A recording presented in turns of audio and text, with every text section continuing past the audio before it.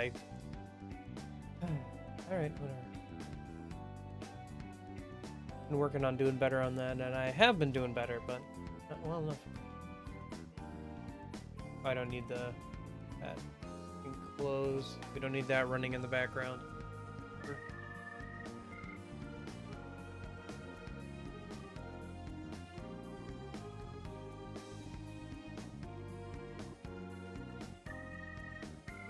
Boy. Well,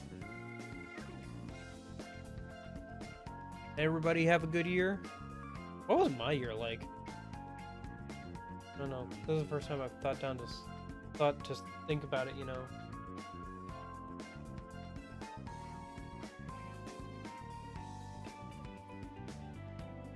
Usually moving from thing to thing so much, I don't have time to sit down and think about how the last thing went usually.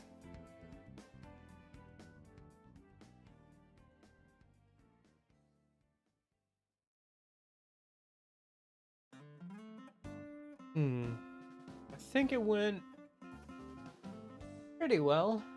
How was 2023 as a year? I think I'm finally over COVID. By that, I don't mean like I was sick, especially sick with COVID or anything. I mean, I did get sick, I think, with COVID a couple times.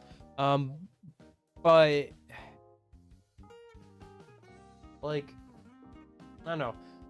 It just kind of threw me off a lot. And I think I'm almost done with college again. I'm almost done with college. So, get that done. Move on with the rest of my life, I think.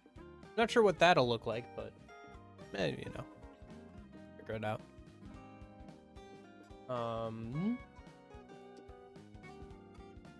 What else happened this year? Quit a job. Did I start and quit a job in this? No, I quit that job, which I had for like a year and a half. My second job ever. So I'm 2 jobs down. Out of how many? I don't know. Yeah. And then...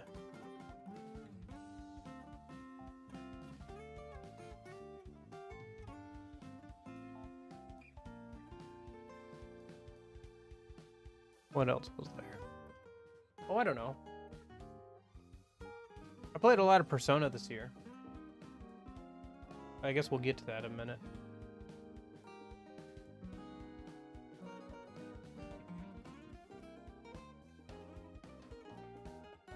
I don't know. I think 2023 was a pretty good year. Better than the couple before it. Not that there's much competition there for those. Those were kind of years. I had one really bad year there. One of my worst years, I think. And then... I think in 2021 was one of my worst years ever. I think so. Is that right? I think so. I think that's correct. Yeah, I think so.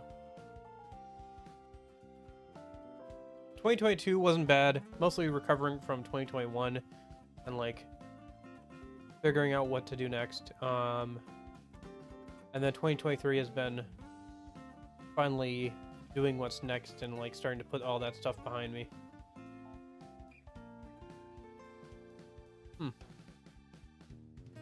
Well, hey, Ken Union. Well, maybe I'll get a bit more reflective over like the year. Well, I'll get a little reflective over the year. Yeah, and then I think, because I was thinking, I've got that 4th anniversary stream that I'll probably have to do in February. Because it'll have been 4 years of me streaming. I'll think about the future then. I guess today we can think about the past. Like how the 2023 went. Overall, it was a pretty good year, I think. At least for me personally. Yeah. One of my better years in a while.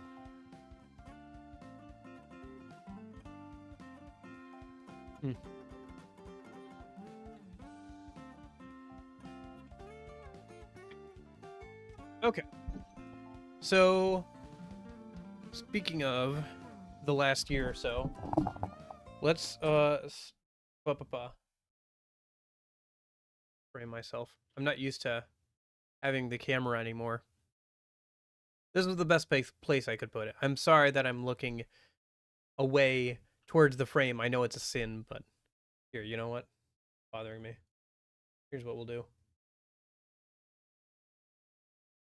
Oh, well, the internet just honked out, didn't it?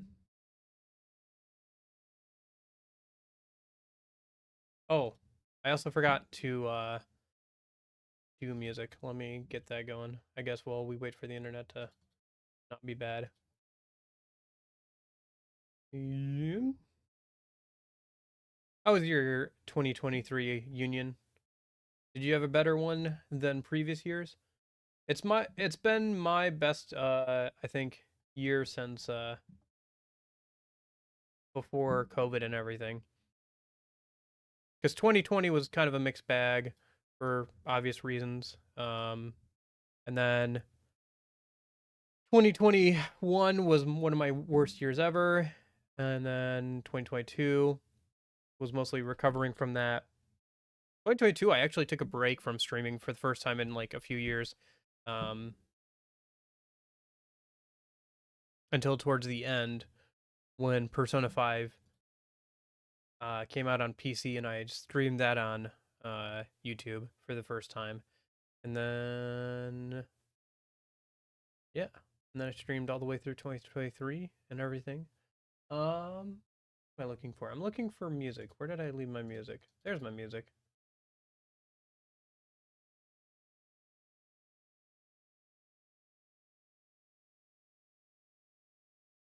Nice. That's good. Yeah.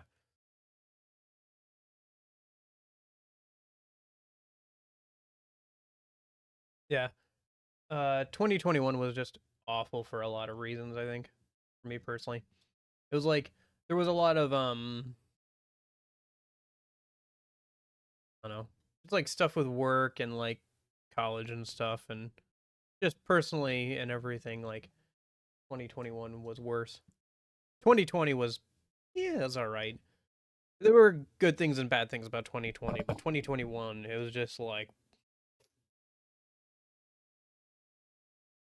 if I remember correctly, was that 2021? I think so. Yeah, it's hard to remember.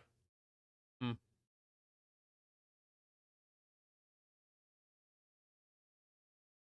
Oh, is the camera still doing that? That's fun. I'll have to fix that. I never did. Oh, okay. So we're gonna play high or low. I don't know if we're gonna have enough people for this. Uh, there's not gonna be enough people if it's just you, Union.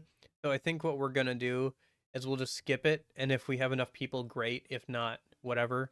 Maybe next year we'll have enough people to do this. If I do this as a yearly thing, maybe we'll have enough people to properly do it.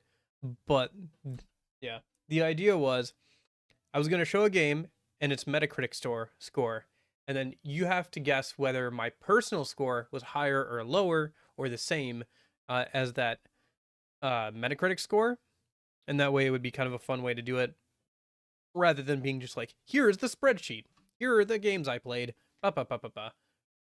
And this is a good way of like laying them all out and talking about them, because I can use pictures and stuff too, like I can show the cover and everything.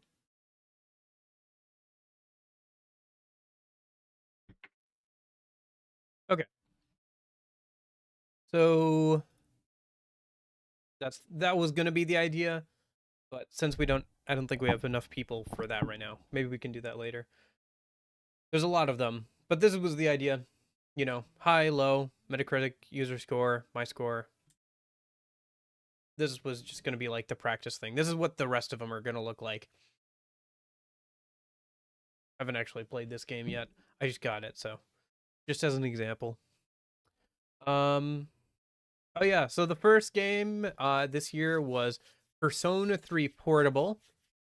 That's the first new game I played this year. I should preface, this is not all the games I played this year. Maybe we'll get to a couple other ones new ones or ones that aren't new to me that I played. Um, but if I did include all the games I played, I'd also have to include the entire Halo series as well, because I've been playing through that with a friend and everything. So yeah. Uh, So higher, lower. The Metacritic score was 7.6. My score was 8, so higher than the average. Metacritic isn't super objective, but it's like the best thing I could find, and they have the nice little circles for the score, so it made it easier. Um, Generally a great version of the game. PC port issues aside, like with the AI upscaling of the art and I think there was some audio weird jankiness as well. The lack of 3D environments, though, give it a much more of a visual novel feel, which I'm not a huge fan of. But there's a crazy amount of content added with the female protagonist and everything, like with the new social links and all of that stuff, and it gives it more replay value. Uh, say lower? Yeah.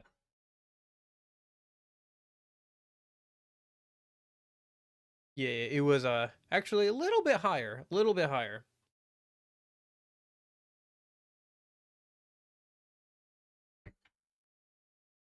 Um, just a little bit, just like by less a few decimal points. I didn't use decimals.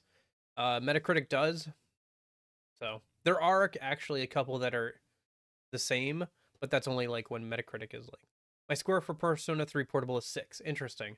I I enjoy Persona 3 quite a bit, and I think Persona 3 Portable fixes quite a few issues with Persona 3, but the visual novel thing is a big turnoff for me. Like the fact that there's no 3D environments is a huge for me. Overall, it's probably somewhere around Fez in terms of like what I would give it as a score, because they're pretty much the same game. This one's got some pluses and minuses to it, but they're about the same, I think. The PC port though has some definite issues though. I Unless you're planning on modding it, I would not buy the PC port. I would just emulate the PSP version or play the physical PSP version if you can. That's going to cost you a lot of money. Um the next game I played, I started that in January, February, March of earlier this year. Persona 5 Strikers. Metacritic score is a 7.9. It's a action JRPG.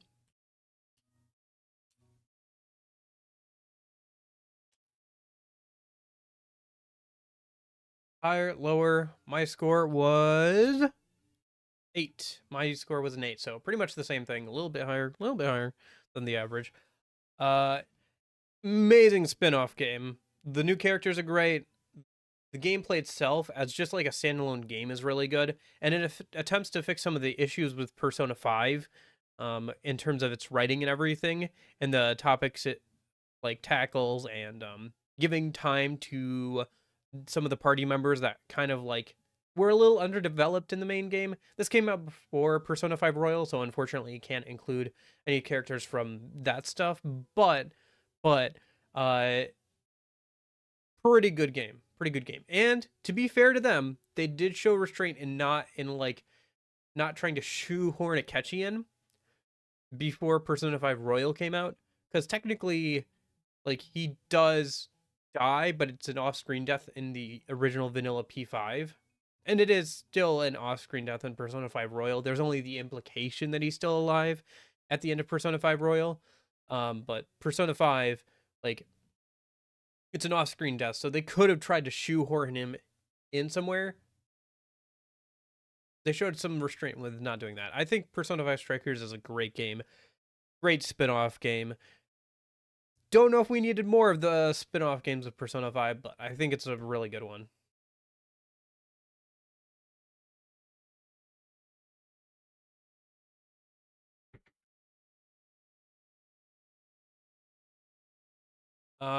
Blue Dragon was the next game I played. This one I started, it's JRPG, started 3/18/2023. Metacritic score is a 7.9. This is a RPG that is locked to the Xbox 360. Art style is by the same guy does. Not sure on that. The art for Dragon Ball Z. So, you know, that's why it looks like that. My score was 7, so a little bit lower than average. I would have given it an 8 out of 10 without the technical issues from the Xbox 360. The story is all over the place, in my opinion. I'm not a huge fan of it just because I feel like it's seesaws up and down in like tone and quality all over the place. The traversal is slow for most of the game as well, making it annoying to get around sometimes.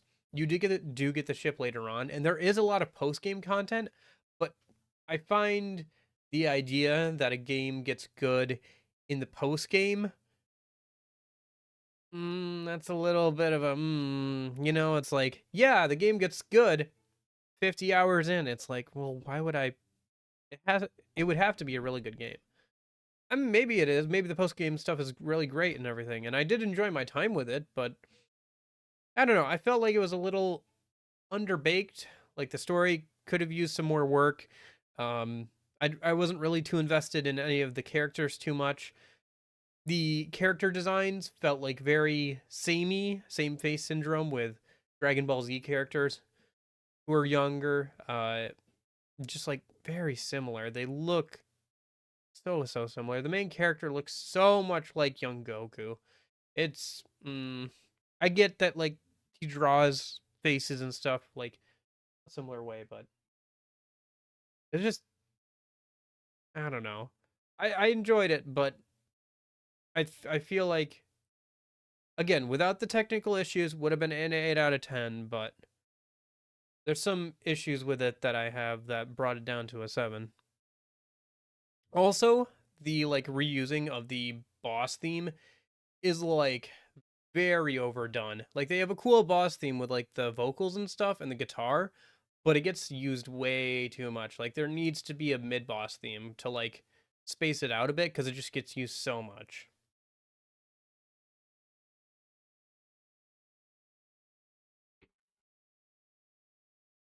Oh yeah, this one, Azur Lane Crosswave. This is a third-person shooter. Metacritic score is a 6.3. I gave this a 6. This is a game I did not finish. There'll be a few of these on in this presentation list thing, whatever. Most of the games I tried to do my best to finish, but like, oh, you guys can't hear the music, can you? Great, that's great. Hold up. Just been listening to me talk.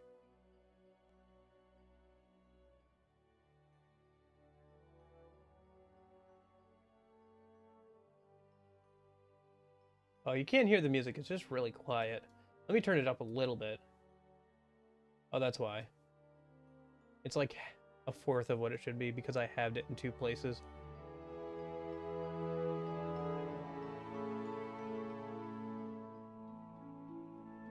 There we go. So there's a few games in here that I did not finish, and I will point that out in the notes when I didn't finish the game. But, you know, based on my experiences of the games, is what I gave it a score for. But this is a third-person shooter game, uses the characters from the gacha game I play. It's kind of tedious, but it's fine if you're invested in one of the featured characters. Like, it's fine for what it is. It's just a tie-in game. It's alright. It's not crazy good. You know, it's kind of cool seeing like what's 2D sprites into like full 3D models for some of the characters and everything like that. But it suffers from similar problems to the gacha game itself, which is not surprising in the way it tells its story with like just a lot of like meaningless dialogue that's just fan service for like if you like a specific character, seeing them interact with other characters. Oh, now the music is too loud. Great. Love that. We're gonna bring you down to like there. Yeah, that'll be good. I think that's about good. Let me know if the music's too loud or too quiet, Union. But that should be good. But anyway, I gave it a 6. It's a little bit better than average. Especially if you like the game it's based off of, so.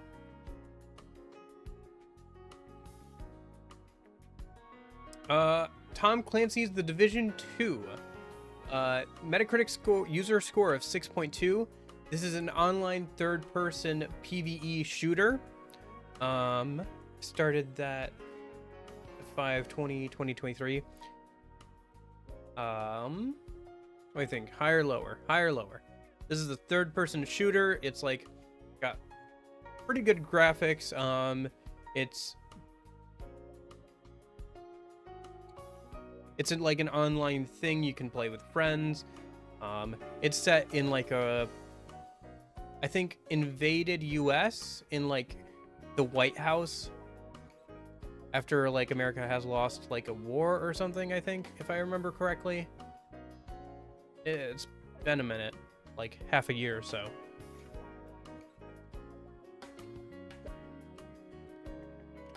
The gunplay is pretty good. I gave this a 7, a little bit higher than average. I tried to make a video out of this actually. I played it on permadeath. I got like 3 or 4 characters in, and I was actually having a decent amount of fun with doing that, even though I was having to repeat some of the same things over again. But I felt like I was getting farther and getting better. The last character is still alive. Still, I haven't logged in a minute, obviously, but what was I thinking? I lost all the footage. Again, just another victim to the computer wipe. I lost all the footage for that, so no video for that. I thought it might be kind of fun, like, hey, I'm new to this game. I tried permadeath. I died like 4 or 5 times. Here's what I learned. Here's my experience, what I thought of it. I thought that might be kind of a fun video. Didn't work out. So is what it is. I enjoyed my time for what it was. Maybe I'll go back and play it with a friend if I can convince them to play it with me. Might be more fun. I never finished the campaign fully because of all that stuff, so still pretty fun. But after the campaign, as far as I could see, there wasn't a lot of interesting things to do. Granted, I didn't finish the campaign myself, but from what I saw on like videos and stuff, there wasn't like a lot of interesting post-game content or like end-game stuff. It was just like, do the main campaign, that's pretty fun, and then do the main campaign like stuff over and over again to get like slightly better gear, some procedural dungeon raid things. But it's a very pretty game, even for how old it is. I think it's a few years old now, 2018 or so, I think. So Blind, this is a VR walking simulator, literally, where you take control, or you're put in the shoes of a blind girl who is mysteriously in a house, trapped by a mysteriously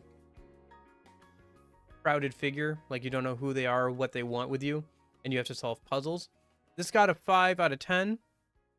I actually played this one on stream back in the day. This is one of my VR stream attempts. This one actually was one of the better VR games I played on stream. Like, it was fun to play on stream.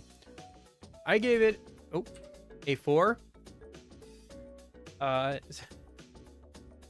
did not finish this game. It's a very cool idea. The visuals are pretty nice, but it is a pain to play because every time you would walk on top of like an object, it would keep you at that object and there was no way to reset it. So multiple times I would like brush up against like, say, a fountain, and I would end up on top of the fountain. I would try to walk off the fountain and it would keep me at like the same height as the fountain. So I couldn't even like reach down to grab like a key on the ground that I needed to like put in the door. And like it was just such a pain. Like, I gave up like a few hours in, even though it's like not too long. It's like a walking simulator game. Maybe I'd try it again if I could figure out a way around that issue. It seemed fairly interesting. The puzzles were decent, but like, and whacking things with a stick was fun, I will say. Having the impunity to just whack whatever I want with a stick was kind of nice. But overall, it's a walking simulator in VR. The blind thing is kind of interesting, but overall it's kind of annoying to play. Grimm's Hollow. This was an indie RPG. Metacritic score of 8.7. Started on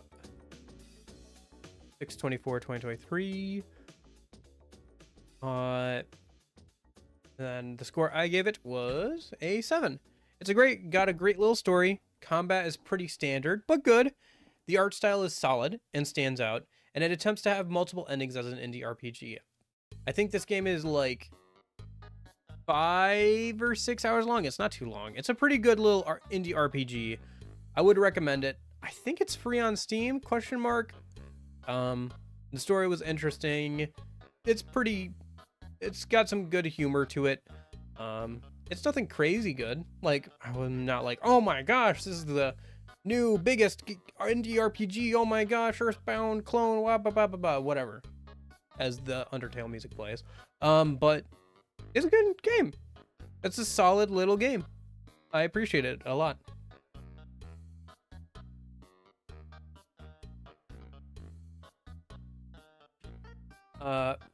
Another little game here, Pukinuku. This is a platformer that is relatively short and more about the story than the platforming. 7.8 Metacritic score. I gave it an 8, so a little bit above that. Great little indie game, very funny and imaginative. Music is pleasant, art is cute.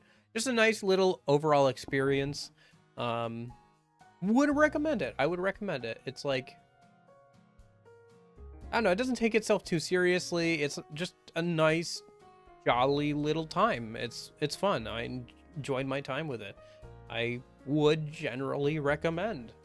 If you're just looking for something that's like a few hours long, like an evening or like an afternoon or an evening, just like one sitting game, just sit down, enjoy yourself, maybe play through it again sometime down the line. Just kind of a fun little game. And it's got co-op, so, you know, I think it'd be a good game to play like with a friend or a significant other. Even if they're not huge on video games, because it's like just a simple little platformer. There's nothing too crazy in there for like the actual platforming. So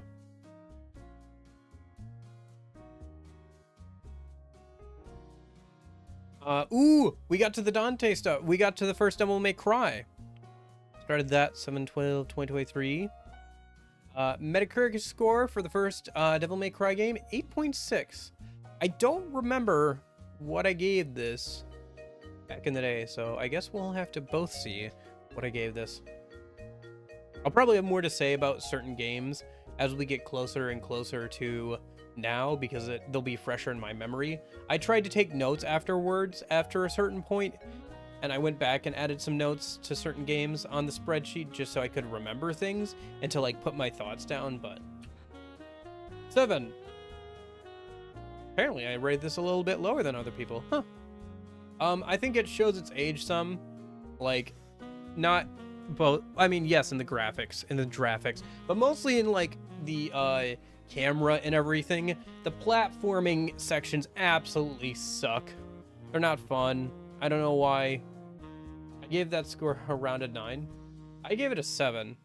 It's a very good base to build on for future games. Maybe I'd change my opinion if I went back and played it again, now that I have more context with the other games. I think in context, the normal difficulty at least wasn't as hard as like some of the later games even. I don't think it's as hard as 3 or 5. At least the normal mode. I'm sure the harder difficulties are very hard as well, but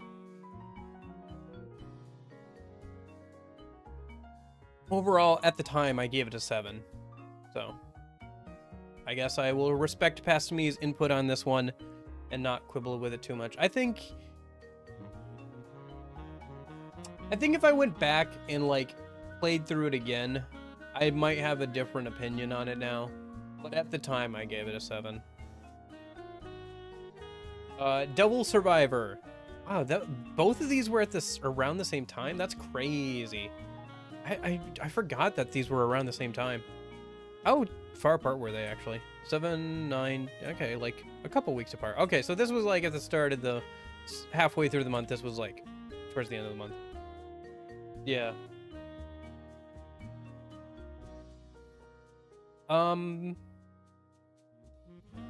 So Metacritic score of this game is actually 5.5.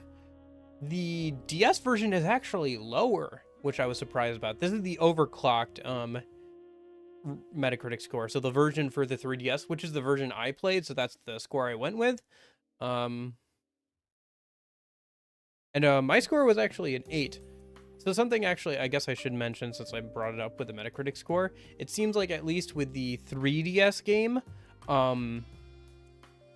there were quite a few people at the time who were like very annoyed by the quality of the 3DS port, since it was like you could already play the original game on the DS on a 3DS. So they felt like a 3DS port should be in 3D. There was like very little 3D in the game besides like I guess the Devil Fusion is in 3D if you have it, you know, on an actual 3DS. You can see that. So people were annoyed by that. They were also annoyed by like other things about the 3DS port. Yeah, I did stream this on weekends previously. Yep. Yeah. And then I think for the DS one, I feel like people, because it didn't have a compendium in the DS one. The DS one did not have a compendium, so people were pretty annoyed with how grindy it was and not having a compendium. And to be fair, I also agree that the game is a bit too grindy for how long the battles take in this game, because it's a tactical RPG. So any sort of grinding or battles or anything can take a long period of time. And this game is very challenging. And without being able to grind efficiently and repetitively, you're going to have a hard time with this game. Like, I had a very hard time with the end because I was underleveled and I was trying to push through. This game is very long. It's a tactics RPG, especially depending on which endings you do. And if you're playing overclocked, there's a epilogue that you can play that's like a whole extra like 5 or 6 hours per ending or so. But there's a lot of replayability because there's like at least, I think, 4 or 5 different endings in the game, and each one in Overclocked has an epilogue. So the Overclocked being the 3DS version. I think the character writing is great. Overclocked adds voice acting. Overall, a very solid tactics RPG. From what I've heard from other people who've played more SMT games, one of the better SMT games in terms of like story, endings, and like overall like plot stuff. Like people like the story, like people who have played more SMT than I have said that this is like one of the best SMT stories story-wise. So I don't know about that. I will say I enjoyed it. I guess I'll have to play some more SMT and maybe come back to this. I do want to come back to this. I want to do some of the other endings. I felt that way even after doing like 10-hour live streams of it. Like if I remember correctly, hold on, I can pull this up on the other monitor a minute. Let me take a look at my playlist of that game.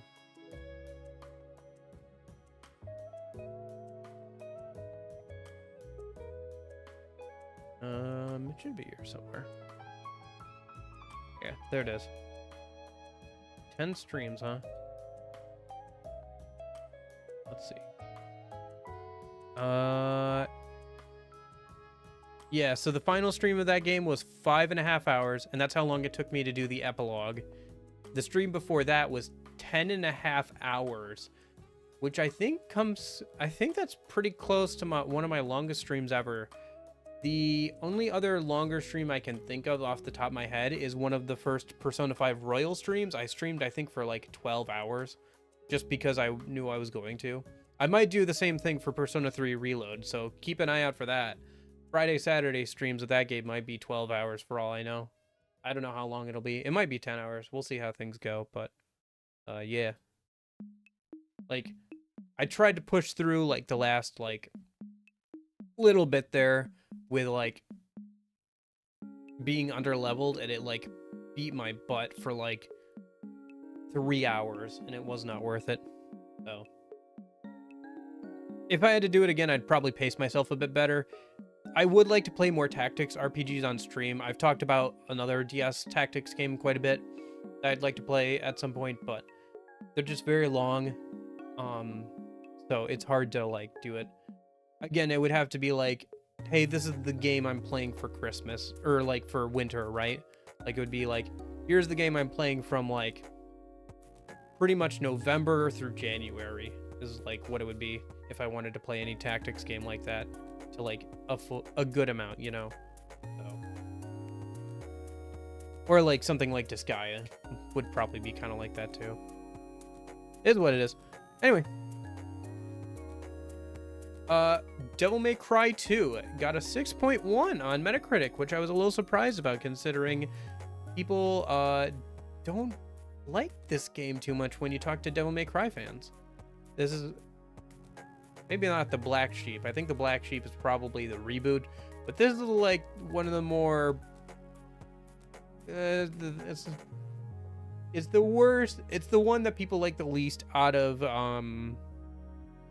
the mainline series.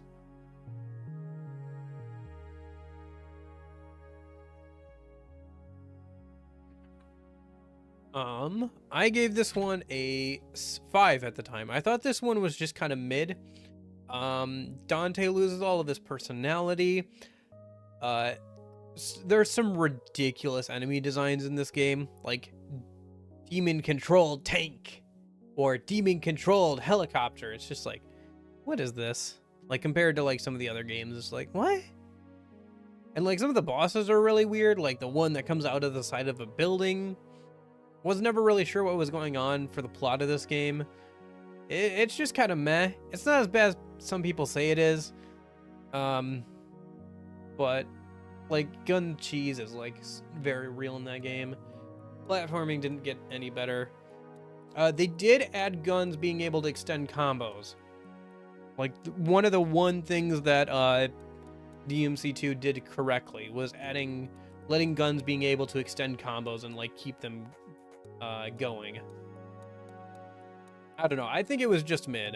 I think it's a bad game in comparison to other Devil May Cry games, but in comparison to the overall field, I find that this is just a mid game and not a awful game, you know? Kinda, not great, not bad, just kind of meh. My Friend Pedro. This is a platforming shooter with bullet time and stuff, where you talk to a banana and shoot guns to find out why somebody tried to kill you and why you have amnesia. It's got a Metacritic score of 7.8. I gave it a 4. It has really cool combat, has a fun story. Abysmally annoying enemy placement abounds. Like there's so much enemy placement where it's like off screen, or like you can't even see them until you like drop down or anything, or just like a lot of BS enemy placements. The controls feel really clunky on controller, at least. I feel like they would be better on controller though, because you can control the dual wield pistols independently with each thumbstick. When you're like jumping, you know, jumping and shooting, or like dodging and shooting and stuff. But like, yeah. But like this game was not, I don't know. It looks like a fun game. It looks really cool when people are good at it. But for me personally, I did not enjoy this too much. I had to force myself to finish this one a bit. Like, I was like, you know what? I've only got 2 or 3 more hours of it. I'll finish it. This was like relatively early on in all this, so I think more of my did not finish ones come up later when I'm like, I've got better things to do with my time. But Rage. This is a open world post-apocalyptic game created by I believe Bethesda Studios. Yeah, Bethesda Studios. FPS game. Metacritic gave it a 6.7. this did get a sequel called Rage 2. I gave this game a 6. It's a little bit better than average. The world design is pretty good, but I did not finish it. And the reason why was there was a really annoying mission that I attempted multiple times, got to the end, didn't complete properly, progress wasn't saved, and then I quit the game. It was all right. Like, it's okay. I don't hate it. The world design is cool. The gameplay is decent, if a little repetitive with the mission structure. But it just has some of that Bethesda jank, and I just couldn't bring myself to finish it. I don't know. It's all right. But one game I did finish is Devil May Cry 3, specifically the special edition. Got an 8.2 on Metacritic. My score on this was a 8. The best of the classic DMC games, so that first like era of DMC games, before they tried to reboot the series and everything. I think DMC 4 was after the reboot, right? I think so. Dante's himself again. Second best stories in the series. You know, the fight between Virgil and Dante and all that stuff. The cutscenes, Lady. The game is very hard, but fair for the most part. It's a hard game, but it's fair for the most part. Specifically, though, with Virgil, my experience is, I think this is the worst version of Virgil to play as, personally. Just because, like, he feels very clunky. He feels a little underdeveloped. I don't know. It just isn't super fun to play him. Yeah. One thing I do want to do, though, is there is a version I now own this game a second way as well. I own it for the Switch, and that version has freestyle switching mode for Dante, kind of like with DMC 4 and 5 has that.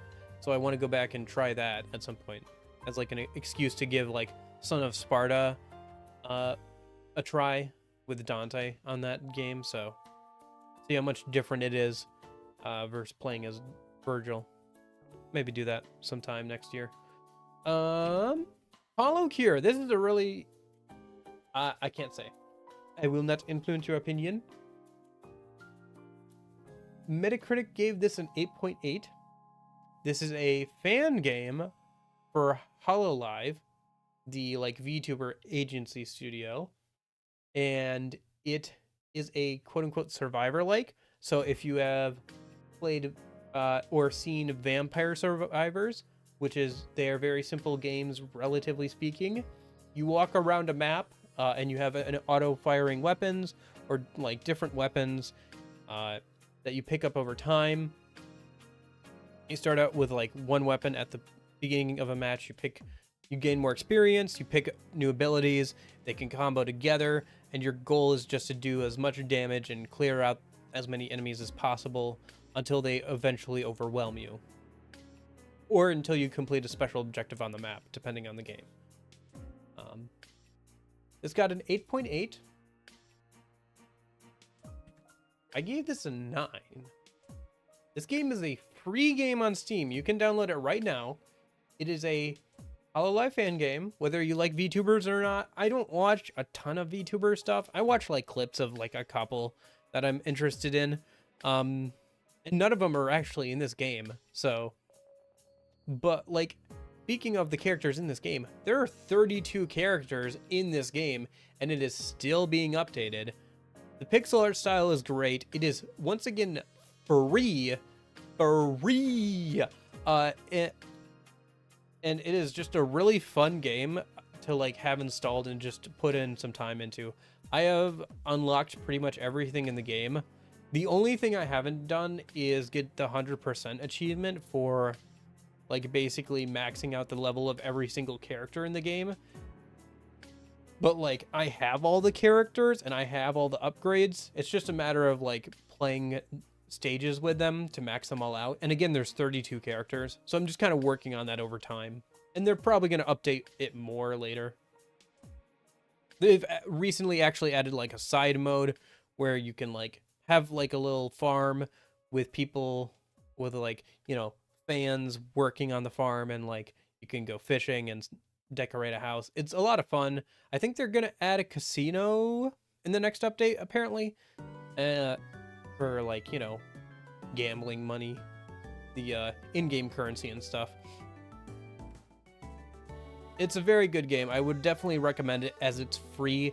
I'm not a huge like VTuber person, but the game is really, really good, and I would recommend giving it a shot if you're interested in that kind of gameplay. Devil May Cry 4 Special Edition. Metacritic gave this an 8.6.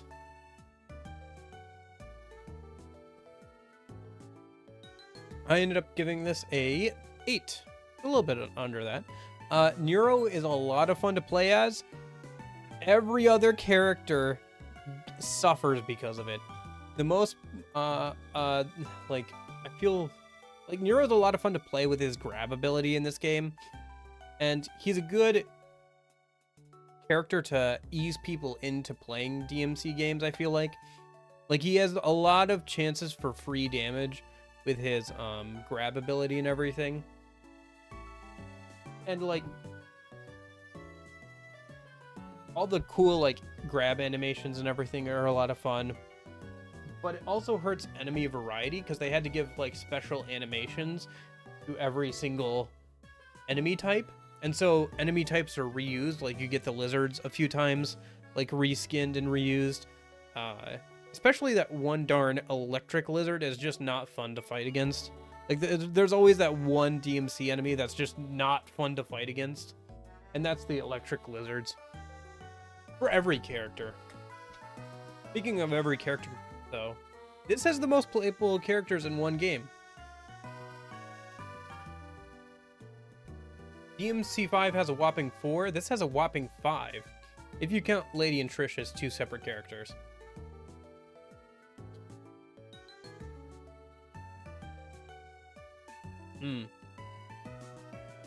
I didn't even think about the Proud Soul thing. But yeah, if I was trying to get all the skills in that game, which I haven't tried to, I could see how that would be annoying. I see what you mean now, yeah. Yeah, it was weird to separate out those two things. Virgil's a lot more fun to play in this than 3.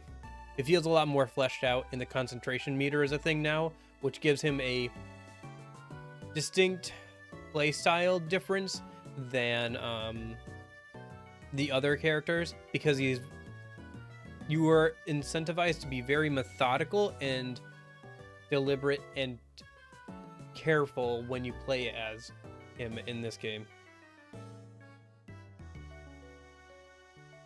Mad Max. This is a game based off of the Mad Max movies. Obviously, it is an open world sand Batman game, which is the best way I can describe it. This is, if you don't know about Mad Max, it's like post-apocalyptic Australia, I think. Large, open, flat plains of sand. Wait, that's just Australia. No water. Wait, still Australia.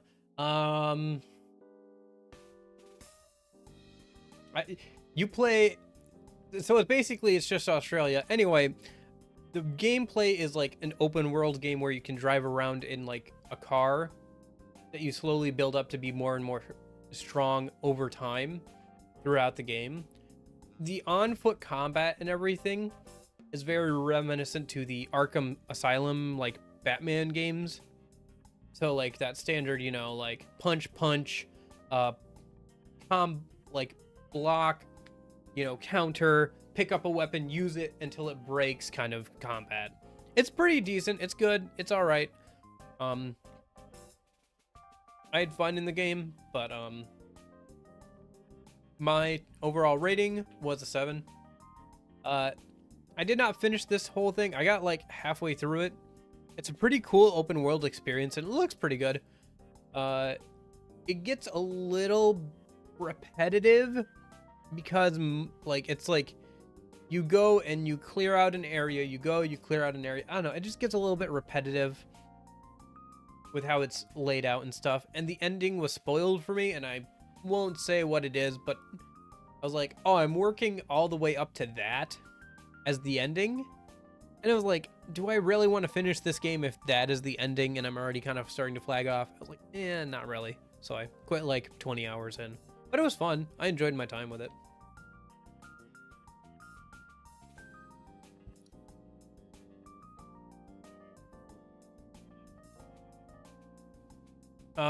So this is Black. This is a first-person shooter for the original Xbox. This is something I did not play in stream as well. A Metacritic score is an 8.2. I gave this game a 5. I did not finish this game. It looks very good for the original Xbox. The combat is very slow and clunky, intentionally so. I think it's supposed to be a much more grounded experience.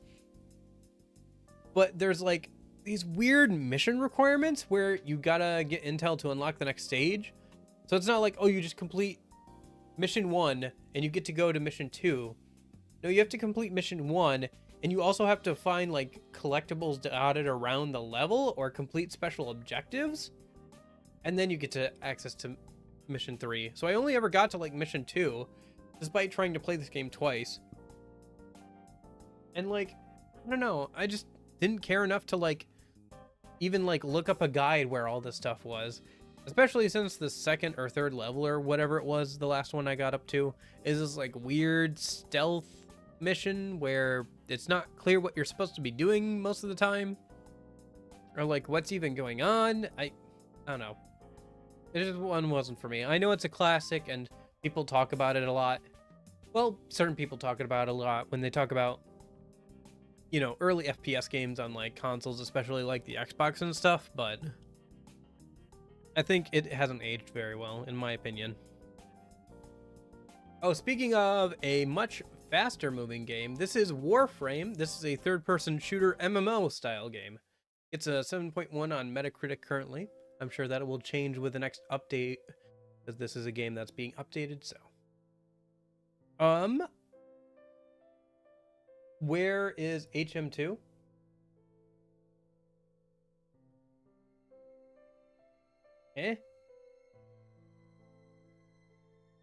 Heavy Metal 2? What? Is that what you're asking? I'm not sure what you're talking about with HM2.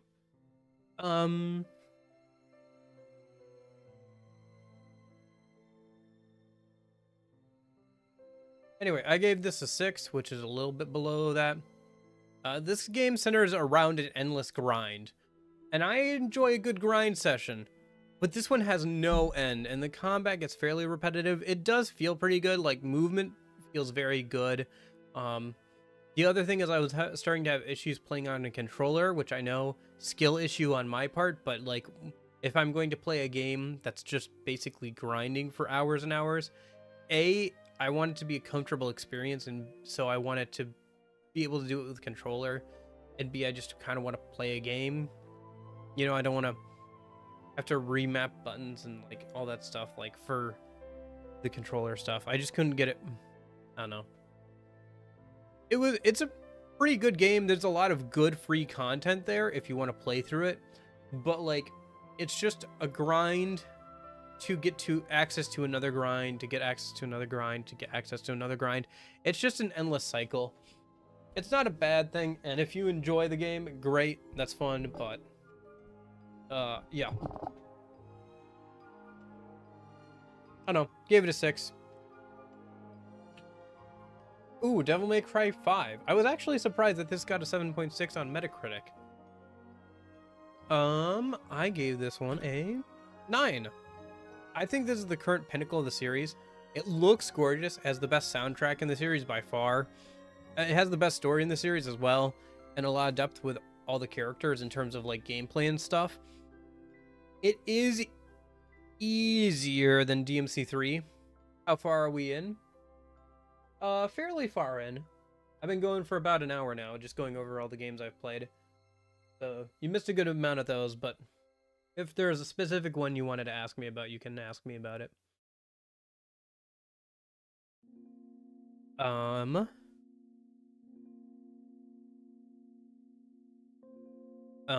Do 9.5. Fair enough. I don't know if I'd go 9. Or I feel like 9 is pretty good. I didn't give a single game this year a 10. There wasn't a game that I gave a 10. I don't know what my rating, I don't know how I rate things or like what I would give a 10 off the top of my head. I don't know, I'm a very indecisive person, but I didn't give anything like a 10. But I did give a few things a 9. This is one of them. But I do think that like I do think this is like the best game of the series. For me personally. Like this is the one that I want to go back to and like play more of and get better with the characters in. I think it's definitely easier than DMC 3. But at the same time, like it's still challenging and everything. And for me personally, I enjoy it more. I know some old school fans are not, I don't know, they like DMC 3 more than this game, and that's fine. Ooh, here's another, well, this one got a 9 from Metacritic, at least. This one is a third-person horror game. I actually gave this one a 9 as well. So that's one where I lined up exactly with Metacritic on that one. This is a horror game, which are generally not my thing, but the quality is undeniable with this game. The graphics, they're great. The gameplay is really solid. It did scare me at times, and I was on edge for most of the playthrough, so it did do its job. It's just I'm not a huge horror fan, so I didn't play, like, you know, the second go around with the other character and everything. But like the time I did spend with it, I generally enjoyed it, and I'm glad I played it.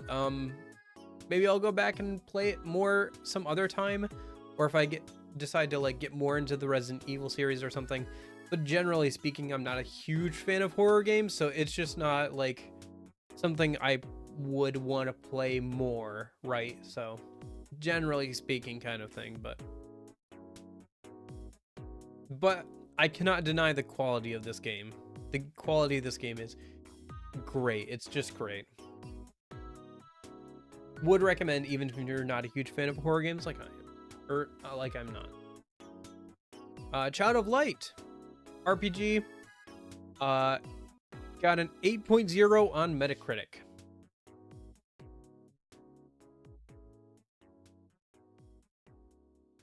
This is more of a shorter RPG with an interesting art style. I gave this one an 8, so another one where it lined up. Combat is pretty fun. Like, a lot more fun than I thought it would be. I thought it would be more story than combat. Like, I thought it would lean more in that direction. But, like, the combat was pretty solid. I enjoyed it. It was been a while since I played a game with an active turn-based system. And it was a lot of fun to, like, manage that and manipulate that and get good at it and stuff, so. And there was always something to do with, like, the little wisp guy that you could, like, use to heal people and stuff, and, like, slow other, like, enemies down to manipulate them on the, like, turn order stuff, so. The story is pretty good. It's got a interesting, like, unique little story and, like, art style. My only real complaint, I wish it was longer. I feel like the game as it now is, like, 3/4 of what it should have been. Like, there should have been, like, another fourth of the game, I feel like. Give some of the characters you get towards the end more room to breathe and, like, be unique. One other gripe, I wish you could have 3 party members instead of 2, so you could use more characters. Just some small gripes. If I'm saying that one of my biggest gripes with this game is that I wish it was longer, that's a good sign. It means that it was a really good game because I wanted to play more of it. The Magic Circle. This is a first-person puzzler, kind of like walking simulator game. Got an 8.0 on Metacritic. My score was a 7. It's got some interesting gameplay and it changes a few times throughout. So like you go from like one type of gameplay to another, but they kind of like make sense why. Like most of the game you like play through like the puzzling story elements of it, and you like learn about the world and how things work and stuff. And then the second part is like creating your own little miniature game out of the pieces that you found while playing through the story stuff. And that's pretty fun. It's pretty cool. It's an interesting way to combine the gameplay elements, and like narratively it makes sense. I could see someone getting into game design because of this game.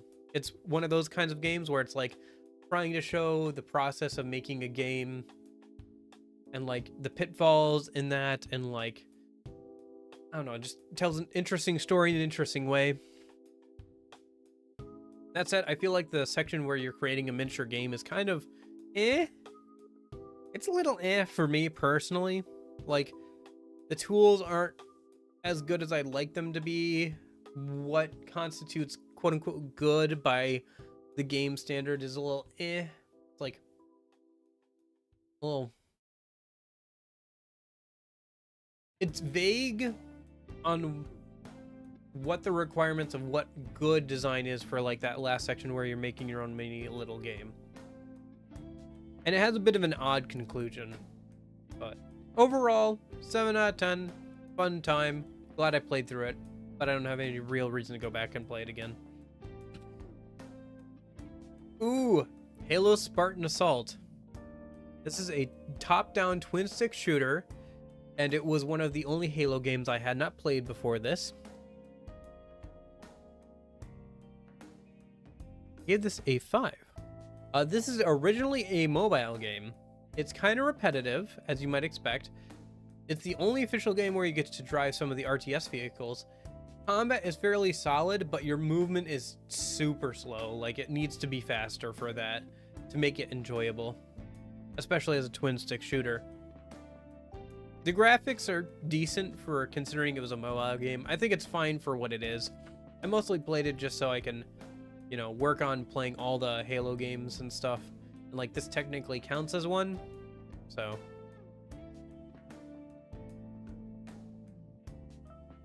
Nope. Well, I gave it an 8. I accidentally hit the button twice there. This is a game made by Supergiant. It's got an interesting idea with combat, with a slowdown effect. You know, it's got like real-time battles, and then you can like, once a meter charges up, you can hit the button for like planning out a series of moves that happen like pretty much instantaneously. It has lots of cool build possibilities, and it feels like a roguelike with plot, but like good plot. Like, the plot is pretty good, and it's got some cool music design. Yep. The one currently playing is the Persona 5 Save Room track. Yep.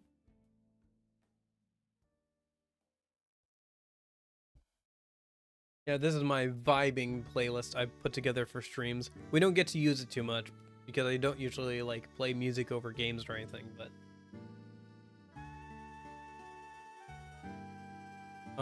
yeah, this game has a very cool music design and everything. It reminds me a lot of Hades with how its powers are set up. I feel like the combat in Hades is a little bit stronger compared to this one, and a bit more fluid, but that's to be expected considering this came before Hades. Overall, 8 out of 10. I think it's a fun game, and there's a good amount of replayability here if you get into the combat of the game. Ooh, this is interesting. Persona 5 Tactica.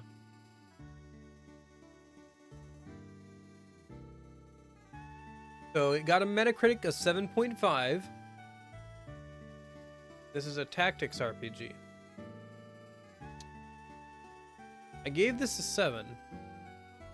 Now, I have a lot I could say about this game. I think it's more of a puzzle game than a tactics game. It's another Persona 5 spin-off, which I don't think we needed. It's got good music and art, but the Persona mechanics are very bare bones, and the DLC should have been included in the base game.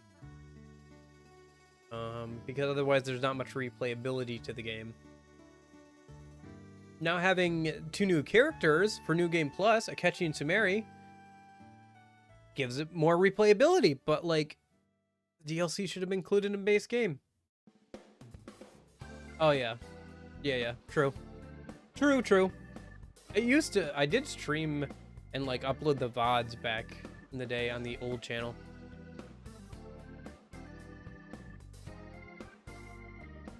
I don't know. I think it's a little like shallow for a tactics game. Personally, I like tactics games, and I felt like this one was a little shallow in terms of that, which I can get over because I feel like it was a pretty interesting puzzle game. I think the challenges prove that it was more of a puzzle game than a tactics game, which is fine. But like, the depth to the Persona mechanics was just not great, and the plot, while good, feels a little formulaic for a Persona 5 spin-off, which the fact that Persona 5 spin-off games are beginning to get formulaic maybe says maybe we have too many of them. But overall, it was still a quality title. 7 out of 10. Wait for it to go on sale. Don't buy it full price. Red Alert 3. This is an RTS game. Came out a little while ago now. Got a 7.0 on Metacritic. I gave it a 7, so I agree. It is a pretty good game. It looks great even years later. Like, it looks pretty good. Like, this came out on the original Xbox on the Xbox 360 and I think PS3 era. I played it on PC, but it looks great.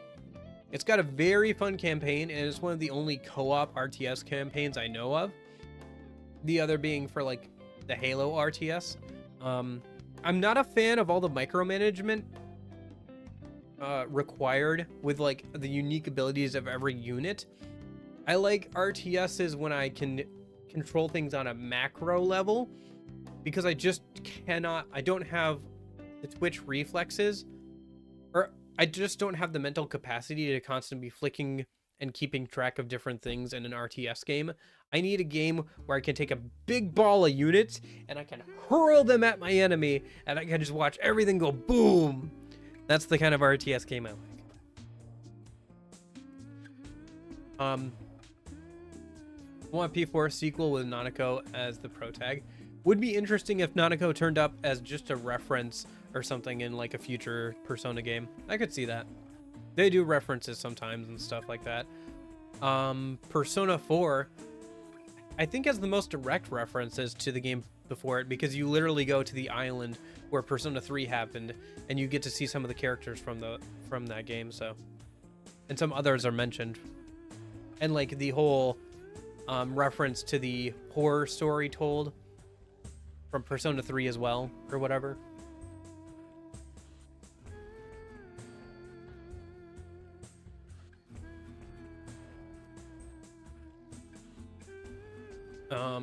Oh, also the book that the one guy who dies, who writes, is referenced also as well in Persona 4.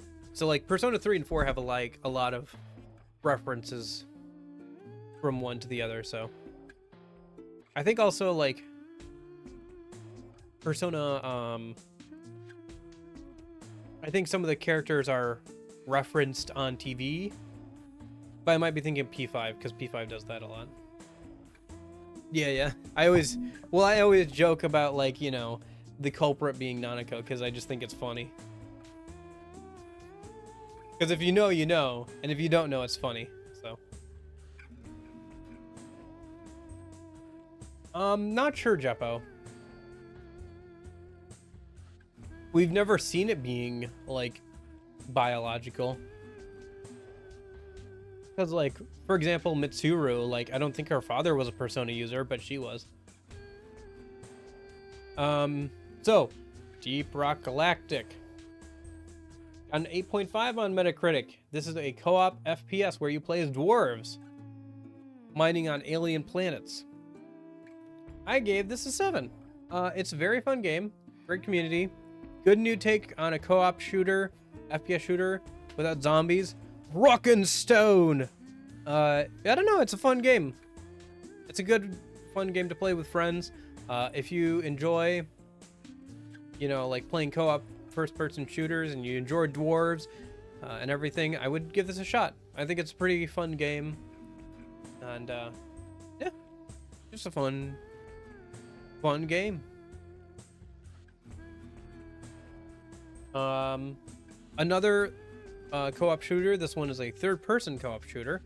Hypercharge Unboxed. This got an 8.3 on Metacritic. What this is a third-person shooter where you play as fictitious toys, so like action figures and stuff, and you fight against like different, like the enemy waves are like different types of toys, you know, copyright friendly, but like you'll have like a bunch of like the little toy soldiers and stuff. It's got a pretty cool art style and it looks really good. And I gave it a 7. It also features a PvP mode, and all the cosmetics are unlocked through gameplay, which is nice. The PvE is a little bit generic, but fun for friends. Like, the PvE gets like a little samey. I know it says PvP there. I meant to say PvE. PvE gets like a little samey with that game. It's all right. It's nothing crazy good. I don't know. I found it okay. Probably more fun with friends. I didn't get a chance to play with this with like other people. But it's a fun game. I'm glad I own it. I've had my eye on it for a while. Just because of the art style and everything. And the fact that it's a complete package when you buy it, and you don't have to like buy a bunch of DLC, and like I think all the cosmetics are unlocked through gameplay and stuff. Just pretty nice. So Ancient Dungeon VR, I gave this a 6. It doesn't have a Metacritic user score. The only one rating on Metacritic has an 83, but it is overwhelmingly positive on Steam. Oh, Union, if we were doing Lifetime games, we would be here until the new year. We would be here until the new year if I'd had to talk about every single game I've ever played.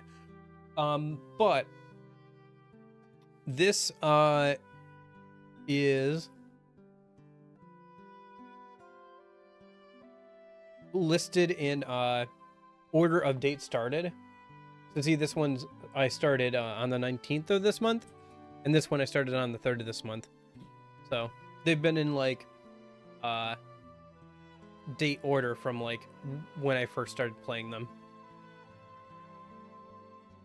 I'll show you the full spreadsheet in a minute here, because we're almost done, because we're at Ancient Dungeon VR, which is one of the last games I played this year.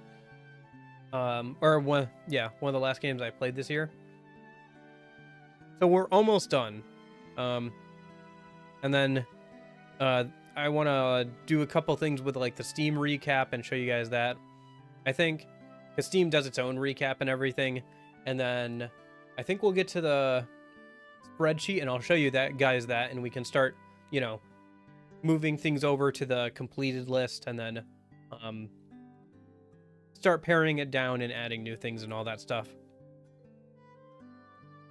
Okay.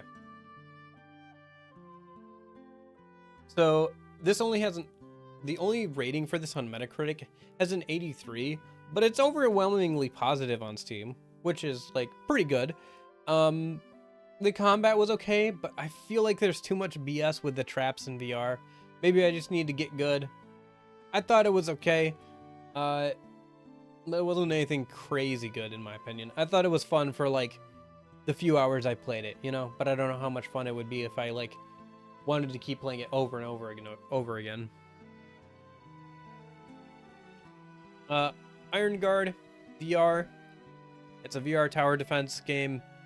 Also did not finish this one. Feels like a mobile game in VR, which isn't great. Like, some of the design is not well suited for a VR game in my opinion. It looks pretty good. Like, when you're standing around, like, the environments look pretty good.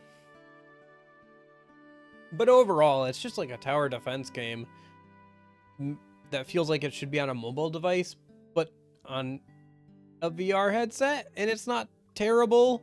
But if it wasn't on VR, I never would have played it, and it would be like a 3 or a 2.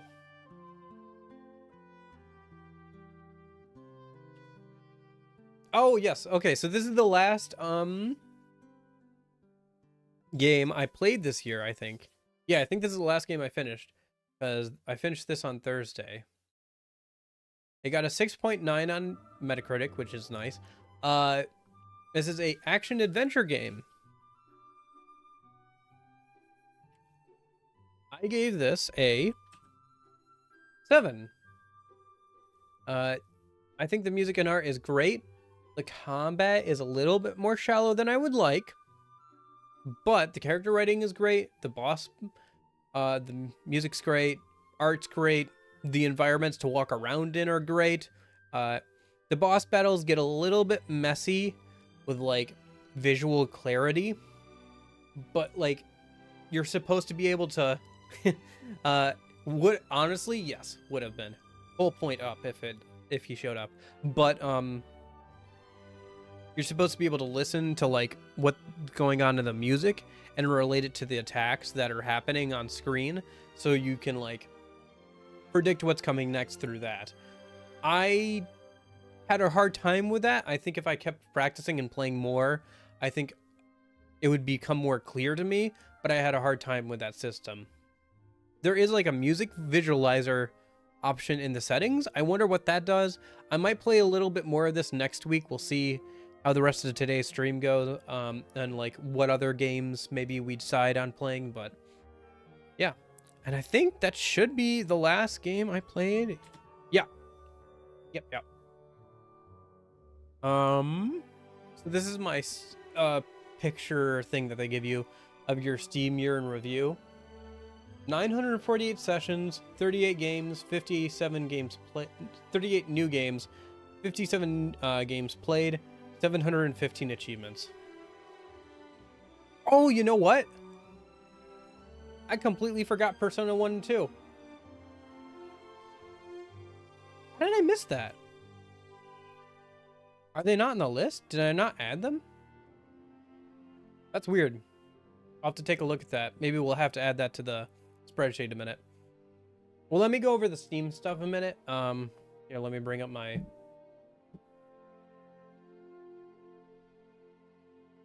How many games was that? That was 1, 2... 33 games on the slides that we went over, so...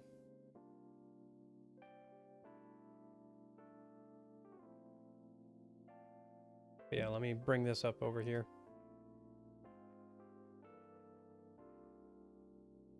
Persona 4 Golden is not a game that is new to me. I played it once before. It's just that I played it again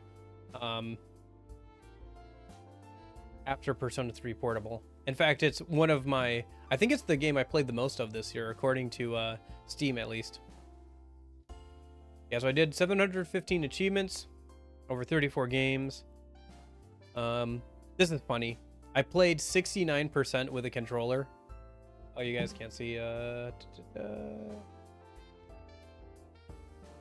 let me. Yeah, it should capture the cursor. What the heck? It's not capturing it. Okay, whatever. But yeah, 69% with a controller. That's funny. Yeah, 715 is way over the median of 16. 53 is way over the median of 4 games played. My longest streak was 20 days, so. Oh yeah, this is interesting. 18% of the game, of the playtime you had, was new and new releases. Games released in 2023. Although, this is also including, I think, Persona 3 Portable and Persona 4 Golden, since they were only released on Steam this year.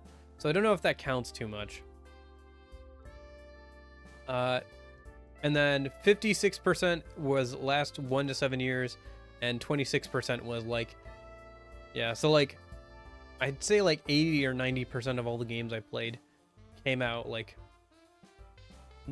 before, I don't know, like maybe 2018 or whatever. How did Royal and Striker score for this year? Royal was actually end of last year. Royal, I'd give an 8. I'd give an 8. Yeah, I think that's fair. 7 or an 8. And then Strikers, we talked about, I gave that a because maybe you missed that. 2. Strikers got an 8. So, or do you mean in my playtime? What kind of games do I play? JRPGs, pixel graphics, some zombies, action RPGs, post-apocalyptic, and some tabletop, because I've been playing tabletop games online with friends. Top played game was Persona 4 Golden. You were really into this game in 2023. Yeah, I was so into it. I played it for like a month and a half. April, March, and May. 25 achievements. Persona 3 Portable was 8% of my playtime, apparently. And then Persona 5 Strikers was also like 8% of my playtime. I unlocked 100% of the achievements in this year. Unless they add more later. Persona 5 Royal was also 8% of my playtime. Played it, like, you know, in January when I finished it. And then I played it a little bit when we did the modded stream in September, I guess. Tactica, 6% of my total playtime. You know, November, December.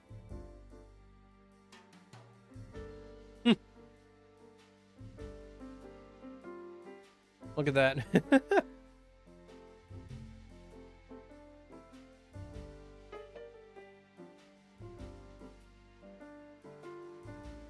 A lot more in the winter months. Yeah. Oh yeah, Warframe, like I said, I was playing that with a controller, so it added a lot of time to like the controller playing time with that. Tactica I also played completely with a controller. Master Chief Collection, Halo games, of course I've been playing that with controller. I've been playing, like I said, I've been playing through these games with a friend, so. Persona 5 Royal, I played all of that with a controller, same for Persona 3 Portable, so.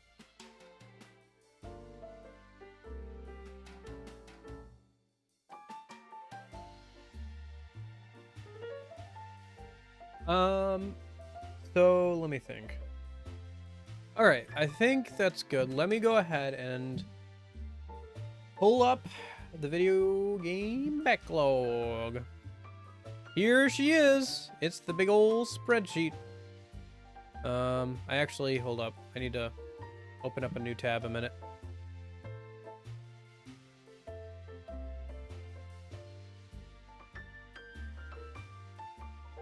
Any Yakuza? I didn't play any Yakuza this year, but we have to add some things to the 2 playlist here soon, so let's talk about that, shall we? Because we're about to get to the point where if you have any suggestions, it would be a good time to think about bringing them up.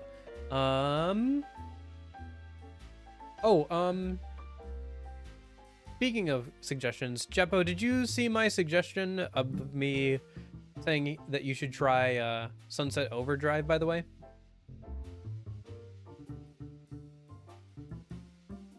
What was I looking up? Oh, right, the list. So I have this. Also, let me just in case, for privacy's sake, let me, where is it? Yeah, here. I'm gonna just crop off the URL at the top.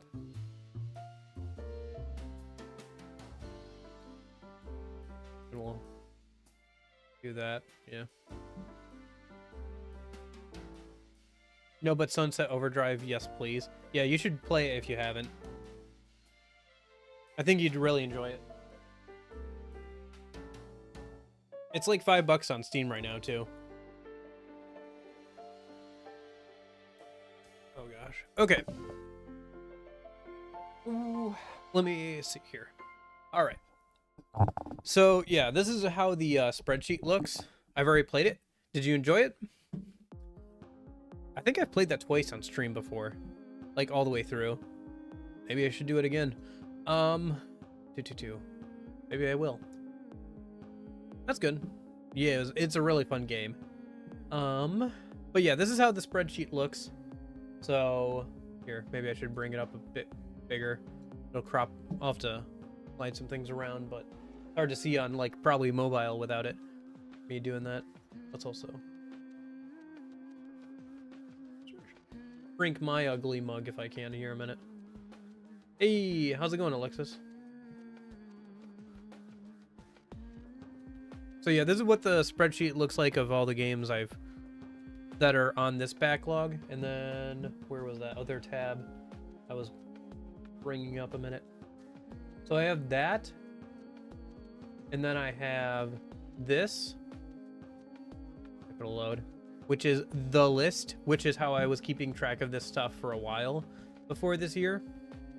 And this is just like a list that I keep of whenever I see or hear about an interesting game, I just add it to the list. How long is this list? It's about 11 pages long. Okay, 11 and a half or so. Or 10 and a half or whatever. So yeah, there's a lot here, but so yeah, this is what this looks like. And you can like sort it by name, time to beat, estimate, which is from howlongtobeat.com, genre, single, multiplayer, platform, if I have it available, the day I started it, the day I finished it, how long it took me to finish, review score, and then like I have a section here for notes that I added fairly recently. Actually, let's do something fun, just to see what game took me the longest to finish out of all these games. 97 hours. Persona 3 Portable. Interesting. Okay. Yeah. Persona 5 Strikers was like 89 hours. Persona 5 Tactica was 66. I don't know if Persona 5 Strikers, that counts getting all the achievements and stuff, though. I don't know if I counted that or not.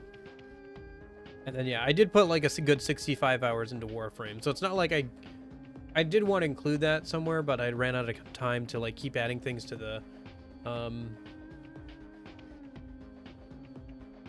presentation, just because like I literally put together that presentation like all day yesterday afternoon, like after stream and stuff.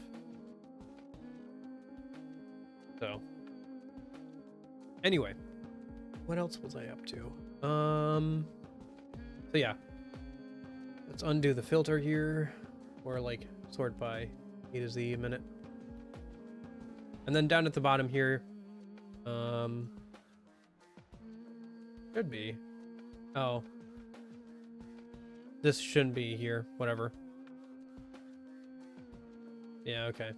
It's supposed to calculate how much total time, but it shouldn't be in the thing itself, whatever. I'll fix that in a minute. Let me go like zoom out a little bit. No, just for this year, because Persona 5 Royal, I guess I didn't put it on here. Maybe we should add it on here, I guess, because I did finish it this year, right? Yeah. Because I didn't start keeping this list for a while. I guess maybe I just missed putting it on here, because Persona 1 and 2 aren't on here either. Like, I completely skipped over those. So I guess we got to add some things, huh? We need to add 1, 2. Yeah. So Persona 5 Royal. How long did it take me the first time to beat that game? Oh, shoot. It's been so long now. Well, actually, I can find out.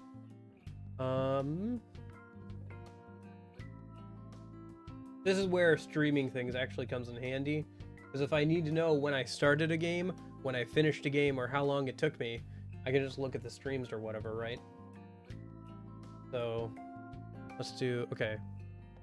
Persona 1, Persona in Sin. And this will be a good example of like how I like, you know, I'm gonna put other things on here anyway. So you can see like, or like how I fill this out. So if you guys want to do something like this too, feel free to. Full disclosure, I got this idea from somebody else. I left a link to their video in the description, so maybe check theirs out and see if it's kind of interesting. Let me see. So for Persona 5 Royal, let's bring up howlongtobeat.com because we're gonna need that a bit. So if I just do Persona, it's gonna bring up a whole bunch of things, but it should bring up Persona 5 Royal somewhere here. Yeah, at the top. 123 hours. I usually go main plus extra because I'm a little extra, but I'm Tish. Under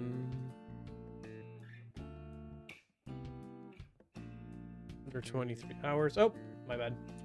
I forgot I can't input things with the numpad, otherwise I'm gonna do that. Eternal Punishment. Is this better or worse than the face? I don't know. I don't know if this is better or worse. I wanted to try the face cam tonight, but goodness gracious, it is like so dark down here. Anyway, where's Persona 1 and 2? Persona 1, 50.5 hours. Okay. So we're just gonna round, well, we can do 50.5. That's fine. Innocent Sin. Persona 2. There's Eternal Punishment with 67.5 hours.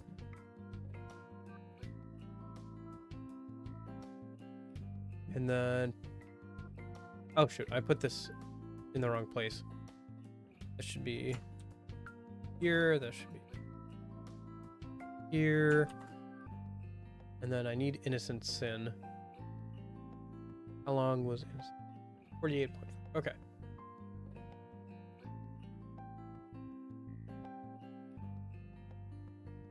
I don't know, was Persona 5 Royal this year? I know that Innocent Sin and Eternal Punishment were this year. I'm trying to think. Did I finish that this year or last year? I guess that was this year, right? Like, partially into this year?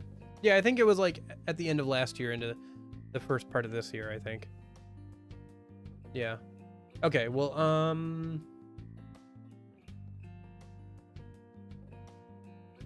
let me see here.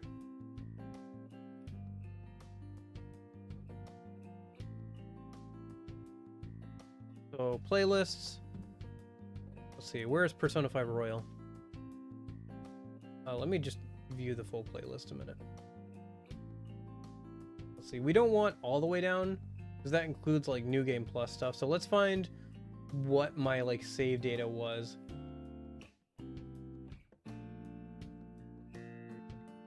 Like when I loaded up when I saved towards the end or something.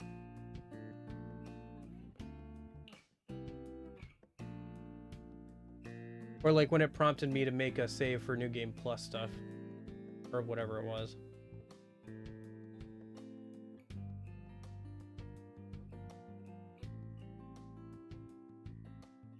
See, that's New Game Plus. So I started New Game Plus right off the rip. Right after finishing the game, huh? Oh no, wait, this is the New Game Plus stream. I need the last stream of the first.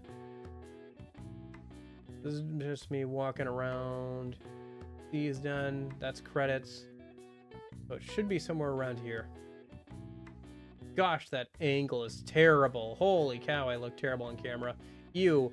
Now I remember why I used the stupid face looking thing most of the time. Holy cow, that looks so bad. I think we're gonna go back to the face after seeing that. Goodness gracious, get him off my screen. Hurts to look at him. Okay. Yeah, that's fine.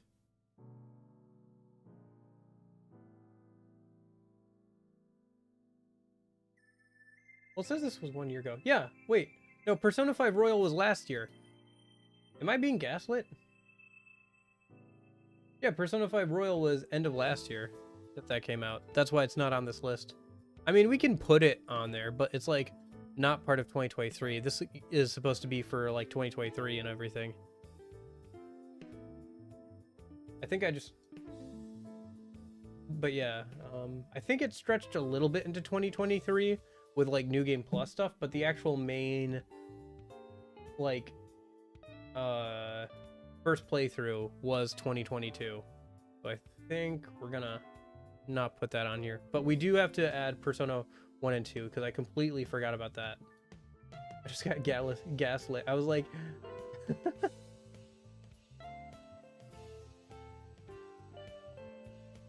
I do not know.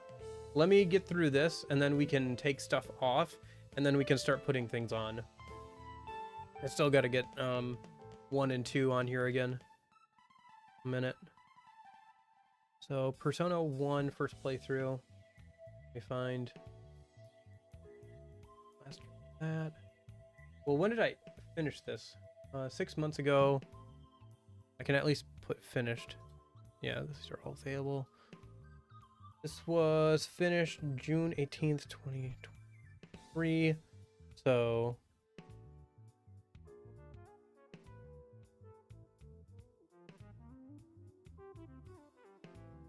So 6,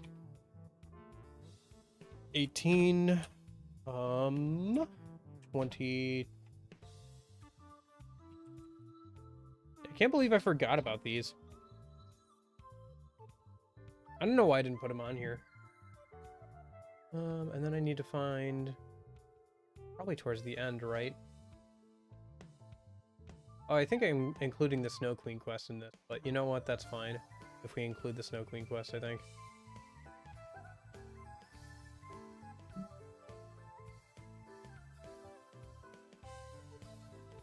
Let me see here. Usually it prompts you to save at the end of these for New Game Plus, so let me see if it did that. So I can see what my time was on completing it.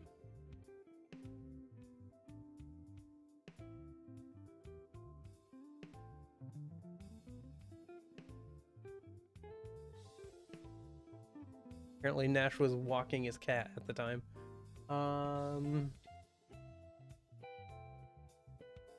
And I was also planning on trying to do VR streams again. Or what was my time? Oh, I don't... Right, that's only the time for one playthrough.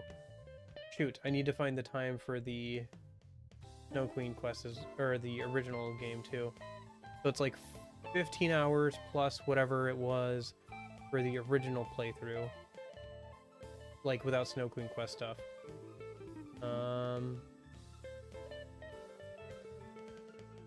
That's Snow Queen quest.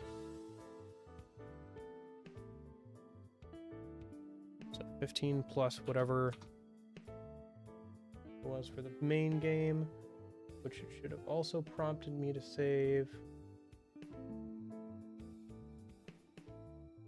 That's the main game still. That's the end of the game. Right?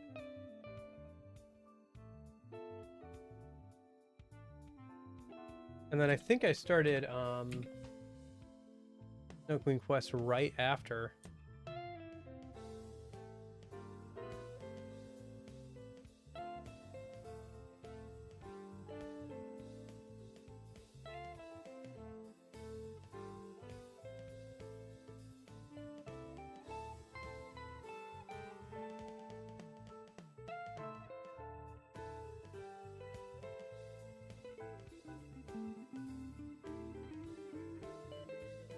Trying to find where the end of the game was. It should be obvious when just like scrolling through, but it's not presenting itself.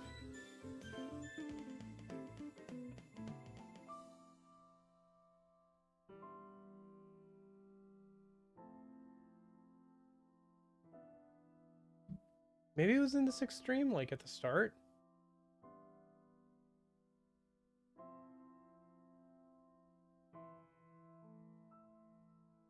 Let's see. Yeah. Sorry, I'm trying to like scroll through and find it. The end of that game. Yeah. Must be right around here.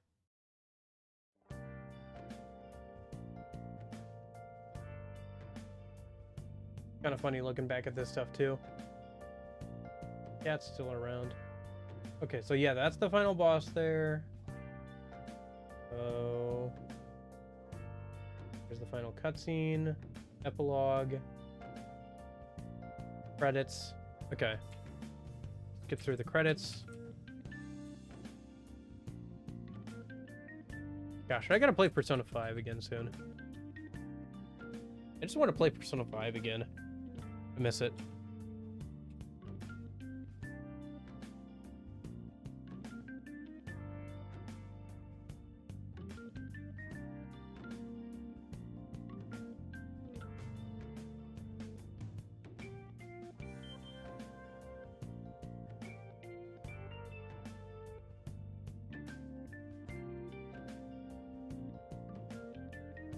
It didn't prompt me to save anywhere. For the,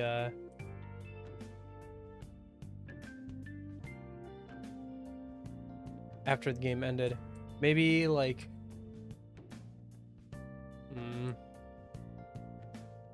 Do I still have the save for this? No, I don't, because of the wipe.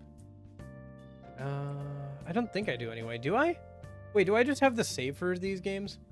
I might just be able to boot up, like, the PSP emulator. Oh, shoot, sorry. I forgot that you're looking at my monitor. Do I have a save file before Lavenza just for kicks? I think I do, but it's, like, buried. Because I've filled up all those slots, so... Where's Persona? Where's my PSP emulator? Let me see if... Because, like, if these games are on the PSP, I can just look at the save file for them, right? If I didn't lose the save files. I'm trying to remember if I did or not. I don't think I did I? Guess we'll find out in a minute.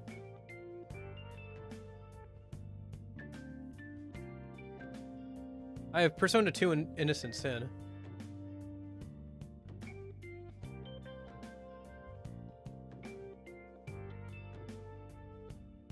Innocent Sin and Eternal Punishment.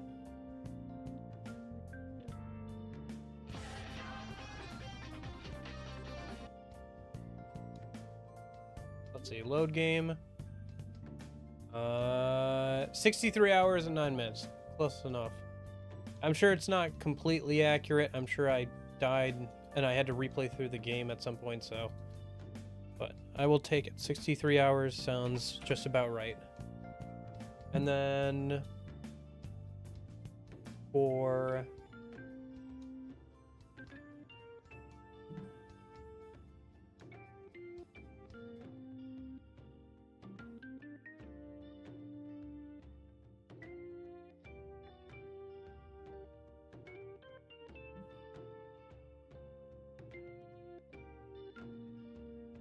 and then Innocent Sin.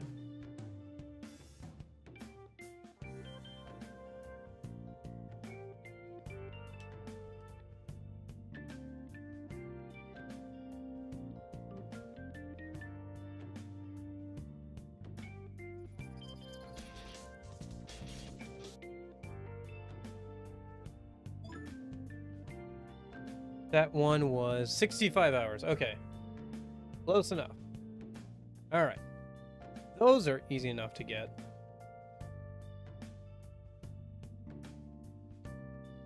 I just got to figure out what the heck my time was for Persona 1. It was 15 hours for the extra Snow Queen quest. I probably saved before going into the final battle, right? So let me just go right before the final battle. And I should have saved within like a few minutes of that.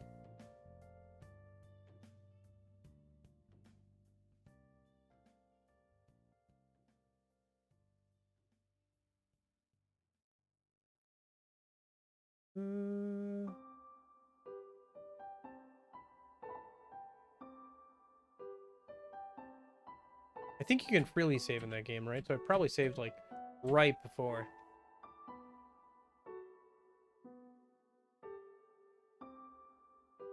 Or did I not? I don't. Maybe you can't save freely in that game. I can't remember. It's been a minute. So where would I have saved? Well, there's me in the Velvet Room. So maybe around this point.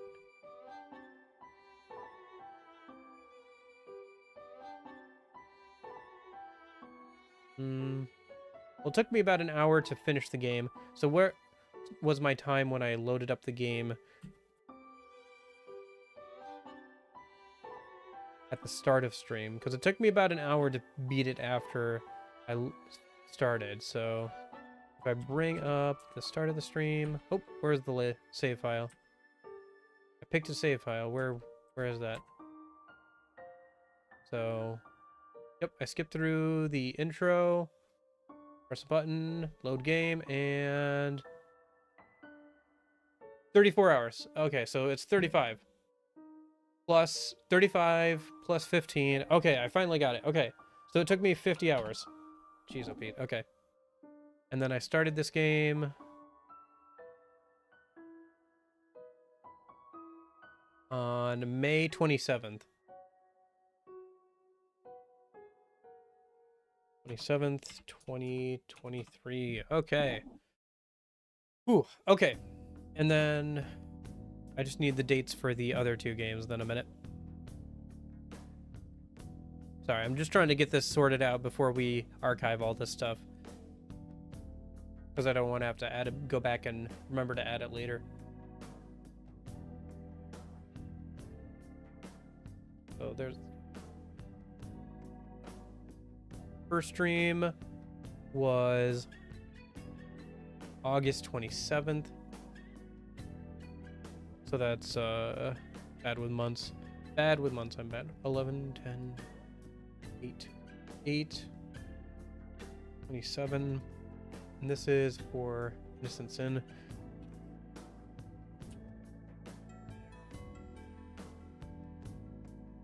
Oops.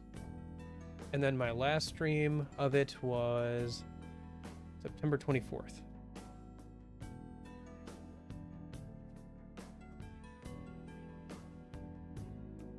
Nope, not 2024. Oh, yeah.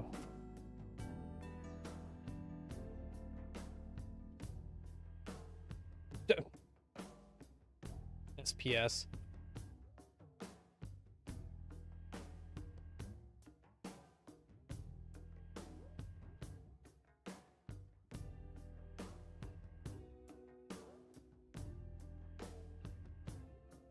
Oh boy. Alrighty. I'm sure this is riveting content. Sorry about that.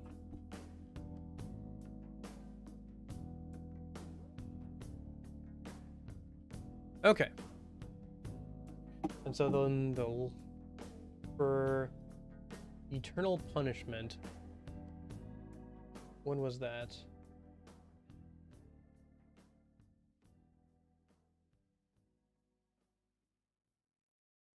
that really only 5 streams? Dang, okay.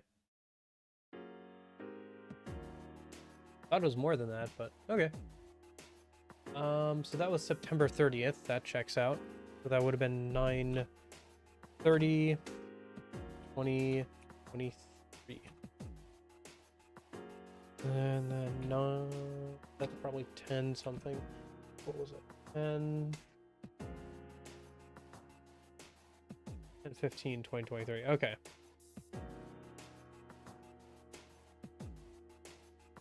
And then for ratings, what am I giving these games? So this is for Persona 1. What am I giving Persona 1? I give it a 7 out of 10. Give this one an 8 out of 10. Give that a 7 out of 10. Yeah, that's fine. I don't know. I just kind of did that on the fly. So maybe if I thought about it more, I'd change my opinion, but... Okay. All right. Close some stuff. I think... All right. Let me go ahead and do this so I can see what I'm doing here. So... Okay.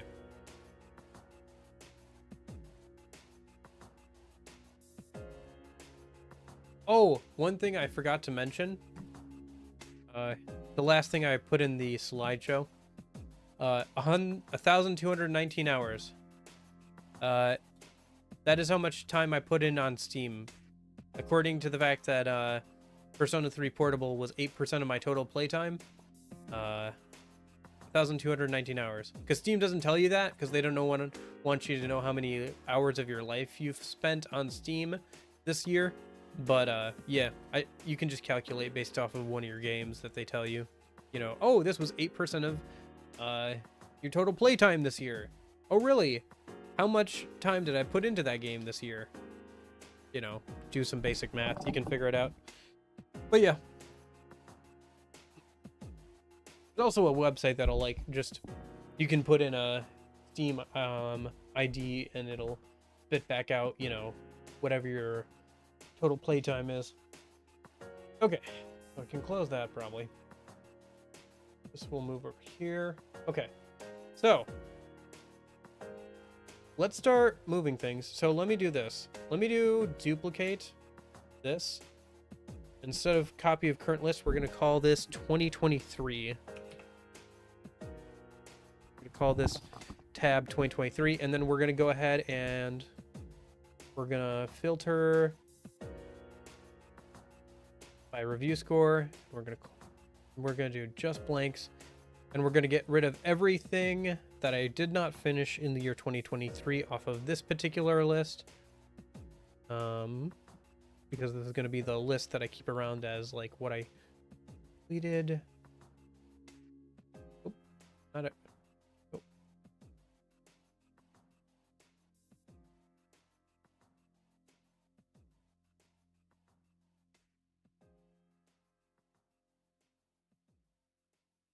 Where's the delete?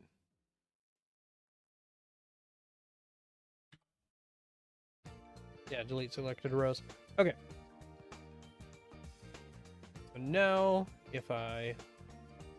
all... Yep. So these are all the games that I finished. Okay, 36 games that new games I played. Cool. Alright, and then... what else is there? So, that's good. And then we'll do the opposite here. Or we'll take all the ones with review scores. And we'll get rid of those. Because those I've finished. Right? For my current list, I'll take all those off.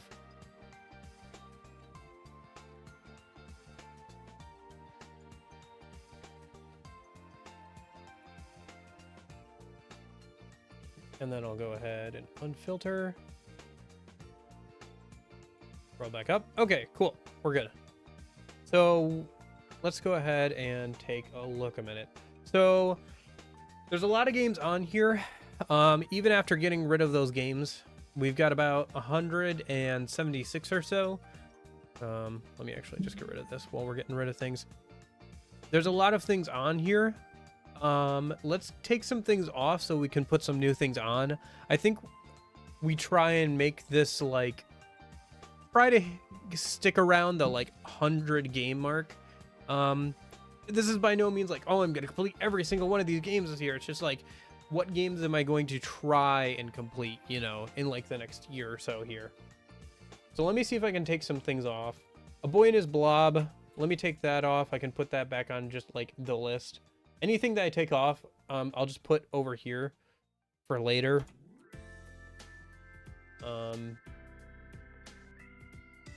We can get rid of that row. What else can we get rid of?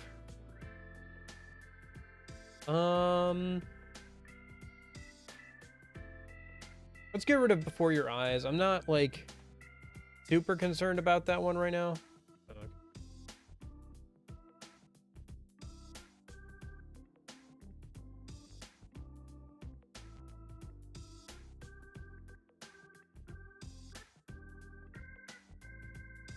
Let's get rid of should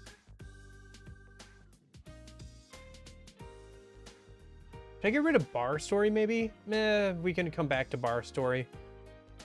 What about Assassin's Creed Black Flag? Do I want to take that off? I had in time. I own that, yeah, okay. 13 Sentinels, I guess Rim. Yep. This is Persona 4, A Sky Full of Stars.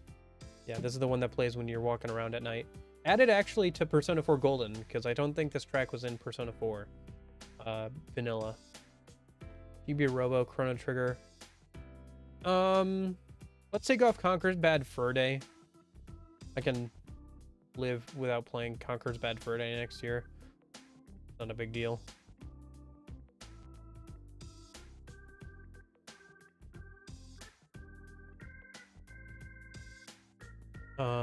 Control. I can live without playing Control for now. It seems like an interesting game, but I can live without it. Yeah, it's already on the list. Okay. Crisis. I can live without playing Crisis. I don't even own that game right now. Probably play it at some point.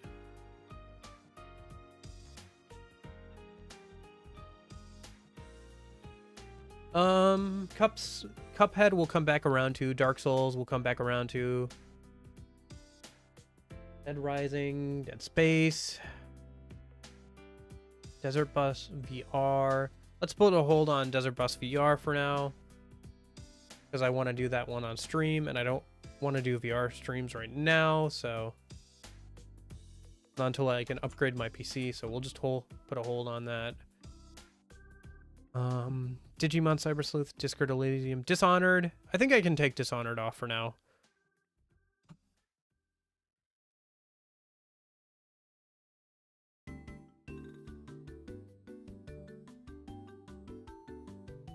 Let's take off Donkey Kong Country Returns. That's an easy one to take off.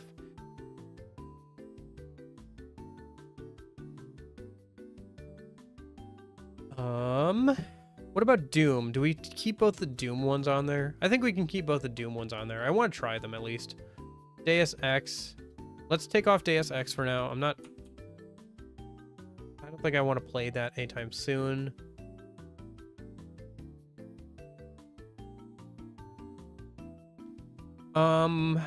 Eastward and Earthbound we'll keep on there. Eastward we can take off for now. Maybe I'll change my mind later, but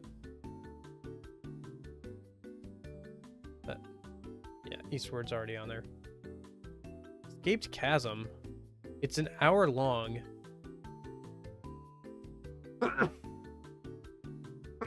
It's an hour-long RPG on itch.io.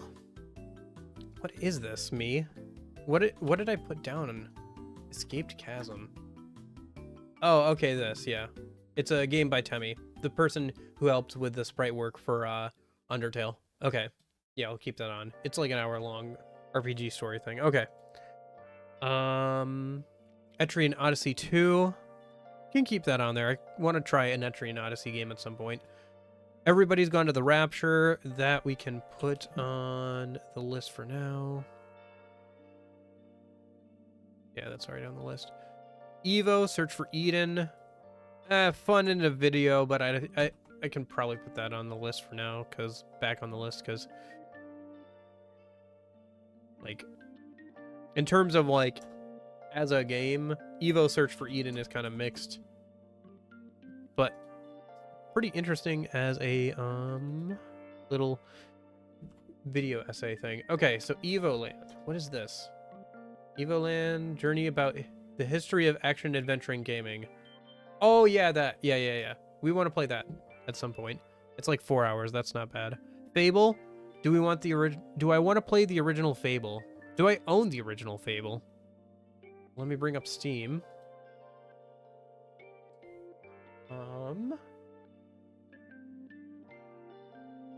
right, let me bring up Steam. There we go. Do I own Fable? I own Bug Fables. I do not own Fable. Okay. Well, let's hold off on that then for now. until I actually own the game, you know? Fable's already on there. Fallout 2, Fallout 3. Let's take off Fallout 2 for now. I feel like Fallout 3 is going to be a game I'm going to enjoy more, and one maybe I should play a bit more. Fallout 2 is interesting from like a historical perspective, and I hear it's fairly decent, but Fallout 3 is the way to go. Far Cry 3, Far Cry 5. I'll leave Far Cry 3 on there, but Far Cry 5 I'm probably not going to play unless I play with a friend or something before I play like Far Cry 3 and 4 at least. Not because they're like sequential, just because like I'd rather play those two first. Maybe I'll play it with a friend at some point. Fate. Oh yeah, that dungeon crawler. Fear. Right, that FPS game. We'll hold on to that for now. FF Tactics Advanced. That's that GBA. Okay. Let's take that off for now. I'd rather go back and replay the sequel first. Which sounds weird, I know, but like I enjoyed the sequel and I'd have to like I'd really want to play that one again. Where's Final Fantasy on here? Is it not on here? I think most of them are on. Okay. So Final Fantasy 7 and Final Fantasy 15. We can probably leave those on. For the King. Let's take that off for now.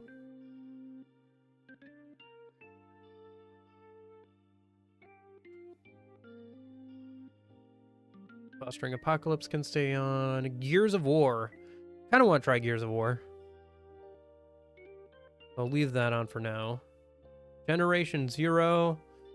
I'll take that off for now.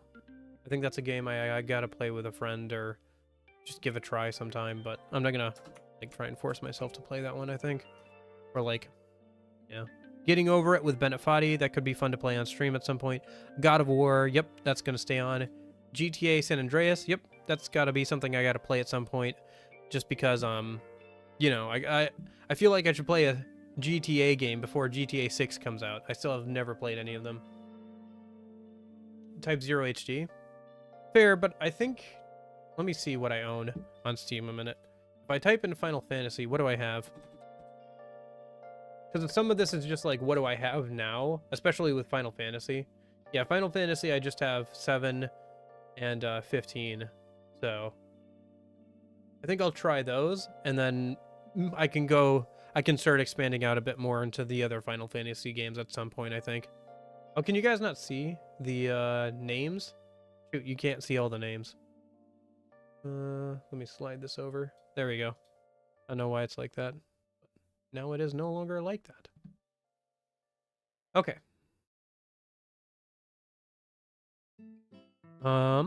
Fostering God of War, Half-Life, Half-Life 2, Half-Life Alyx. Let's take off Half-Life 2 for now. Like, let me play... Well, let's leave on Half-Life and Half-Life 2. That's fine. Let's take off Half-Life Alyx for now. Because, like, again, VR stream stuff. Would be kind of fun to VR stream. I don't know, maybe I will play it on stream, or maybe I won't. But I'd like to play the first two before I commit to playing Half-Life Alyx, I think. Although it would be nice to play all of them in just like one go. Heartbound. I don't own that game yet. Do I? Did I finally buy that one? That one's been on my playlist for a while. Did I finally buy that one? Heartbound. No, I didn't. Okay. Well,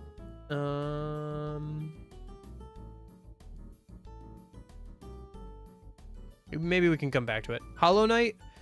Yeah, I'll leave that on for now. Hotline Miami.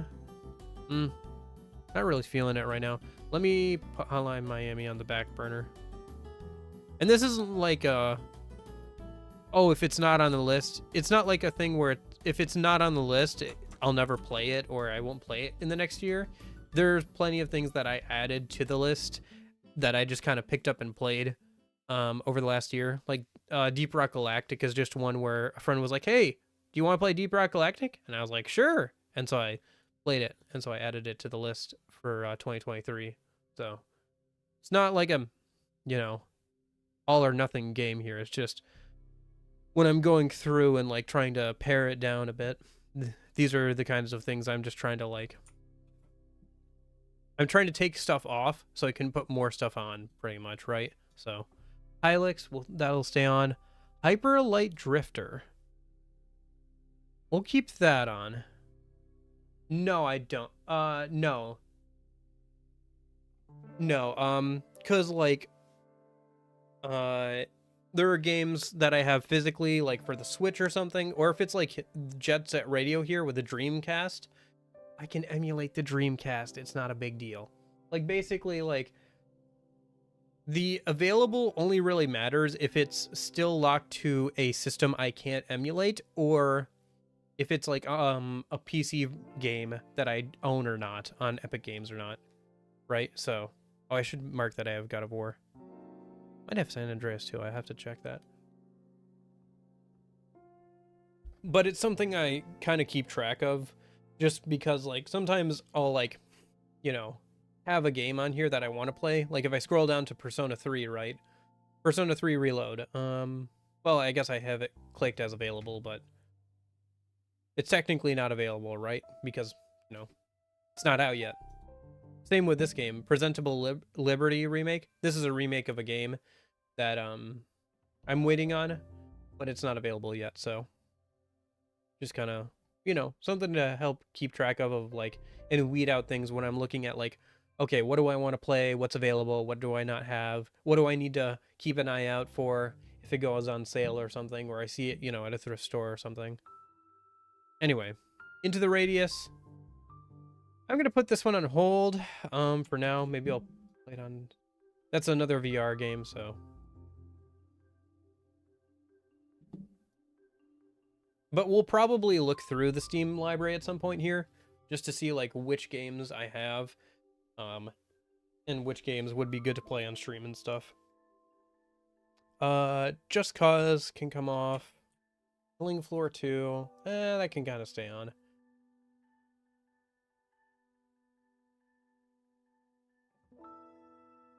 Ooh. All right. We're at 75 or so we're about 3/8 of the way through. Kingsway, that can stay. Last of Us, yeah, that can stay. I should definitely play that. Left 4 Dead 1 and 2, I'll keep that on. I'll probably play that with friends at some point. Tears of the Kingdom, I should definitely go back and play that. Yeah, I'll leave that on. Little Nightmares can come off. Lost Dimension, what is Lost Dimension?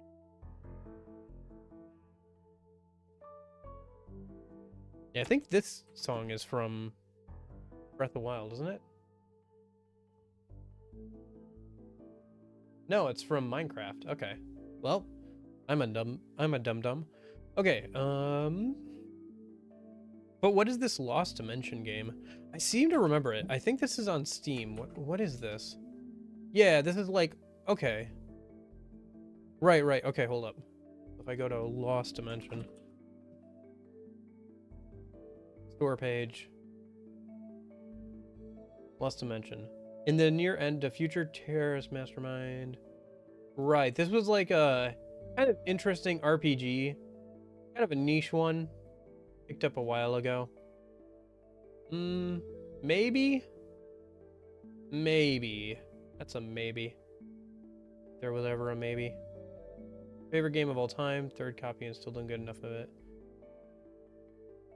Oh, right. Gnarly recommended it. He's another SMT like Persona YouTuber.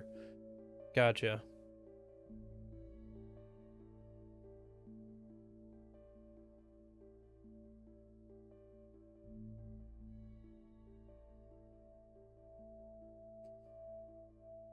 Okay. Yeah, it's been recommended by... Okay. I think... Let me come back to that. There's still plenty of room to pare down without taking that off for now. I'd like to get under 100 so we can add some things, kind of. We'll see how we... I'm just going to go over it and like take out a bunch of stuff, and then we can see how much I have after that, and then we can start getting nitty-gritty. Mario and Luigi, yeah, can probably stay in. Mass Effect Legendary Edition, which is all 3 games. Yeah, that can stay in. I want to do that at some point. Max Payne, I'd like to try that. Mega Man Zero, I'd like to try that. MGS5. Let me take off MGS5 for now. I feel like maybe I should try some of the other games first. Then again, I feel like you could probably play that one just fine, and then because I think it's a prequel, so I think you could play that one and then go back and play some of the earlier games technically. Metroid Prime Remastered, that can stay on. Middle Earth: Shadow of Mordor, yeah, that can come off for now. It's kind of an interesting game and one I want to play eventually, but eventually is not now. Mini Ninjas, Minish Cap, Nier Automata, Nexomon, Nightcall. Nightcall can come off, I think. No More Heroes. Yeah, people have been asking me about No More Heroes, or at least somebody was, like if I was going to play it, so I should probably leave that on. Be a good one to play on Tuesdays, Thursdays.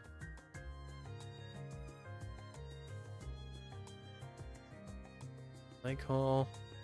No More Heroes, Okami, One Shot, One Step from Eden. One Shot can probably come off. I think I have it on Xbox 360. One sec. I'll have to check what I have physically as well once I get done taking things off.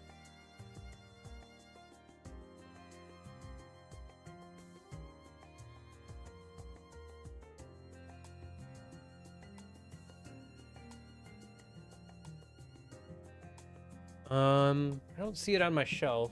Let me...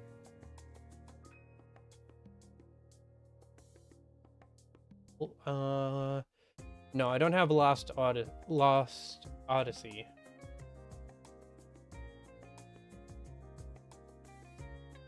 Yeah, I think I was thinking of Enchanted Arms. I think I have Enchanted Arms for the Xbox 360. So One Step from Eden, maybe? Ori and the Blind Forest, Outer Wilds, Overlord, Paper Mario 64. Let me take off Paper Mario 64 for now. Maybe I'll hold out and just play the remake or something. I don't know.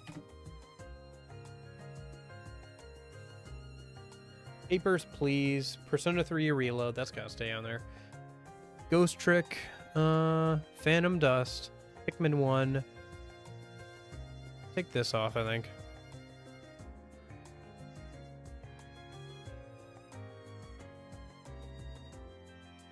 Was Plants vs. Zombies. Third-person shooter game. Pokemon Arceus, yep. I think that would be a good one to have on there. Pony Island, yeah. Sequel for that's coming out, so I should probably keep that on. Presentable Liberty remake. Professor Layton in the Diabolical Box. Oh, yeah. Psychonauts, yeah, that's probably a good one to play. I think it got a remake, too. Ratchet and Clank, yeah, I should try those games. Reciteer, An Item Shop's Tale, Recore, Red Dead 1, Ridge Racer 4, Risk Rain 2, Ruiner. I think I can take a Ruiner off. I'm probably going to have to get a bit more brutal here. Towards... Like, after I go through once, I'm probably going to have to go through again one more time and be a bit more brutal. Sands of Destruction, Scott Pilgrim vs. the World. That can probably come off. I don't think I own that yet. No, I don't.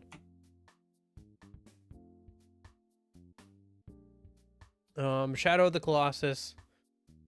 I have it for... I could play it on PS2, but like I kind of want to hold out for like PS4 or something. Let me hold up. Let me put that on the back burner for now. Yeah. And then I'm currently in the middle of playing this game, SMT Nocturne. That's why it's blue. Abadi Abadai. Singularity. I'm trying to remember what Singularity is, actually. I don't remember what Singularity is. Oh, I'm just getting the definition. Game. Oh, this one. That, like, PS3, like, old... Okay. Interesting. So it's kind of an interesting old FPS game. I'm going to take that off for now. I put a lot of FPS games on here, and I did not play a ton this year. I'd like to get more into FPS games and, like, play through ones with, like, that have a campaign and stuff. But, I don't know. There's a lot of other games I could play too. And most of those I don't play on stream. Like I don't play FPS games on stream too much anymore. I played them a little bit back in the day. And they're okay to play on stream, but I think I enjoy playing them more off stream. Personally, so. It's like Cooper, Soma Bringer, two very different games. Sonic Adventure, Spec Ops: The Line, SSX 3.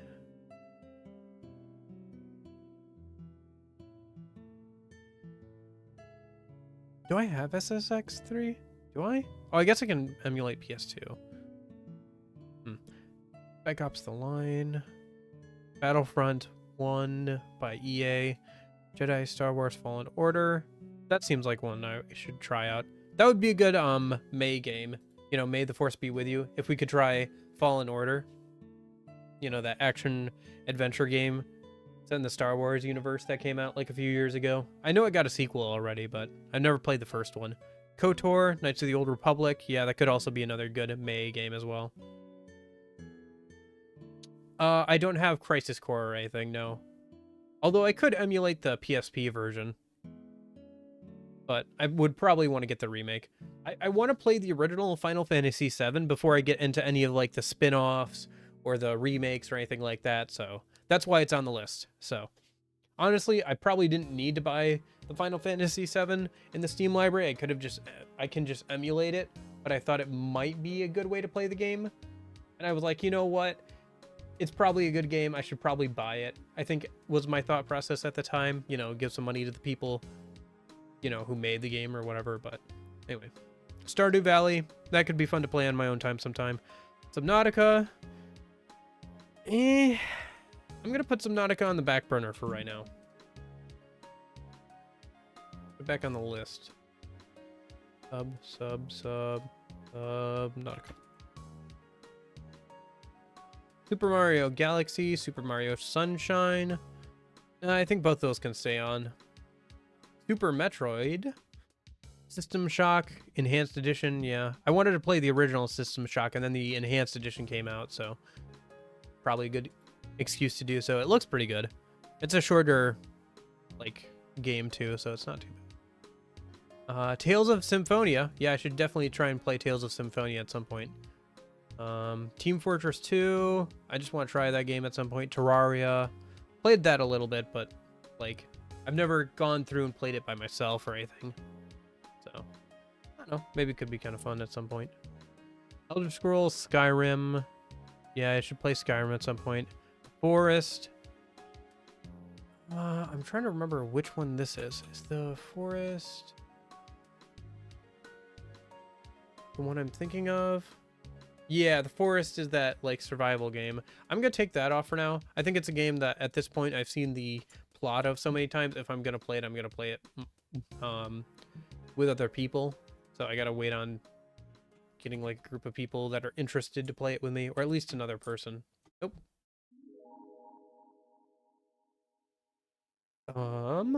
What else we got? We have Legend of Zelda Twilight Princess and Wind Waker. Yeah, I should probably play those at some point. Long Dark and The Long Drive. Let's take The Long Drive off for now. The Long Dark I'm kind of interested in playing around, like, winter time or something. The Long Drive. Maybe on or off stream. The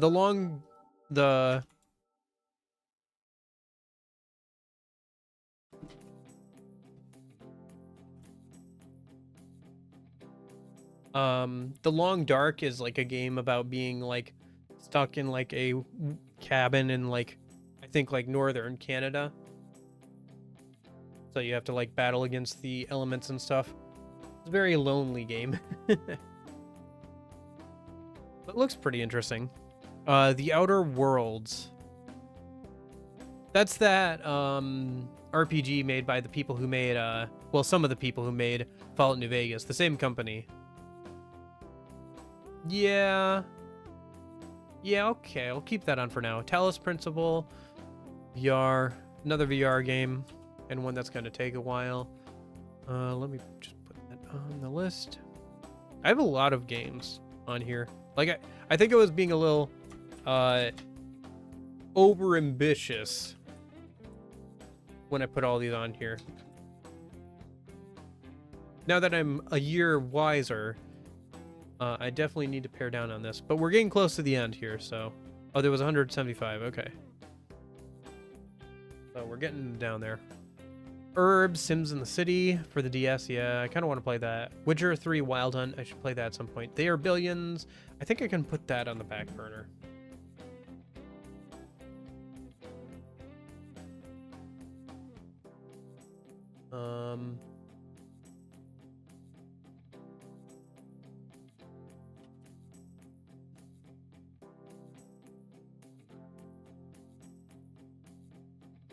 War of Cybertron.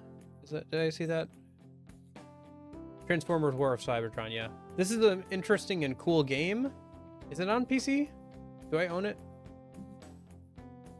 If I own it, then sure, why not? But I'm pretty sure it's like locked to the... Yeah. I don't have it yet. Yeah, this and its sequel were locked to the Xbox 360 for a long time. So, but they're interesting games, especially if you're...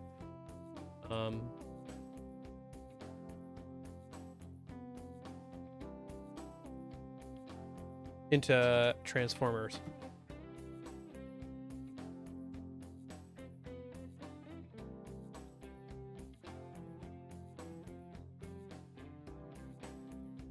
What else we got? Trails in the Sky. There's Trails in the Sky. Yeah, I think I have that. So you were asking about the Trails games. I think I own Trails in the Sky. So if I was gonna... Yeah, The Legend of Heroes, Trails in the Sky.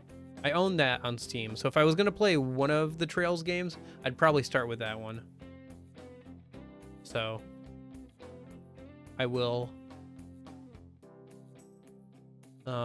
keep that on the list, and maybe we'll get to that later this year. Or next year, I guess. Titanfall 2 has an interesting campaign and gameplay. Thomas Was Alone. Let me take that off a minute. This War of Mine is an interesting game, but not something I can play on stream. Thomas Was Alone. TH. Was Alone's already on there. This War of Mine. Let me take out this Tom Clancy game for now. Yeah, I had way too many, like, I think, like, big games too.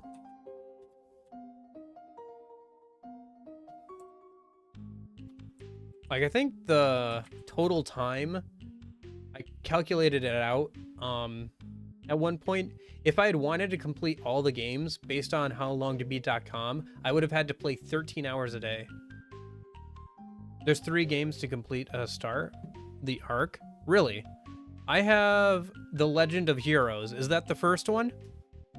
If that's the first one, great. If not, I can track down the first one or whatever.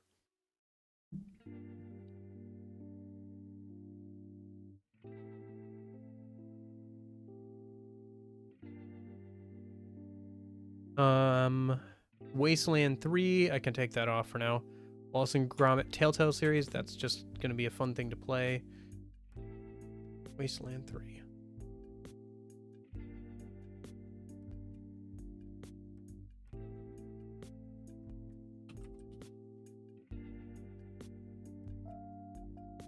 We Happy Few. Yeah, I'm going to take that off for now. West of Loathing seems like fun.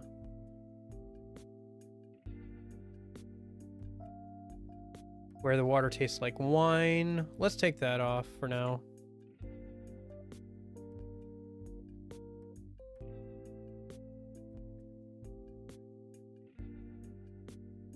I've heard of Cold Steel before.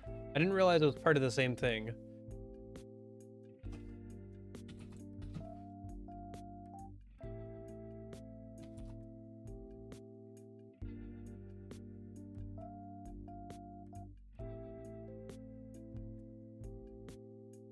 Wolfenstein: The Old Blood, yeah. Xenoblade Chronicles, yep. Yakuza 0, yep. And Yuminiki, okay. Trails in the Sky trilogy, Trails to Zero and Zero, Cold Steel, and Trails into Reverie coming on March. Trails through Daybreak. Gotcha. So which of the Trails in the Sky trilogy comes first? Because if I know that, I can find that one or figure that out. It'd be good if it's the one I own already. That'll make things easier, but I guess if they're older games, I can probably just emulate the first one. Because I think that game was originally a PS2 game. The one I own. I don't know if it's a remake or whatever, but...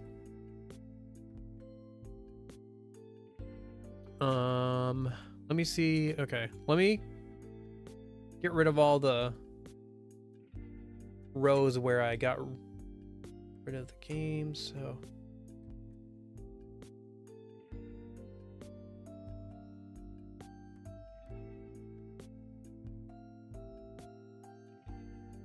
how many games that brings us down to.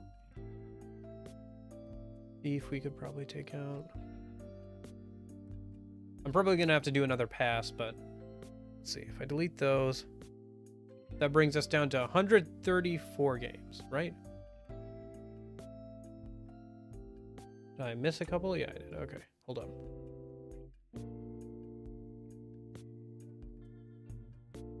Cold Steel, Sky is, I'll take place in Zemeria.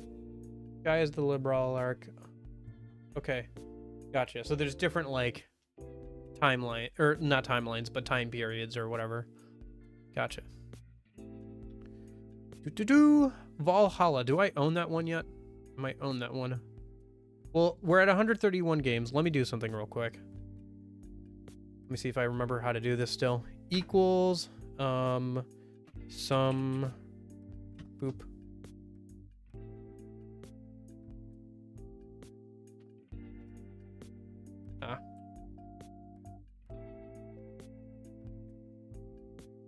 Equals some...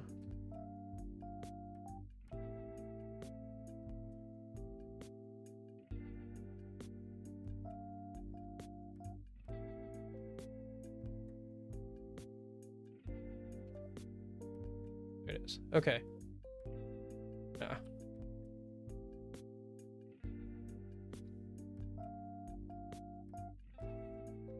It's not looped in with the table or whatever.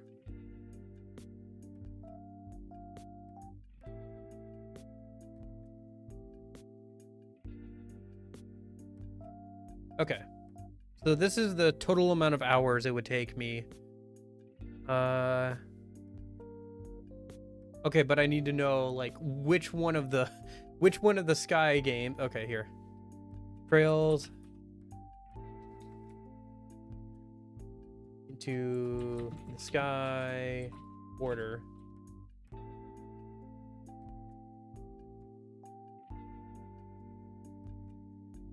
Here, we have a whole article.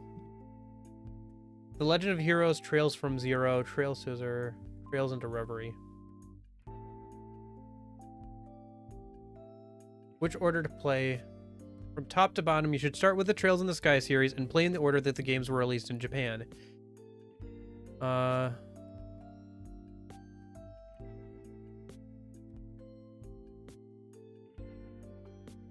Okay, so Trails in the Sky, SC, Trails in the Sky the third. Okay, so I think the one I have is Trails into the Sky, The Legend of Heroes Trails into the Sky. So I think this is the first one, right? I think this is the first one, so I think we're good. I think I just play that one first, because it sounds like everybody's saying to play that series first, and it sounds like that's the first one, right? Yeah, so if I click on the first one, no, okay, this is the first one on Steam. Okay, it's 50% off. Legend of Heroes, Trails in the Sky. Okay, so if I go here, I'm just gonna put this on my wish list on Steam real quick. And then we'll put that one as the one on the wish list, or on the to play list. And I'll just whoops.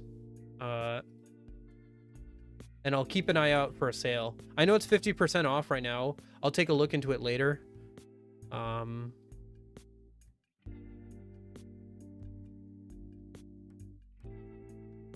No, wait, I think this is right.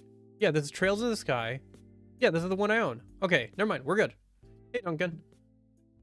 Okay, after much confusion, yes, this is the first game in this arc of the series, and this is the first, and this is the arc that everybody says that you should play first. So yes, this is the correct one here. Yep, this is it. Okay, so this is the one we should play first out of this series. Okay, cool. What time is New Year's for me? Not for another 6.5 hours. I don't know if we're gonna get to that point on stream today, unless this backlog thing takes a long time or we start working on it now. But like, I mean, start playing a game. I guess we could. I guess we'll see how things go. I wasn't planning on going all the way to midnight. I think I was gonna, like, after finishing stream, I was gonna open up a Christmas cake I bought from like Aldi's and like thank you, share it with family and stuff and just kind of chill out. Yeah, I've been trying to keep track of the backlog stuff a minute, so we're updating it now and trying to put on new stuff and take off old stuff that I'm not going to play probably next year. So okay, let me do another pass on this and see what else I can take off a minute, because we still have 131 games, which total to 2,955 hours. Which I'm not gonna try and beat all the games, obviously, but like if we just do like calculator, let's see, what was it? 2,955, right? Let's just say 3,000. Like, let's say around. Oh, sorry, my bad. Let's say around 3,000 divided by 300. Gosh, I keep doing that. Sorry, my numpad is connected to which scene I'm on. Okay, so 365 days. I'd have to play 8 hours a day if I wanted to complete all of those. So it would be a full-time job. Well, more than a full-time job, because that would be weekends. Yeah. That sucks. Sorry about that. Just is what it is. Well, at least there's always the YouTube VODs, I guess. But yeah, I know it's not quite the same thing.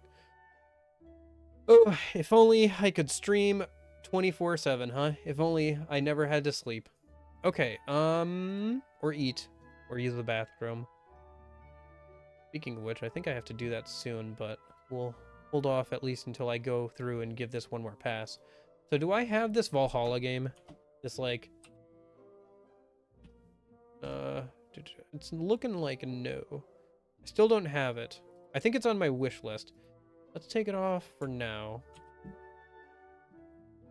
I think we have to take off some bigger games, though. That one's like 11 hours, but yeah, that one's already on that, so. Let's take off this War of Mine and Thief, I think.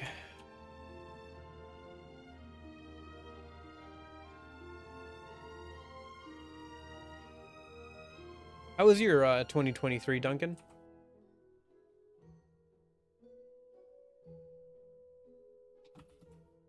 Mine was pretty good overall. I think it's been the best year I've had since COVID, so that's good.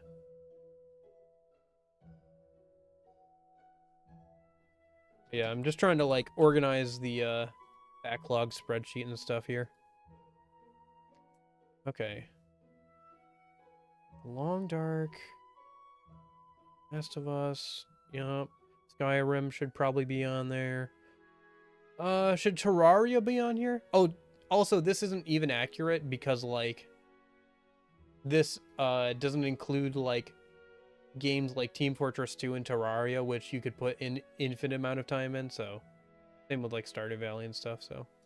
Although Stardew Valley, I think, actually has somewhat of a plot that you could start to finish. Yeah, that's good. I have a viewer, Nash. I don't know if you remember Nash. He had been gone for a bit, and he finally came back the other day, and he's like, "Yeah, sorry I've been gone. I've been in the hospital. I found out I have diabetes the hard way." I was like, oh no. Yeah, he found out recently that he had diabetes the hard way. He ended up in the hospital,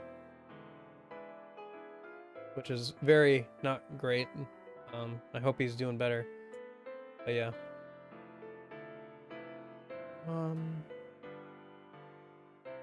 Okay, what was I gonna take off? Should I take off The Witcher 3?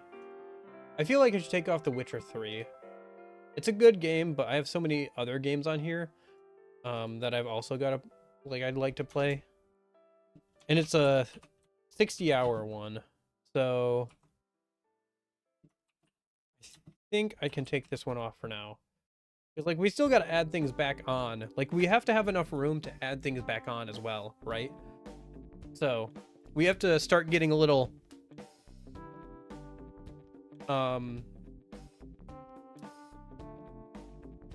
harsh with cutting things off so we have room to put more things on a minute.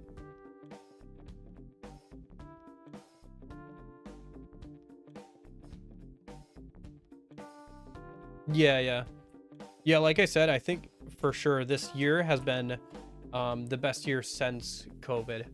Like 2020 was kind of fine because it wasn't like all of the year was COVID and I got to stay indoors and do nothing for like months, which was nice, not gonna lie. And I think that was part of the reason why I started streaming.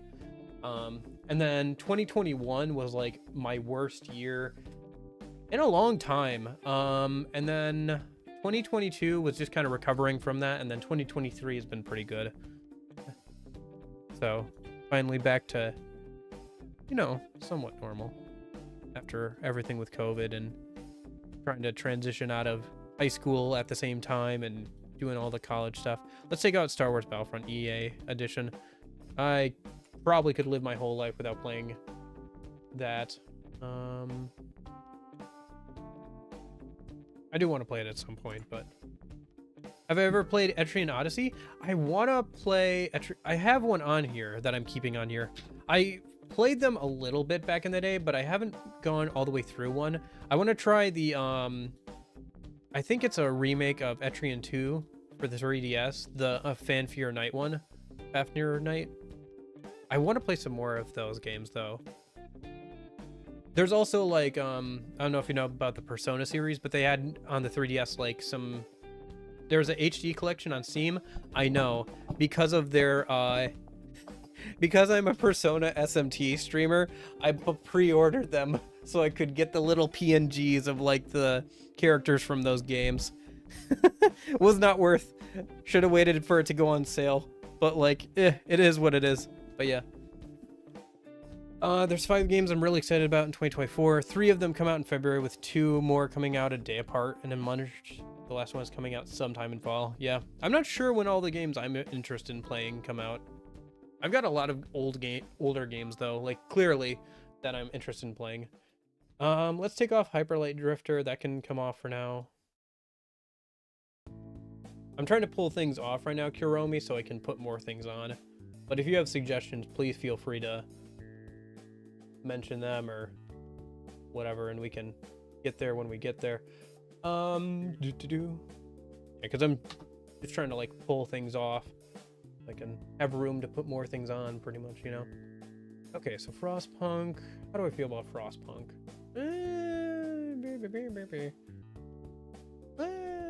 We could pull Frostpunk off for now. I feel Frostpunk can come off. Yeah, that's alright. Okay. Fear can come off, I think. Persona 3 Reload, let's go! True, that's coming out soon. Like 2 more months, right? No, like a month. A month now, because the start of February. I think February 2nd or so. Otherwise, I have a lot of older games to get through. True. Always older games to get through. What else can we pull off here? Earthbound. Super Mario RPG remake? I think I have one of the Mario RPGs on here. Oh, I have Mario and Luigi on here. Yeah. I pulled off the original off here earlier. I was thinking like maybe I'll wait for the remake. I would have to buy that one physically, and I don't have it currently. I'm a little on pulling that up, but at what point do voters' points become relevant, or did that ship already sail? That ship already sold. You and I were the only one here for the quote-unquote betting thing, so don't worry about it. You'll keep gaining points anyway, and I'll find something fun for you guys to redeem them for later. I just wanted to get them implemented because I thought it would be kind of fun to put points behind the high or low thing, but there wasn't enough people here to bet on whether it would be high or low, so.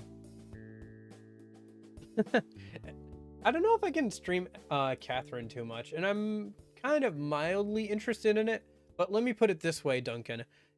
SMT3 Nocturne is the first SMT mainline game I've played ever. So I probably have some catching up to do in terms of like the mainline SMT games, because I own SMT5. There's SMT4, which I hear is decent on the 3DS that I could emulate, you know. So I mean, like, there's those two for starters. Like, I don't know, I'd rather get to like the RPGs and stuff before I start messing around with that stuff. I haven't even finished all the Persona ones. Like, I was mentioning to Kuromi, there's those Persona Q games that are like a mix of Persona and the Etrian Odyssey games. Have you ever played the first two SMT games? Unfortunately, no. Like I said, I'm just now playing through SMT3 Nocturne on weekends.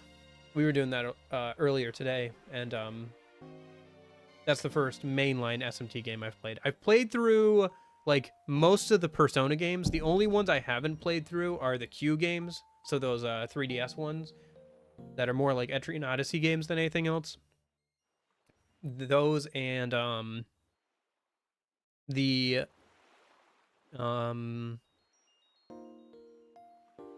music is relaxing. The rhythm games and the fighting game for Persona 4. I know. But I have to pull off a lot of other things here too. Let's take off Dead Space. We can do that. We can take off Dead Space, I think. Probably Dead Rising too, but let me think about it first. I feel like Dead Rising could be kind of fun to play on stream on weekdays, but Dead Space is like, maybe for Halloween or something I'll find like a game like that. Doom and Doom 2016 I want to play on my own time. Celeste? We can take off Celeste for now. I'd rather play Cave Story than Celeste.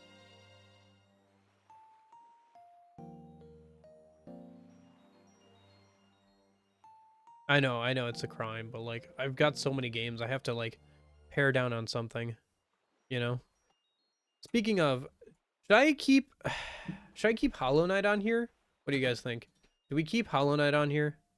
I know it's really good, but like, we have other, I don't know. It's good, but like,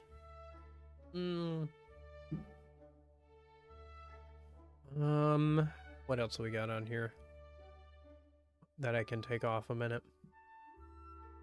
Nah, it sounds frustrating. You know what sounds frustrating is getting over it with Benefati. That's frustrating. But that'll be funny on stream at some point. Take like a weekend and just play that game or whatever. Bar Story, Bastion. What's the like longest ones? What are the like longest games? What can we cut that just has so much time that... Okay, so Mass Effect Legendary Edition. This is all three Mass Effect games. 105 hours. Can we cut this out? I think we can. I definitely want to play through the Mass Effect trilogy at some point, but I don't know if it's going to be in the next year, you know?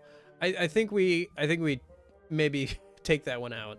Like, that's a whole 100 hours right there. Granted, it's like 3 games, but like, you know.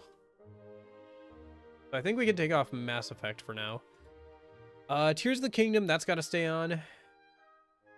Persona 3 Reload, that's got to stay on. Digimon Cyber Sleuth, that I want to stay on. Tales of Symphonia, I want to try some more Tales games, that's got to stay on. Nocturne, we're playing right now. Dark Souls.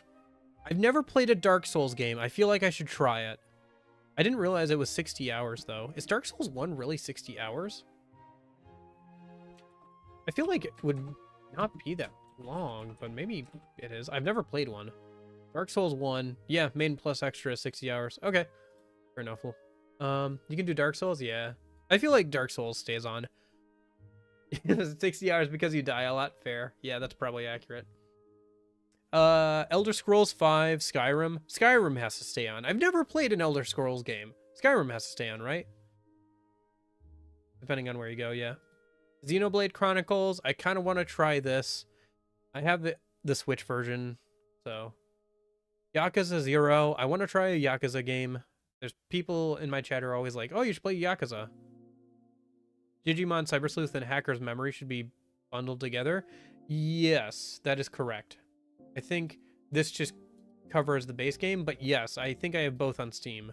I think we went over this before. 15, FF15. I want to try at some point. Etrian Odyssey, yep. Fallout 3, I've never played Fallout 3. We can take off Fallout 3 for now.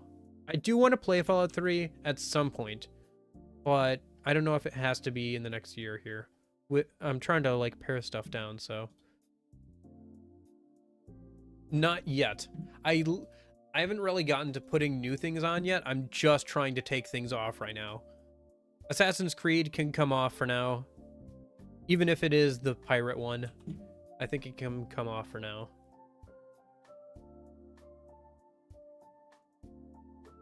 I'm still trying to just like pull things off because like, oh, if I get rid of, okay, so if I get rid of these 4 or so that we've pulled off and I scroll down, yeah, we're still at like over 2,600 hours if I wanted to beat all of these. So still just trying to pull stuff off. So that's why I'm organizing them like longest to shortest right now, so I can see like what can I get rid of that would just be like a huge chunk that we can take out.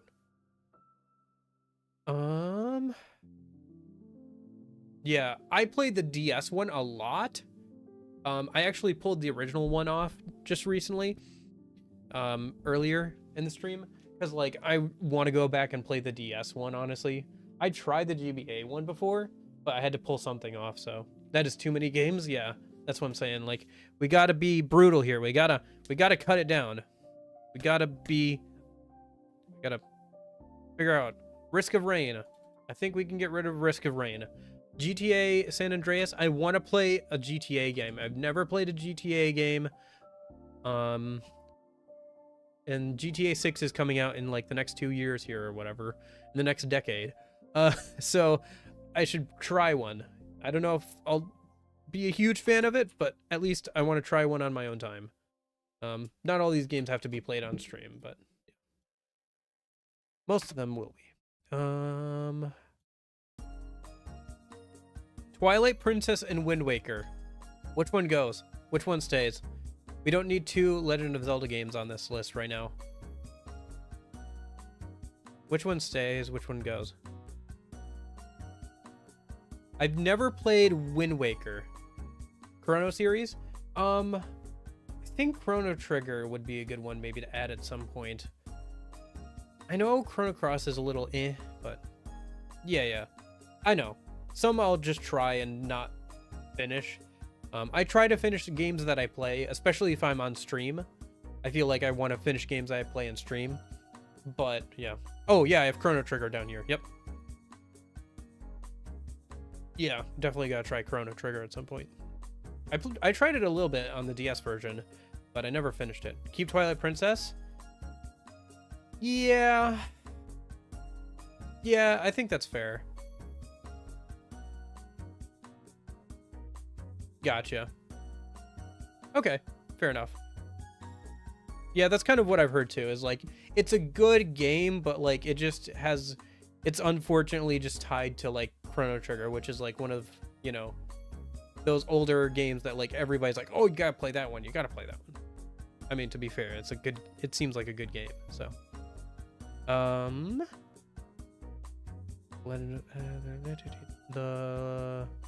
because we don't need, oh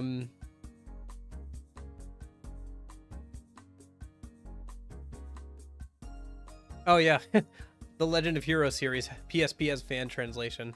Yeah, I have that on there. It's funny because we were talking about that series earlier. It's funny because I have like all these notes and stuff from like years and years ago, of like, oh, this looks like a fun game, or this is something I came across, or whatever. Okay, what else can we get rid of here? Soma Bringer. This is an interesting DS game that has a fan patch. Action RPG. We're gonna take it off for now. Would be fun to play at some point, but Mother 3. I've never played Mother 2, so that's on there. Earthbound, so I should definitely play that at some point. Is the music stopped? Did we get all the way through the playlist?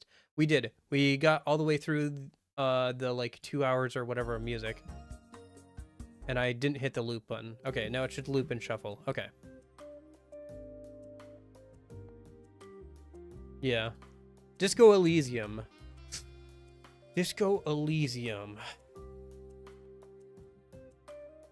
It's a really interesting game. It's more of a story RPG than like an action combat RPG, but it still presents a lot of interesting ideas.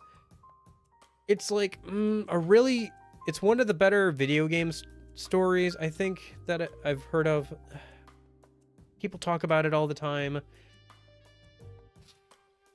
I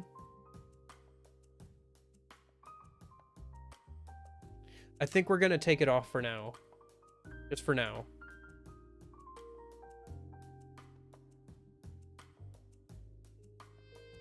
Yeah. Yeah, I'm gonna go through here. And once we get through, the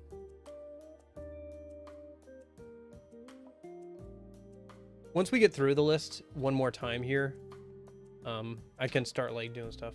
Do I play visual novels? In quotes, more like an interactive book. No, not really. I'm not entirely opposed to the idea, and on occasion I've been known to play visual novel style games. One of my favorite series is the Persona series, and that's interesting because it combines visual novel elements, social sim elements, with RPG gameplay. So I'm not opposed to the idea, but they're not really good for streams just because, like you said, it's an interactive book, which means if I want to play it on stream, to make it interesting, I have to read out all the text, which it's an interactive book. So it's just like a lot of me just reading and stuff. There are a couple exceptions, I think, that are kind of like visual novels, kind of. The Danganronpa series is kind of a visual novel thing, but that could be fun to play on stream at some point.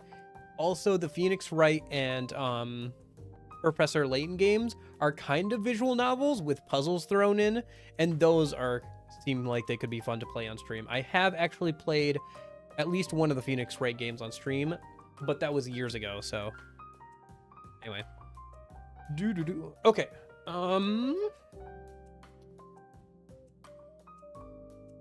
My favorite is Phoenix Wright 3. I think I got through the whole series at some point. No, I played through the first one, and I've watched a friend of mine play through the rest of them. So I do remember a good chunk of 3 and 2, but I didn't play them myself. So I could go back and play those at some point, but... SSX 3, snowboarding game. Maybe I'll play that on my own time. Do I have this? I apparently have this, but I don't remember having this. I don't think I have this, or at least not the Xbox version, which is the version I'd like to play. I could just emulate the PS2 version, but I'd like to play the like actual Steins Gate visual novel. I think I've heard of that. I've heard the name Steins Gate. It is not entirely foreign to me. Oh no.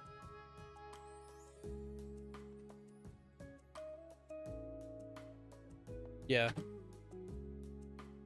But yeah, I don't know. It'll be maybe at some point, but okay. For now, though, what else can we cut? Dark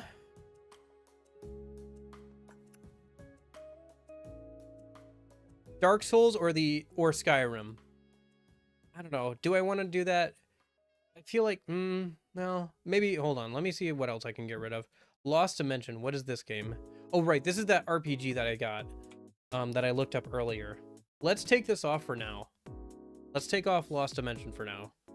It looks like a semi-interesting RPG, but we have a lot of, like, really notable RPGs that I have to play still, like, Chrono Trigger and, Earthbound that I've never played. So let's take off Lost. A minute. Lost Dimension, yeah. We'll take that one off. Oh, Chernobylite. This is like a cloud that hovers over me. I'm like 60 hours into this game that should take 20. I've been playing it since like November or something. No. Let's see. December, November, October, September. Like September or so. I feel like I'm close to being done, so I don't want to like just write it off. And I do want to finish it. It's just been like hanging over my head for like forever. I don't know. I'll finish it at some point. Anyway. Last of Us. I do want to play that. Bully. We can take off Bully. Bully seems interesting. Or like kind of fun. But like, you know, play it at some point.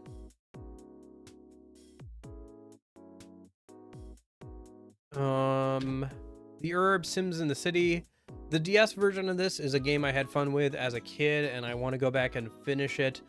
But for the sake of taking things off, I think it's a good one to take off. I've never actually played like a main Sims game, because they were mostly PC games. I mean, there's always like, you know, the console ports, but those are kind of mess sometimes. I actually played more of like the Sims like Wii games than like the original like Sims stuff. You know, those like ones made for kids. Some of those are kind of fun actually.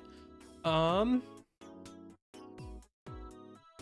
Last of Us, One Step from Eden. Is this like a roguelike? I thought this was like an adventure thing. This is kind of interesting. Here, I think I have it in my Steam library. Yeah. One Step from Eden store page. So this is like a renewal of the old Battle Network games, like the GBA Mega Man Battle Network games, kind of taking that similar style of combat and like updating it and like, you know, making a new game out of it. I don't know. I've never played the like Battle Network games. This seems like fun, but I think for now, I think we can take it off. I think I should probably play some of the Battle Network games, especially now that they have that collection out, before I like mess around with that.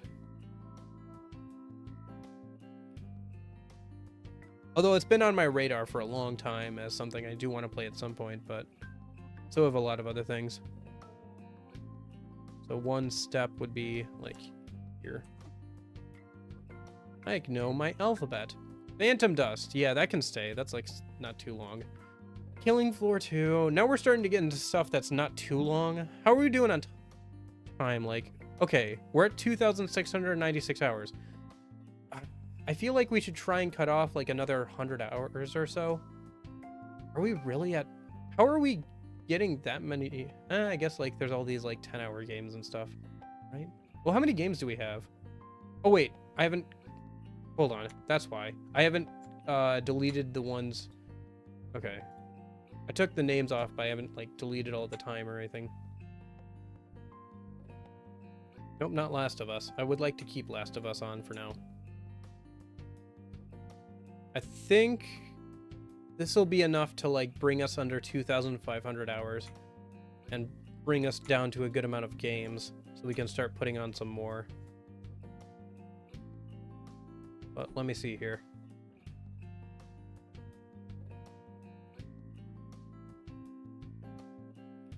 Nope.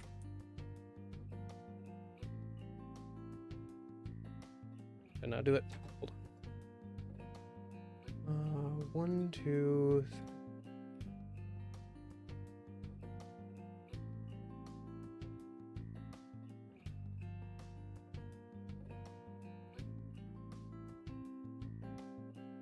Okay. Try that again.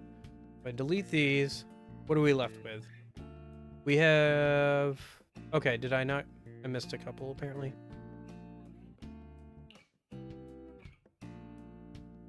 Down this way. I see. Right? Yeah, because I must have gotten those earlier and then just never taken them off. Okay. Cool. Okay. So now with all those done, yeah, we're down to 108 games and a little over 2,200 hours. Well, more like 2,300 hours, but that's still pretty good. I feel like that's pretty good. I feel like I could take off a few more things. Let me just do a quick glance over and see if there's anything else that looks like it can go, just like looking at it. Inside, I can go Beats and Shapes. I don't own yet. That can go for now. Spec Ops Lines, Light Cooper, Red Racer, Papers, Please. Papers, Please I've never played, but I've seen people play it before. Let's just take this off for now. Yeah. Max Payne, Kingsway, Red Set Radio, God of War, Getting Over It, Case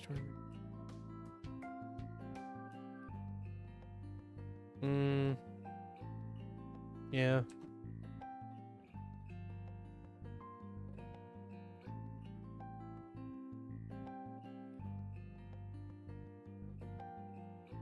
Oh, Boneworks. Boneworks can come off, yeah.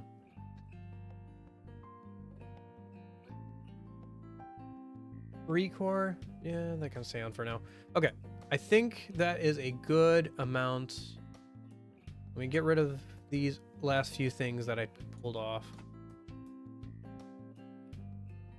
And that brings us down to 103 games and yeah, like 2,250 hours. Okay, that's pretty good. I feel like that's pretty good considering where we started with like closer to 200 games. We pulled off a lot, so that's good. We could probably keep being more brutal, but let's hold off on that. Okay. I'm gonna go use the bathroom a minute real quick. And then once I get back, we'll go ahead and start working on which games to add. I'll go through the suggestions that people put in Discord. You guys can give me some suggestions, so, you know, think of something while I'm in the bathroom or whatever, and I'll go ahead and take a look at, like, what I have in Steam, what I have physically and stuff that I bought recently, stuff like that, and we'll try and add on some, like, I don't know, some more games, I guess. All right, I'll be right back.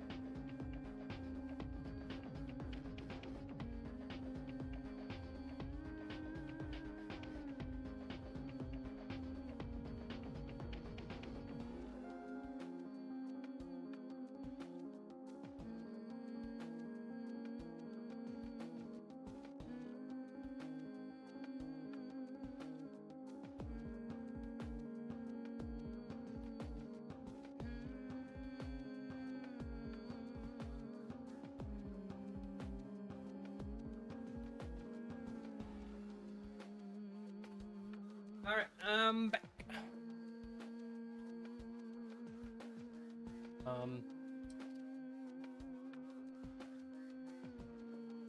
It's dinner time, so I picked up some beef jerky on the way back as a snack. Hope you don't mind.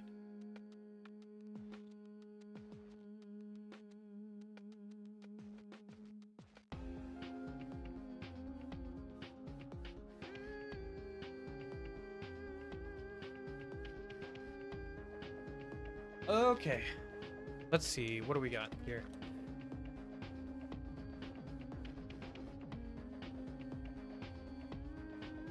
I guess just to start, let me bring up Discord a minute. Oh, other screen game. Sorry. Let me just move this over to the other monitor before I accidentally leak DMs or something. Okay. So let's bring up my Discord. So game suggestions. Got a couple in here. Lorenzo, of course, recommending the original Shin Megami Tensei game. Yep.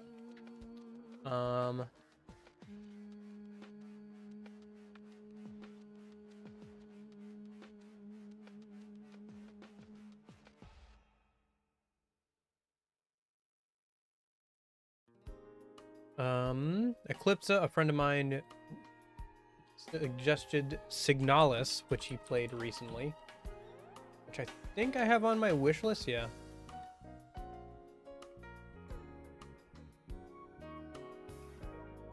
We only have 3 recommendations. Only 3 people put down a recommendation before today's stream, so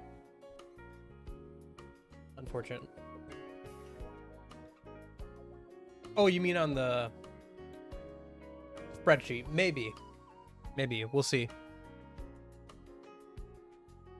Maybe it'd be something to do in the future. So this is like a top-down classic horror experience inspired by like Resident Evil games and stuff. It's on my wish list, but it's not something I'm too interested in playing right now. Just because like it's a horror game and I'm not a huge fan of horror games, but it does look good. And like the top-down perspective might help me a little bit with like getting over it, like getting over the hump for playing a horror game like this. Overall, I think it would be a good option, but it's on the wish list right now, so I'll wait till I own it, and then maybe we can look at it again once I do own it. Okay. And then the other game that Red recommended was a game on Steam called Revita, and I haven't seen this one before, so I might watch the trailer for this one.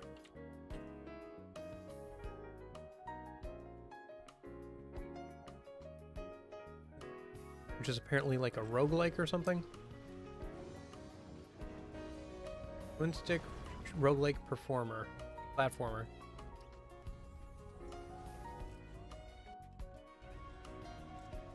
I mean, it looks okay. It looks fine. I don't know.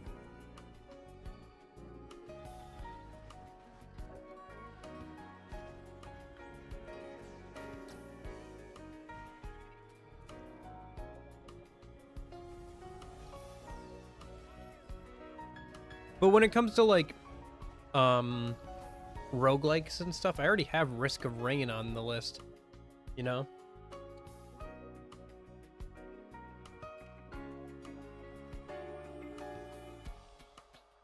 Okay, I guess let me go ahead and let's just scroll. Okay, what is something I can think of that I definitely want to play next year? Hi-Fi Rush. I own Hi-Fi Rush now.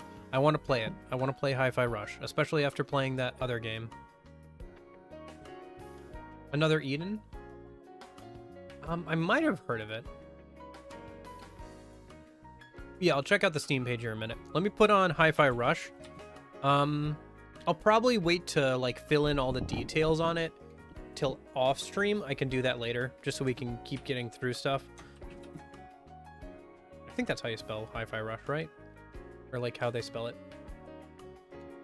I go to my library. And then we also have to figure out what I'm playing after. Yeah, Hi-Fi Rush. Okay. After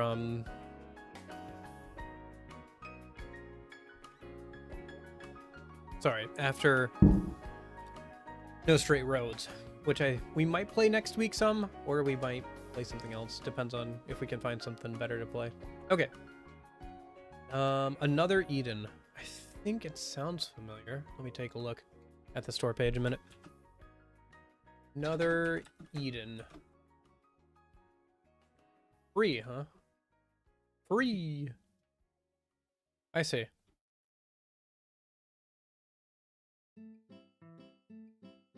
So this is okay.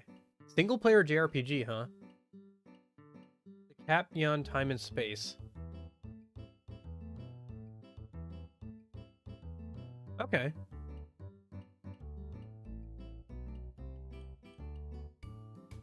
I mean, sure, I'll add it to my library for now.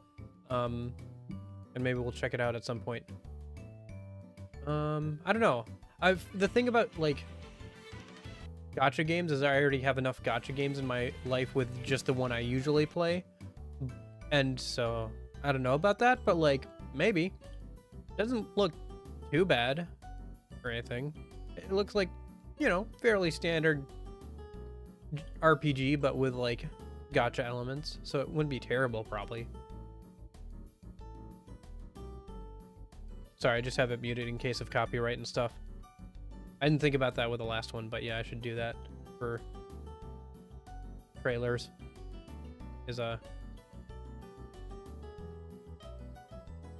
Just to mute them in case of copyright. Oh.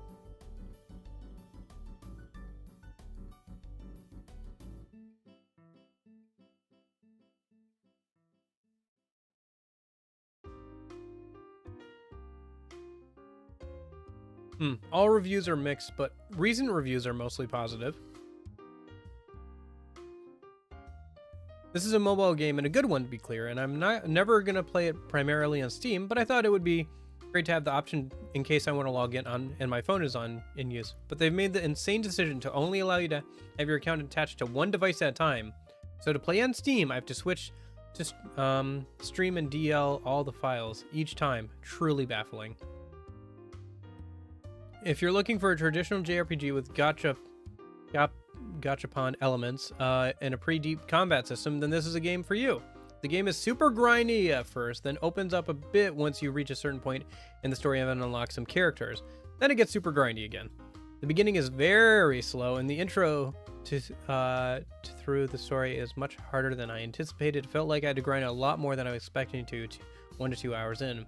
Overall, though, the combat system is deep and characters have synergies that aren't immediately obvious and fun to discover.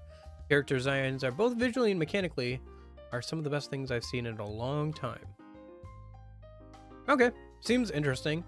It's a little hard for me to pick up like a gacha game and play it on stream, but I have added it to my library and I will keep it in mind. So especially since it's also hard to add another RPG, you know, to the list when we're trying to cut down on, like, I don't know, cut down on RPGs, but like the 60-hour RPGs. Like, if there's some shorter stuff, great, but if it's like 60 hours, I think at this point it's got to compete with the other 60-hour RPGs that are already on the list. So, but yeah, that's a good recommendation, though. I'll definitely, you know, add it to the library, keep an eye on it, maybe come back around to it. Speaking of the library, do we want to go? Okay, before I go through all my Steam games, because I have a lot of Steam games, let me take a look on my shelf and see what I have for, like, physical games. Because I have physical games.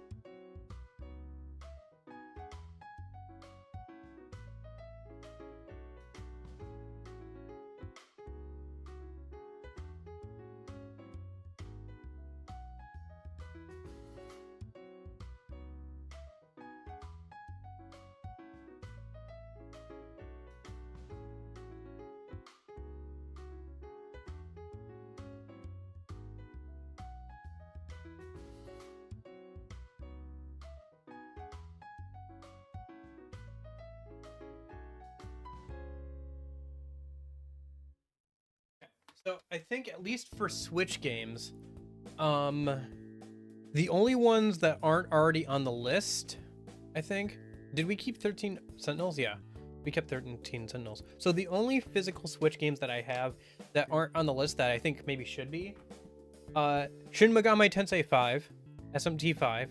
I think that should go on the list, right? I think that would be another good one to play after Nocturne is done. To do at some point here, since I already own it, and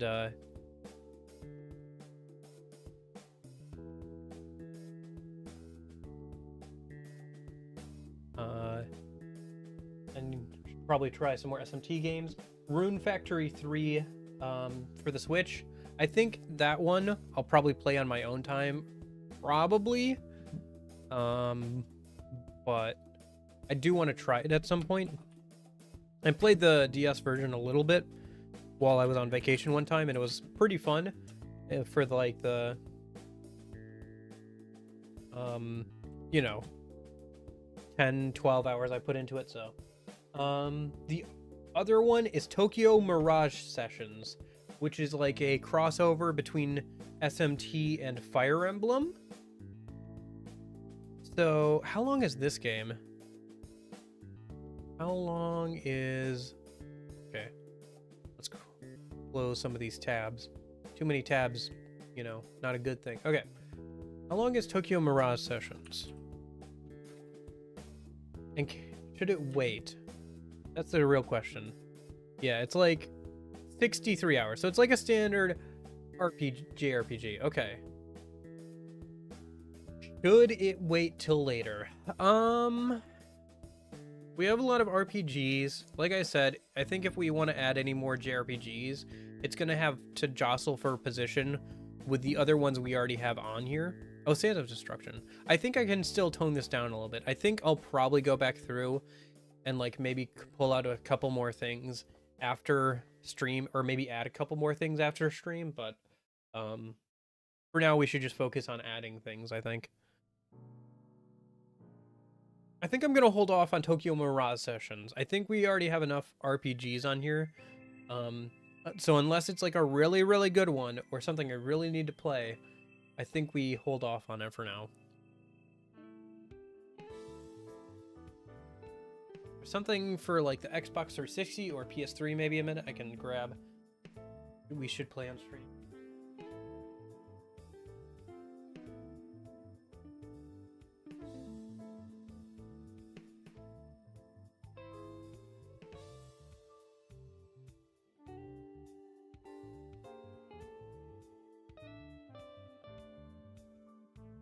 The only thing I can see is Enchanted Arms for the Xbox 360. Seems like maybe something, because Union always mentioned that's one of the better RPGs on that system. So let's see if it's how long it is. 43 hours, 25 for just the main story. That's not too bad. So that's like about half the time it would take me for a regular RPG. That's not too bad. Yeah, let's go ahead and put that on. I think that's good. That's not too bad. If it's like 60 hours, we really got to kind of wait at this point, but like 30 hours isn't too bad. It's not that bad, guys. Come on, it's only 30 hours. It's only more than an entire day of my life. But yeah. Enchanted Arms. I'll just put on Xbox 360 on here, just so I remember.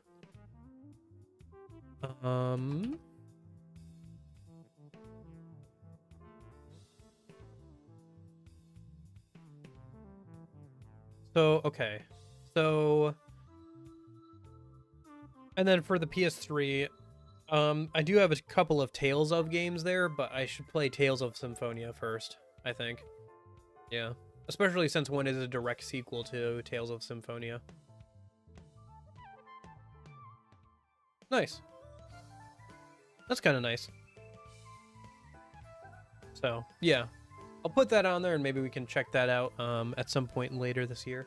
Or next year, I guess. And then, looking at the PS3 did remind me, though. Kingdom Hearts. Let me take a look here. So King. I think that would go up above here. So Kingdom Hearts. Which are the games? I think there's only like 1 or 2 that I have not finished. I finished 1, I finished 2, I finished 3. Okay, let's go in order. I finished 1, I finished Chain of Memories GBA version. I finished Chain of Memories PS2 remake version. I finished Kingdom Hearts 2. I finished both the DS games. Yep. I finished I think Birth by Sleep I haven't finished. Birth by Sleep and the prologue to Kingdom Hearts 3 that was included with the overall collection I didn't finish because I didn't have access to it before. So I think Birth by Sleep. I do have the KH All-in-One collection on Epic Games now. I played most of, like, I played 1, 2, and Birth by Sleep some on the PS3. I got through, like, I think 1 or 2 of the campaigns for Birth by Sleep, but I never finished it. And then I never did play Aqua's, like, prequel thing for Kingdom Hearts 3 because I just didn't have access to it. I played the Dream Drop Distance on the original 3DS. I have a physical copy of that. I have a physical copy of the GBA and PS2 versions of Chain of Memories. I have physical copies now of the PS2 versions of Kingdom Hearts 1 and 2. And then I also have the collections that were on PS3. And then I have both the DS games. So I have all the games now. But the only ones I have not finished is Birth by Sleep and then that prologue. So let's do Birth by Sleep. We'll put that on here for now. We might do some other Kingdom Hearts stuff. I've never gotten into modding the games, so maybe that would be kind of fun. And I've never played outside of 1 and 2 and Chain of Memories. I've never played any of them on stream, so, you know, might be kind of good to do. Okay. So we'll put that on there for now. Maybe we'll do more Kingdom Hearts stuff later this year. We'll see how things go.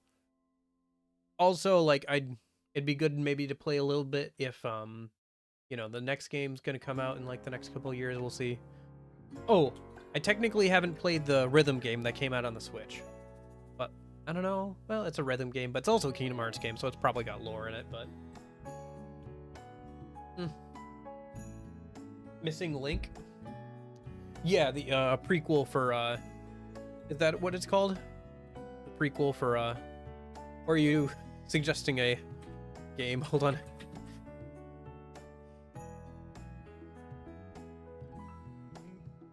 The Missing Link.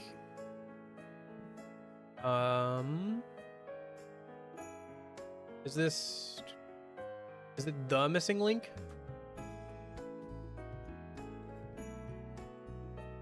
Missing Link. Kingdom Hearts Missing Link. Oh. Well, I mean, I did find a pixel-style RPG with turn-based strategy available in Portuguese and English. Now, it's an RPG Maker game. Looks decent, but yeah. Okay. But yeah, I haven't played the rhythm game that came out for, like, the Switch and stuff. I should probably buy that at some point. Okay. Does Nexomon need to be on here? Yeah, I kind of wanted to try some more Pokemon stuff and, like, Digimon. I want to try Digimon and Pokemon. The Missing Link, yeah. That's what happened during... That's what they called the spin-off from, that time that Link fell asleep and dreamed up a whole other world in his head. Remember the, Link's Awakening game? I have the remaster of that. I'm probably not going to put that on the list right now. Okay. So, unless I can think of anything else, let me give my shelf one more look and see if there's anything else over there that looks like it would be good to put on the list.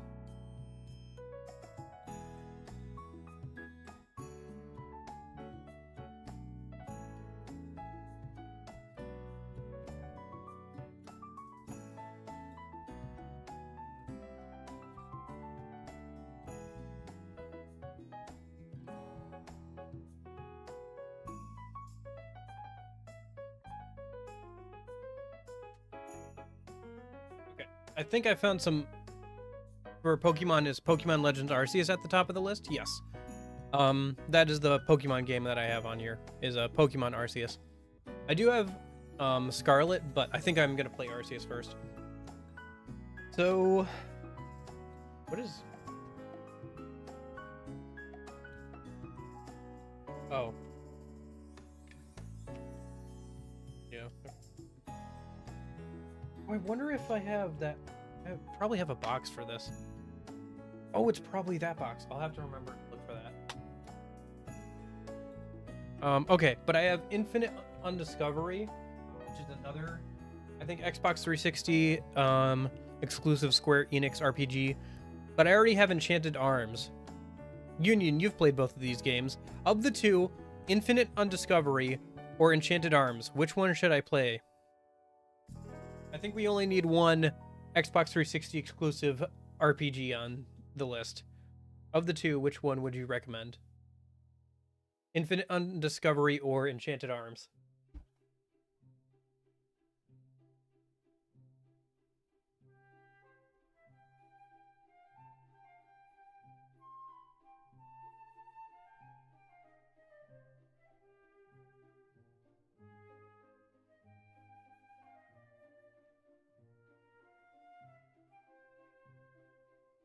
I thought you played Infinite Undiscovery. Maybe I'm wrong on that. Anyway, while you're thinking about that, I would pick Enchanted Arms over Infinite Undiscovery any day of the week. Great. We don't need to change anything on that part then.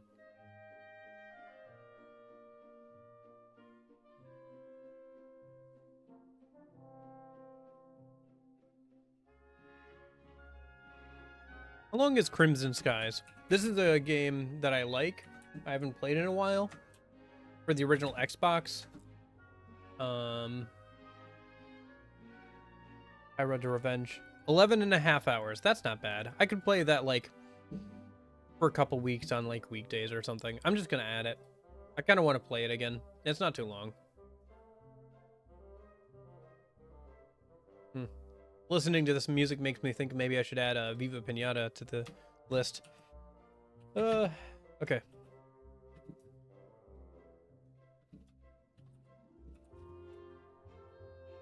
I have to make that name section longer.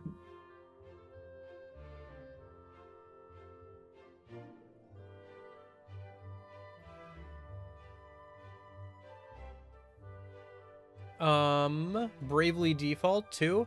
Well, okay, hold on. I've never played to completion the original Bravely Default. Let me take a look at Bravely Default here.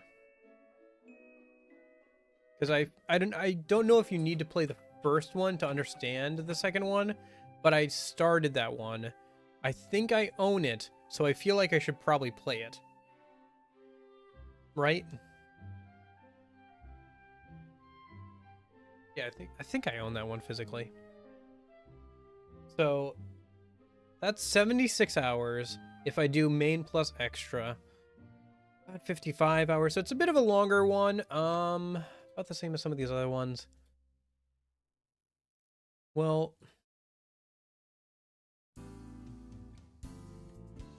I don't know. What can we get rid of? Put that on here. Where's Nexomon? We can take off Nexomon and maybe like a couple more things, and then maybe we can fit Bravely Default on there. Ever beat Celeste? It's a must play if you like platformers. I like platformers a decent amount, but I've never, but I'm not too good at them. I did have Celeste on here earlier. Would you recommend Ori and the Blind Forest more or Celeste more? Because, like, Ori and the Blind Forest is pretty good from what I've heard as well.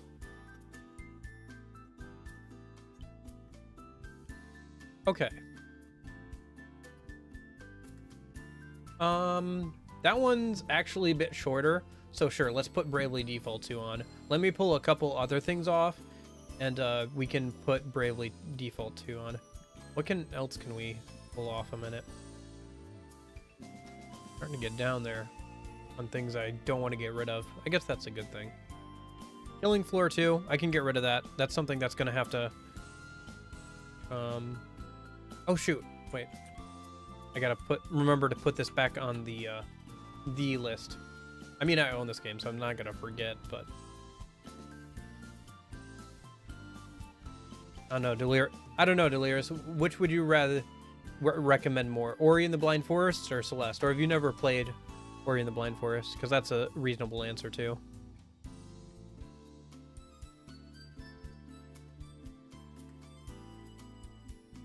Yeah, I do want to play Ori and the Blind Forest. Both of them I want to play at some point. It's just a matter of like, which came first, the chicken or the egg? What?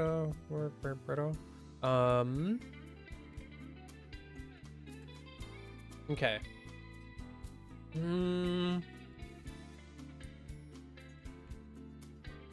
Is there something else I can get rid of? Like, I'm trying to see if we can get rid of a couple things to make room for those games.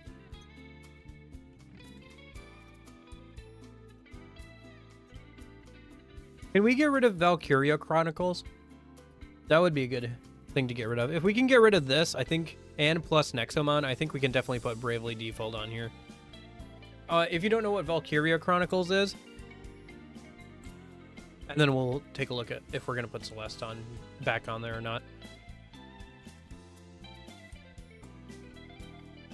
Valkyria Chronicles is basically World War II, but anime, and you, like, control the characters.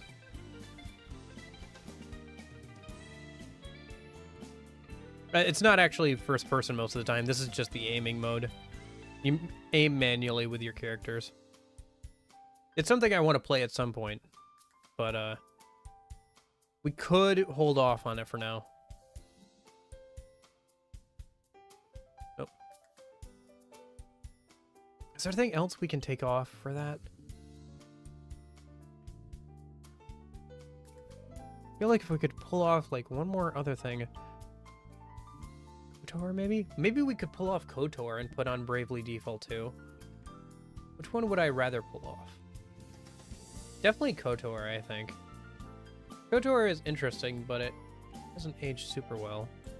Let's pull off KOTOR. Yeah, let's pull off KOTOR, and we'll add on Bravely Default too. And then we'll... I think we might have room from pulling that off as well to put on Celeste back on. Because I do want to play Celeste. So, okay, let me put on Bravely Default 2 a minute.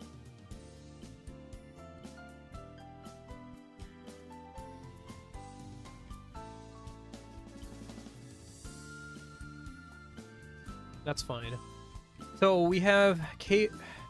What do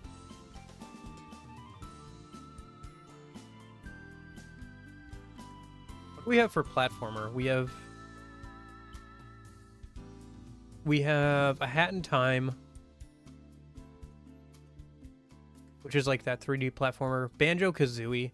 We could pull off Banjo-Kazooie. I'd rather play A Hat in Time than Banjo-Kazooie.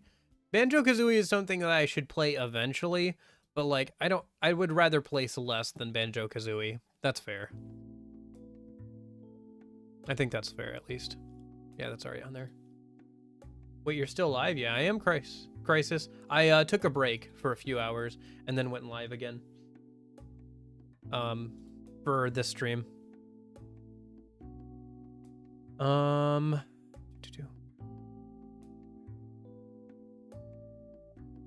Just trying to figure out which games, just trying to make a list of games so that a kind of a thing of like, which games would you guys like to see me play on the stream, but also like trying to give myself some constraints so that when I'm looking, hey, which new game do I want to play, instead of just scrolling mindlessly through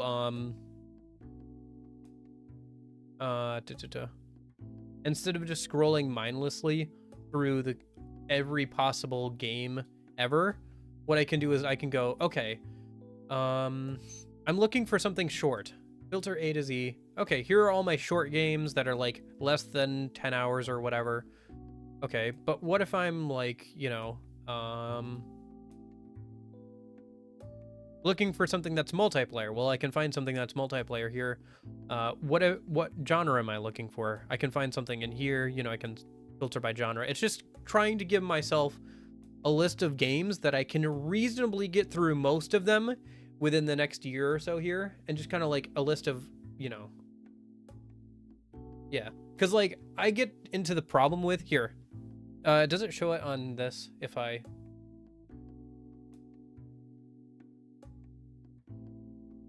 Yeah, so I have, I don't know if you can see it here, but in my unplayed, if I click on this, yeah, here, it says it at the top here, 389 unplayed games in my Steam library. And this is just Steam. This does not count any physical games I have, all of the games you could emulate on a PC. Like, there's just so much you could play that having a list helps a lot with, like, trying to narrow things down for all the things, like, that feel like they would be good to play or whatever. It's not a, you know, hard list. Like, things can be added throughout the year as new things come up, or, you know, if a friend invites me to play a game or whatever. But it's just trying to say, you know, here's a good list of games to play and stuff that you have access to, or, you know, you're looking forward to or whatever. And then also, like, at the end, you know, I can put them in as like, oh, here's all the games I played in 2023. Here's what I reviewed them, like what I gave, what score I gave them, a good chunk of like my thoughts about them at the time, you know, and you can kind of look back at that, and that's kind of nice too. So that is the point of the list. Okay, I need to add Celeste back on. Okay. But yeah, do you have any suggestions, Crisis, for games to play or add to the list? Yeah, we'll just put that on there and I can fill in the rest later. So Crimson Skies, Tron Evolution, 99 Nights. Again, another Xbox 360 exclusive RPG. We'll hold off on 99 Nights as well for now. Tron Evolution. How long is this game? Evolution. It's 9.5 hours long. That's not too bad. Okay. Yeah, I kind of want to play this. This is a tie-in game based off of the newer Tron movie, so story-based RPGs. Well, if we go ahead and we look at time to finish, Persona 3 Portable, 97 hours, 8 out of 10. Persona 5 Strikers, 89 hours, 8 out of 10. Persona 5 Tactica, 66 hours, 7 out of 10. Persona 2 Innocent Sin, 65 hours, 8 out of 10. Persona 2, other Persona 2 game, 63 hours, 7 out of 10. Blue Dragon, 60 hours, 7 out of 10. Yeah. I like story-based RPGs. I'm big fan. Big fan. I like them. They're long, so it makes it hard to like get through them as well as other games, which is why I'm being kind of picky on putting more on, because I have a bunch of them on this list already, so I'm being a bit picky about if we add any more story-based RPGs that are like the 60-hour standard. If it's like a 20 or 30-hour one, please go ahead and recommend it. Or just, you know, if you think it's something good in general, just recommend it. And even if I don't put it on like the backlog spreadsheet thing, whatever, I can add it to the list, which is every game I have ever thought, oh, that looks interesting, sounds interesting, oh, that might be fun to play. So I'll just add it to the list. Anyway. Okay. Where were we? So we put on Celeste. We were going to go through the Steam library. Okay, so let's go to... Let's go to the unplayed section, probably, right? So these are games that I've never installed and played, so...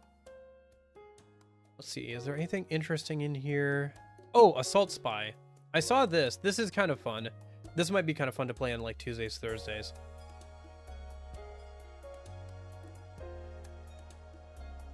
Made by the same Lost Odyssey? I don't think it is. Hold on. Let me check. I checked earlier. And I don't think it was. Is Lost Odyssey on? Just gotta be careful not to click on any puzzle games featuring a lot of anime women. on stream.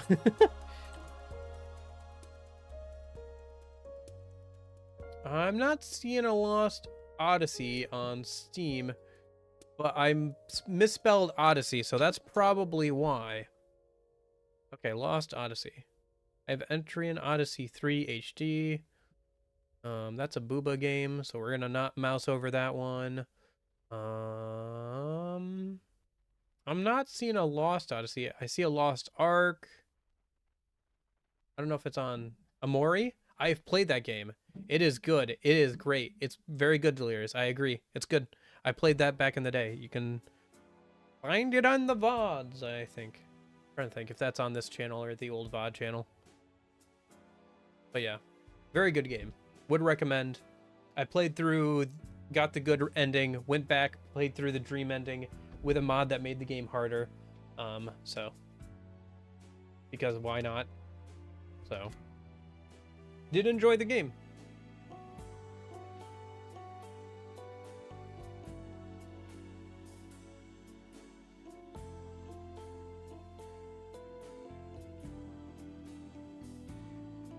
Yeah. Let me see if it's on which channel it's on here. I can probably just link you the playlist.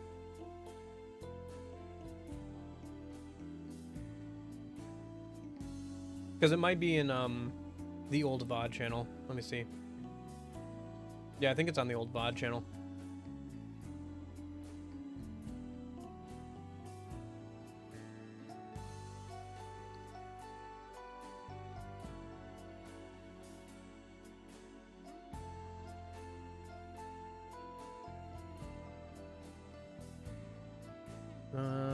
Where am I looking here?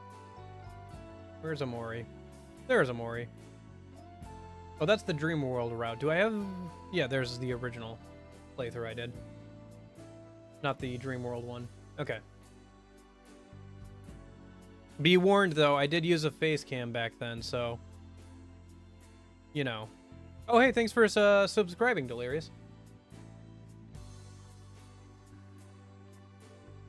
No. Well, that should have made it into the YouTube, yeah. But yeah, that's the link to the playlist of the first playthrough I did. The Dream World playthrough is, I think, another playlist on that channel. That's where I used to put old like Twitch VODs, because I used to not stream on YouTube, and I used to only stream on Twitch, so I had to upload them manually. Okay. So Assault Spy is just kind of like a fun game. That's kind of like DMC, so yeah, no problem.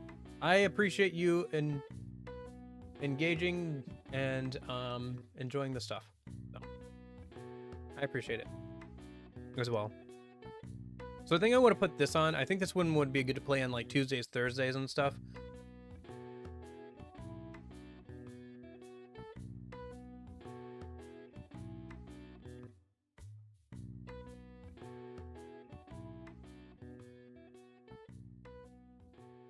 Oninaki.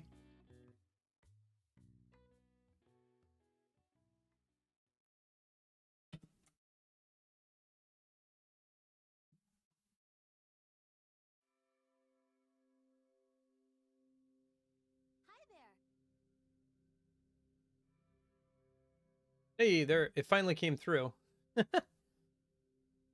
The delay on that is kind of considerable, but yeah, it finally, that subscriber notification finally came through. Okay. Oninaki. Okay, so it's on Steam, so let's pull up the Steam page for that then.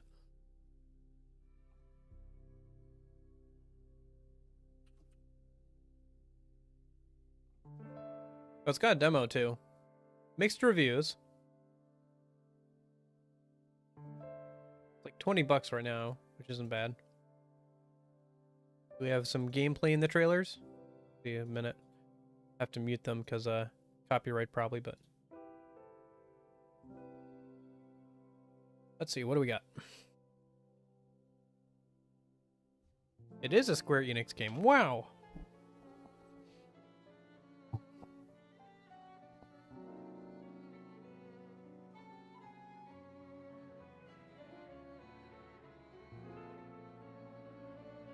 Oh, wait, it's not muted.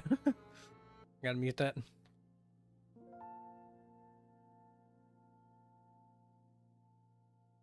Okay.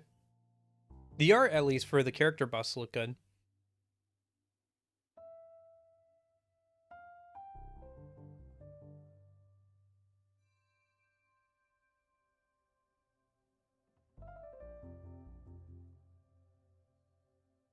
So it's a top-down hack and slash game. Okay.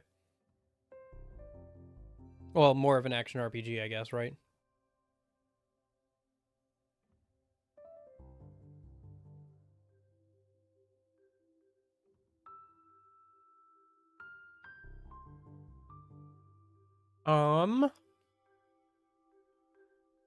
I can.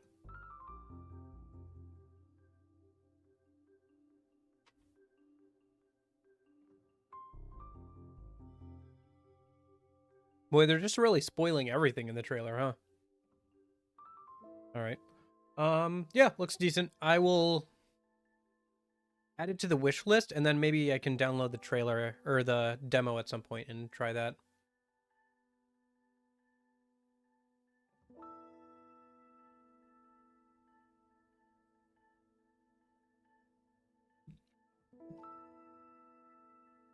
So let's see. For 2023, my highest rated games were Hollow Cure, which is a free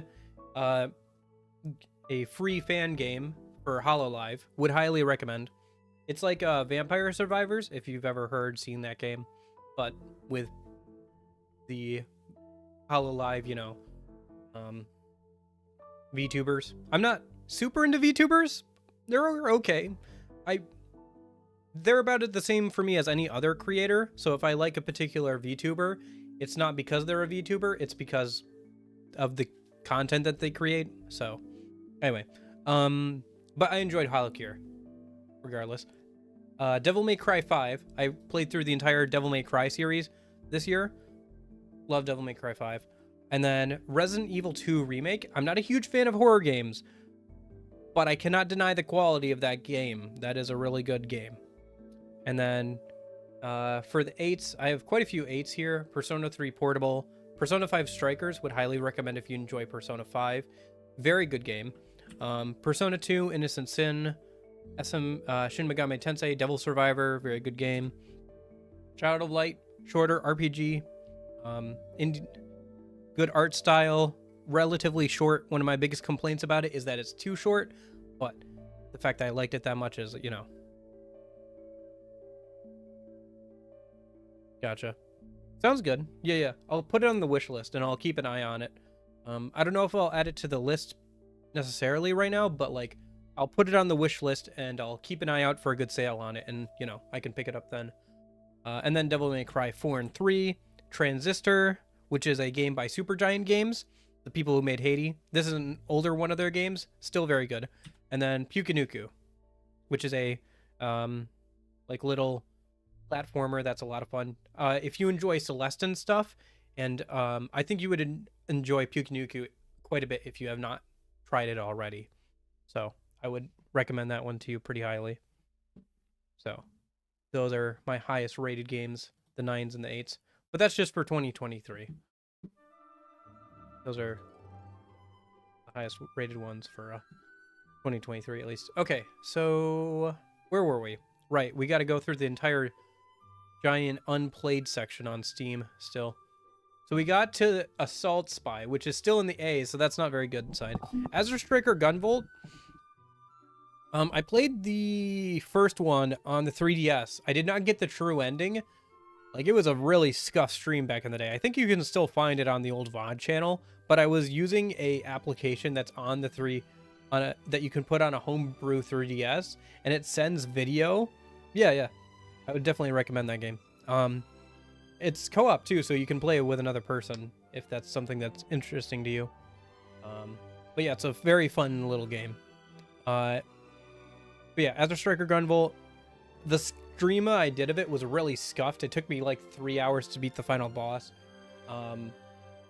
Because it was like using like an application you can put on a homebrew 3DS to send video from your 3DS over the Wi-Fi to your computer, and then you can capture it that way. And it was bad.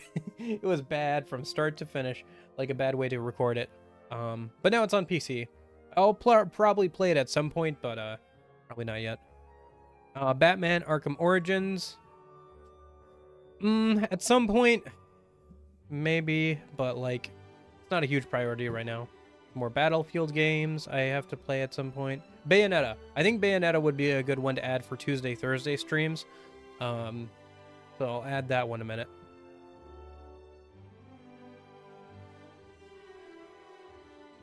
Not too long, I don't think, either. Like, if I enjoyed, you know, Devil May Cry and stuff, I think Bayonetta is a good one to add to the list. What else we got? No, that's an FPS game. Bug Fables is kind of like a Mario RPG like game. Looks pretty interesting, but I gotta probably play the Mario RPG games first. Bully, we went over that earlier. Caligula Effect Overdose. This is a game that's kind of like Persona in the fact that like you have like school elements and stuff, and like, you know, Hollow Knight. Yeah, I think that's on the list still so far, isn't it? I think it's still on the list. I have it. Yeah, Hollow Knight's on there. Yep. I gotta play that at some point.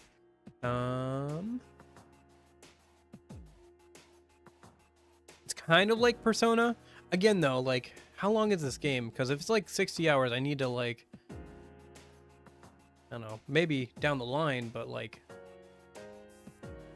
it looks interesting. I think it's more of a tactics RPG, though, than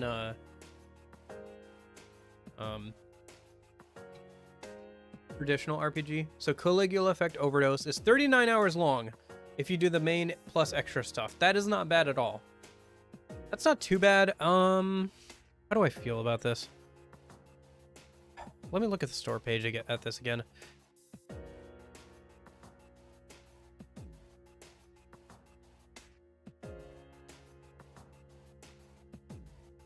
I don't know. I feel like it's not bad, but I'd rather play like, yeah, Hylix. Yep. I have Hylix 1 and 1 at least. I think I have 2 as well. I want to play those at some point. And the nice thing is that they're shorter RPGs, so I can play them between other RPGs. Like, I'm trying to get through 1 right now on the weekends before Persona 3 Reload comes out in early February.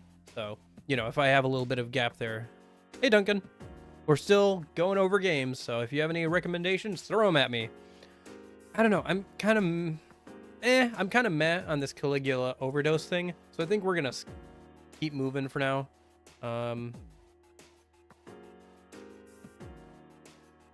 Castlevania games, RPGs or horror? I think they're more like RPG, Metroidvania kind of things, like platformer, kind of like, you know, exploration kind of things, rather than horror. Just the pixel, like the perspective that they have is like not too horror-esque, you know?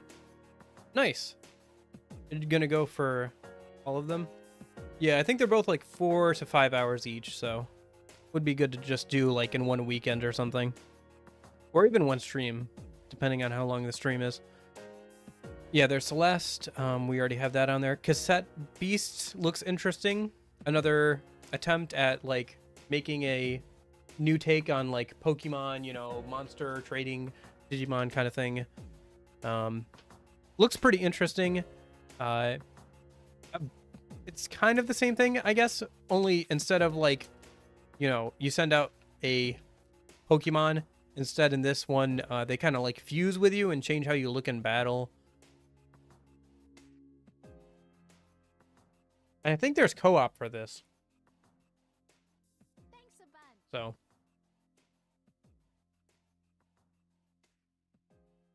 Oh, hey, thanks for following on Twitch, Delirious.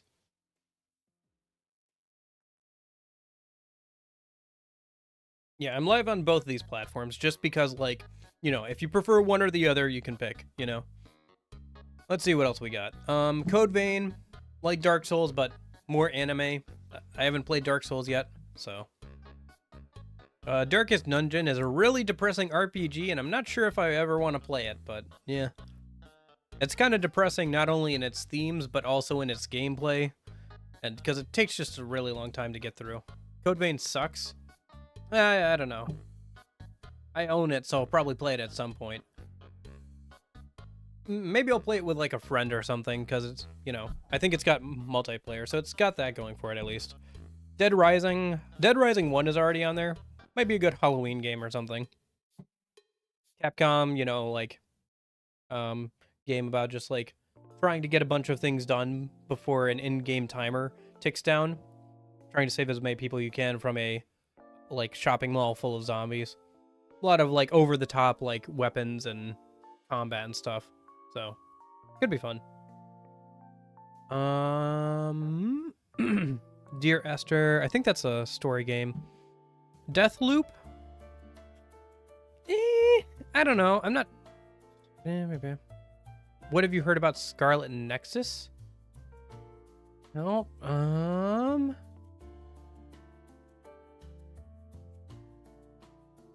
Let me take a look. Oh, I have cap locks on. Scarlet Nexus. I think I've seen that. I've seen some images. Like the eyes staring at me looks familiar. It's 80% off right now on Steam. Holy cow.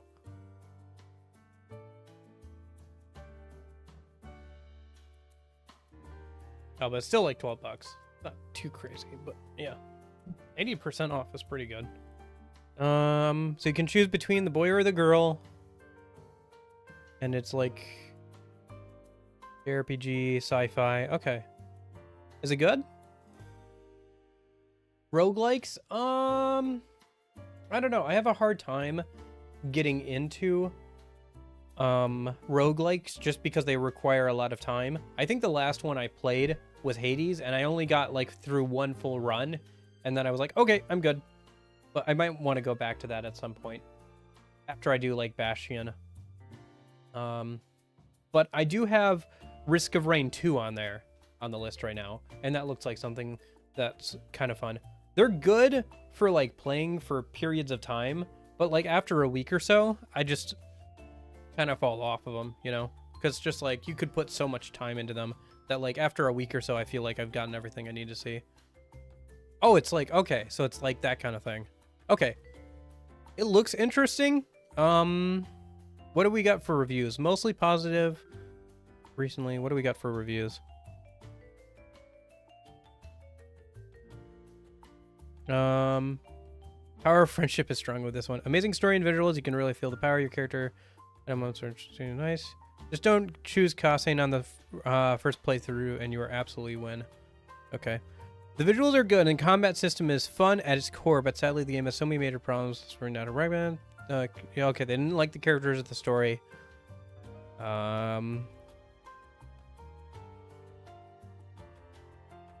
They liked the combat generally, but they didn't like the enemy design or map design.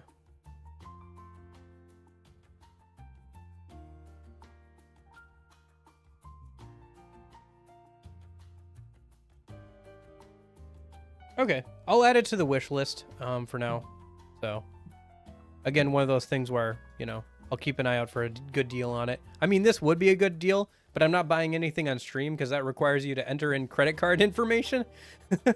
So maybe after today's stream, I'll go through and make some final tweaks and maybe pick up some things on my wish list. Actually, if we look at my wish list right now, it's only showing me things that are on sale. And because of the Christmas sale, this is like how long the wish list is.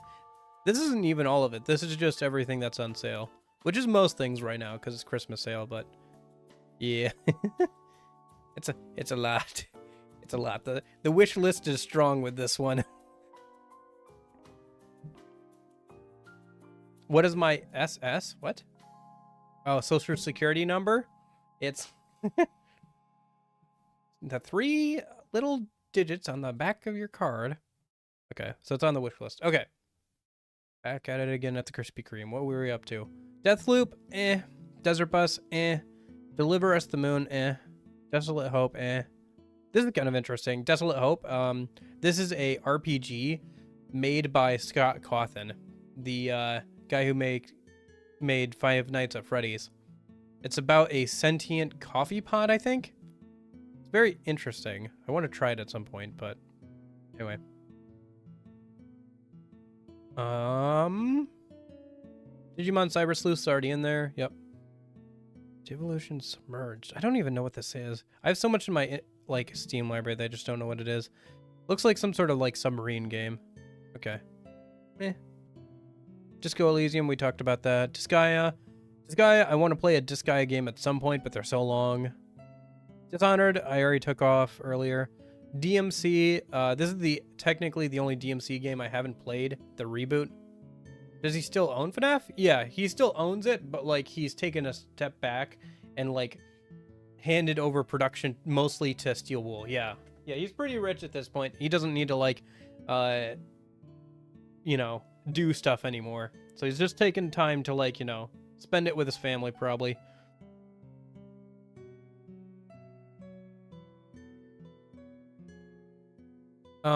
Don't Starve. That's a game to play probably with other people. Don't Starve together, yeah. I don't know. I tried Don't Starve, but I didn't enjoy it by myself. Maybe if I played it with another person. Doom 2016, that's already on there. Doom Original, that's already on there. Doom and Destiny. What is this? I don't remember what this is. Oh, it's like a RPG Maker game. Like an interesting little RPG Maker game. Okay. Not right now, but maybe at some point. Some point in the future. Downwell. I think it's just like, yeah. Drawful. Dungeon Defenders. Multiplayer game. Dungeon of the Endless. I think that's Dust and Elysian Tale. But we already have enough platformers on here, I think, for right now. Entropy. This is a interesting looking Half-Life game, fan game, but I haven't played Half-Life yet. Skyrim, I think that's already on there. The Eternal Castle. We already have enough platformers on there, though. We have like 5 or 6. Etrian Odyssey. We already have an Etrian Odyssey game on there, so I'm gonna hold off on that. Exit the Gungeon. I Divine Cybermancy. What's I Divine Cybermancy like? Even the gameplay, like I don't even remember. This is like a first-person shooter in like, I think that's what it is. It's like I think it's a first-person shooter in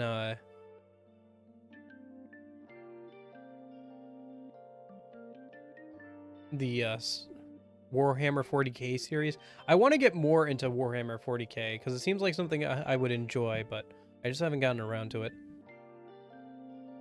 Faerun, Fallout, Far Cry,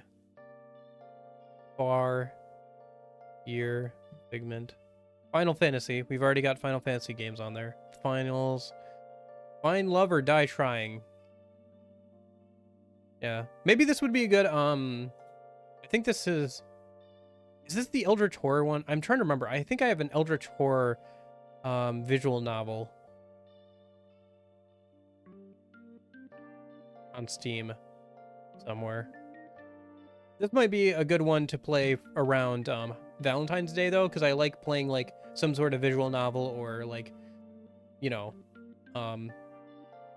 love romantic based game around Valentine's Day. We'll see. That's coming up though, isn't it? Like in a month or 2 here. I never remember what Valentine's Day is because I don't have anybody to celebrate it with. So, For the King. That was quick. The Forest, Fostering Apocalypse, Frostpunk I already took off. FTL, not right now. Gary's Mod, Garten of Ban.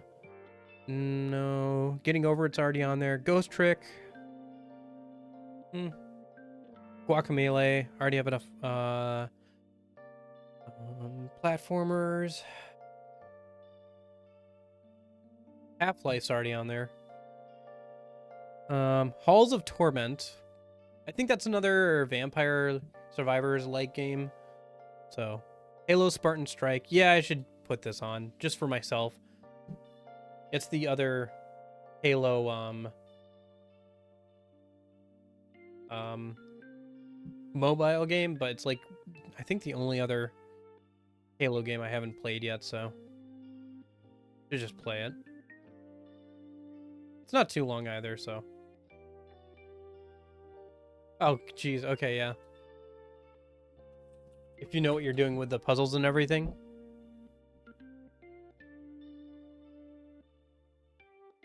So what was the name of it again? Spartan Strike, okay.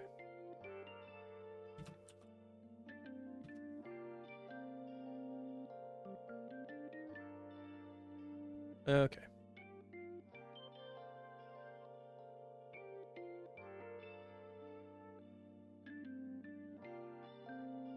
So where were we? H. You can even skip the puzzles too, dang. I didn't realize that. Oh, Hand of Fate, this is interesting. I think this is like a roguelike top-down action game where between rounds you get like cards from like this mysterious dealer in like this first person mode. It looked interesting back in the day. I still want to play it at some point. How long is this game? Halls of Torment? Gotcha, yeah. Have you tried Hollow Cure at all? That's the one I've put the most time into out of any like Vampire Survivors like game.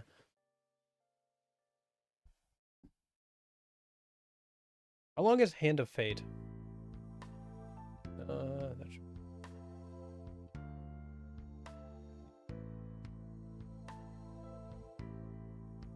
Hand of Fate is 20 hours. That's not too bad. And it's got a sequel too, so if I like the first one, I can play the second one. Alright, let me throw that on there. That's not too bad at all. And something I've had my eye on for a while now.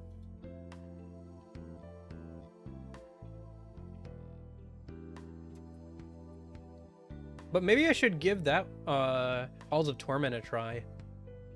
I mean, yeah, I'll throw on Halls of Torment. Sure, I enjoy Hollow Cure, so I'd be interested to see more takes on a similar style. I think I've played some Vampire Survivors as well. I liked Hollow Cure more. But I'll give Halls of Torment a try. How long is Halls of Torment? Well, I mean, relatively speaking. Some of these games, you know, you could play forever. Torment, yeah, 21 hours, sure, yeah. I mean, completion is only like, what, 43 right now?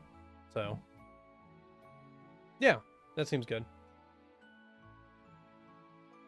Oh, yeah. Yep. Yeah, you should totally give Hollow Cure a try. It's really fun. It's got 32 characters currently. And it's got so many items that, I actually think it needs more item deletions, like, you know, how you can delete an item per like rotation sometimes in those games, so you don't see that item again. I think it actually needs more, because once you ever do, like, once you get all of the items, like the passive items, there's so many of them right now that you actually, I think, need to be able to get rid of some of them. Like, I think they need more of those, like, ways to get rid of them and stuff. Did I ever do Claire's route? I did not.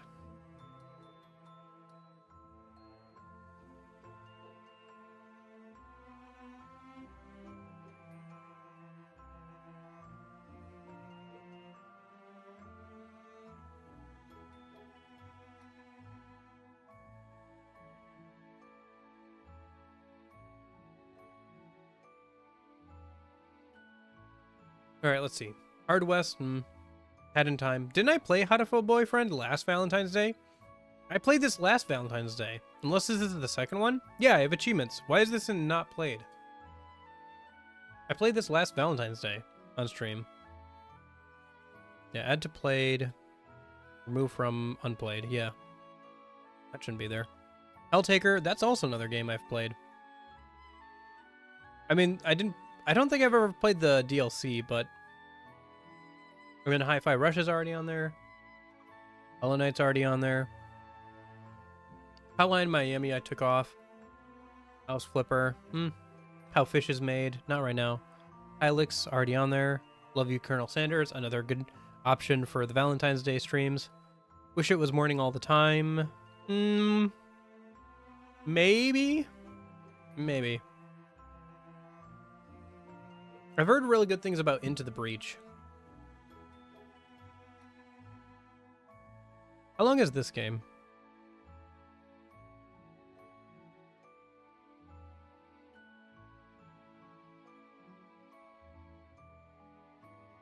Yeah, no, I didn't do the Claire thing.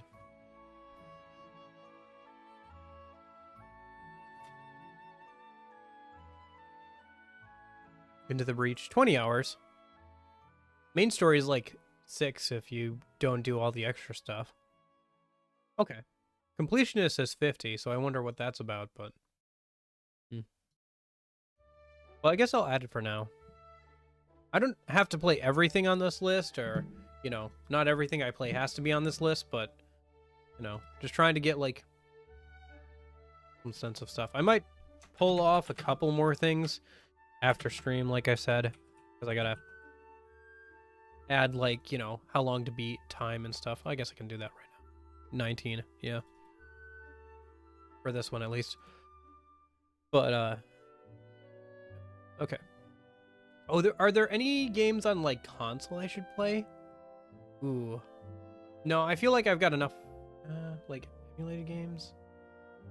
I don't know. Oh, let me keep going through this. Oh, Jack Move. That's something interesting. Have you guys seen anything about this? Jack Move. It looks really interesting, if I remember right. Yeah.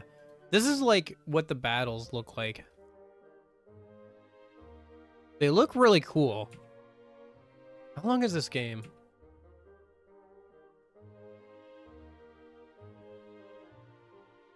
Here, let me see if the trailer has any gameplay footage. Like, this game looks pretty cool. Like, I remember seeing, like, gameplay. Here, let me see.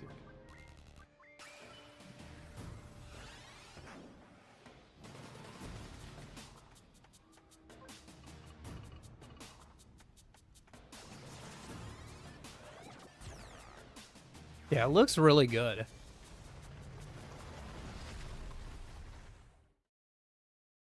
Like, style-wise, at least.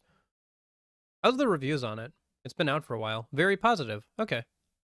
Came out, like, last year. Okay. Shining Force Refrain. I've heard of that. Yeah, I think that's on the list. Like, overall list. But I have heard of that. I hear it's pretty good. But for now, let me... I think I'm gonna add Jack Move, unless it's, like, super long. Like, I think I'm gonna add it. Because I've had my eye on that one for a while, too.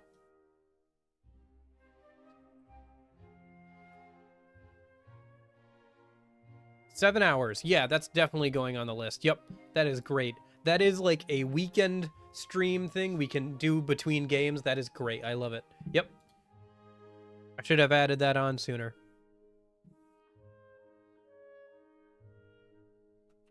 Yeah, for me, Duncan, I don't know. It was a combination of a couple things. One, I'm not a huge fan. Sorry, I'm talking about the RE2 Claire route thing. For one, I'm not a huge fan of, like, horror games. And two, I felt like I got everything I needed out of that game. I still rated it very highly. I gave it a 9 out of 10. But I'm pretty happy with the amount I played, you know? I understand that I'm missing out on, like, a good amount of content, and maybe I'll go back and play it at some point, but, like, I'm pretty happy with the time I spent on it, you know? I got out of it everything I needed to justify my purchase of it, so... I'd be down to try to go back and do Claire's route, like, maybe next Halloween or something, but for right now, I'm pretty happy with the stuff, and personally, I'd rather play other games, because it was very stressful to play that game on stream, which is the point, right? It's the point. It's supposed to be kind of stressful to play those games, but at the same time, it was, like, stressful on top of, you know, stream sometimes already being kind of stressful sometimes, so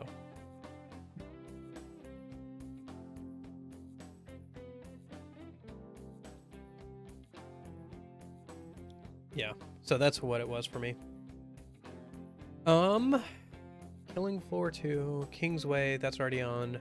Lab Cat Escape, The Last Stand, Rails in the Sky, Lego City Undercover, Limbo, Little Nightmares, The Long Dark's already on there, I think. Long Live the Queen. That's an interesting game, but maybe for another time. Lost Dimension.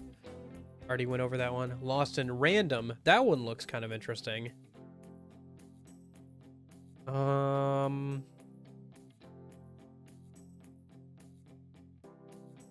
Max Payne's already on there. Tomato Anomalies. Looks interesting, but probably what do I want? At least play Lego. Maybe. Hey, I've been playing that Lego Fortnite mode with a friend or two. It's been good. Have you guys tried any of the new Fortnite modes or whatever? The new games inside of Fortnite? The Guitar Hero thing, the racing one, or the Lego Minecraft thing? I guess it's disingenuous to say Minecraft. Lego survival game kind of thing. Okay. Let me take a look at this. This looks interesting.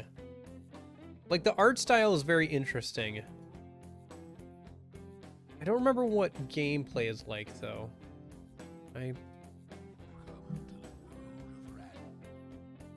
Like, the art style of this game looks pretty good. It's Fortnite. Oh, nothing. Don't worry about it, Duncan.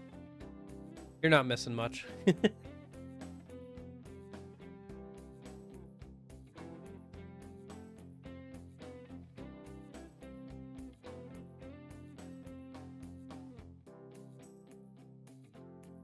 Okay, do we get any actual gameplay in this trailer, though?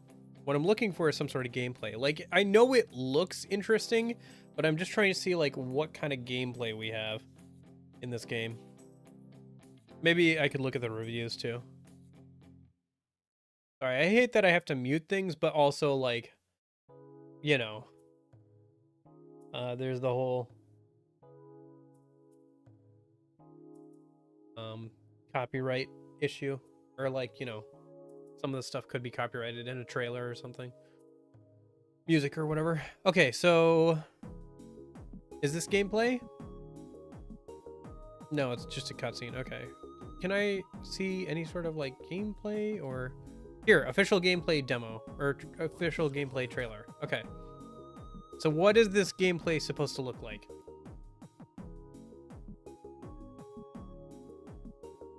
Okay, so all I'm seeing so far is a very cool cutscene. Where is the gameplay? Oh, is this like... When they say gameplay... Okay, here we go. Oh, so it's a card action... Okay, interesting. It's an action game using cards as, like... Okay, so this seems like right up my alley. It seems like right up my alley. How long is this game? It's only $3 right now, by the way. If that looks interesting to you, it's $3 right now.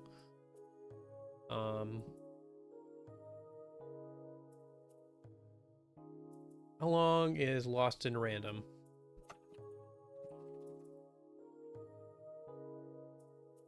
$16 hours. That's not too bad. All right, I'm gonna throw that in, I think.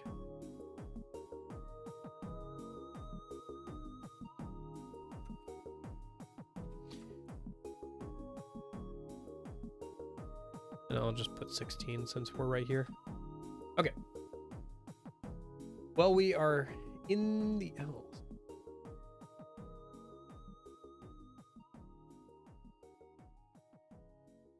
So, okay, so we're in the L's. Majesty, Mass Effect, we took off. Mado, probably too long. Should I try the Mega Man Battle Network games? Like, they have this whole collection here, and I bought the collection. I should probably try them at some point. Like, I would like to at some point. You have champagne for tonight? Nah, I don't drink. Sorry.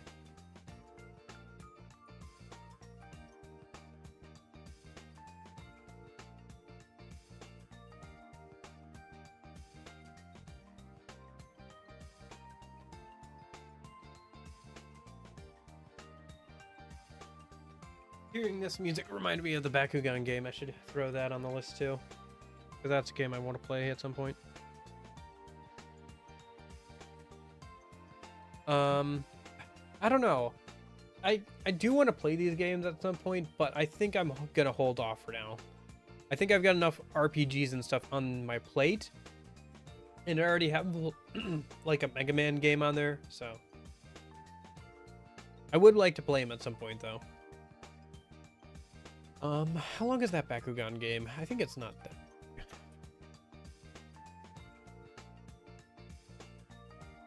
Yeah, Bakugan Battle Brawlers. It's like 32 hours for main plus extra.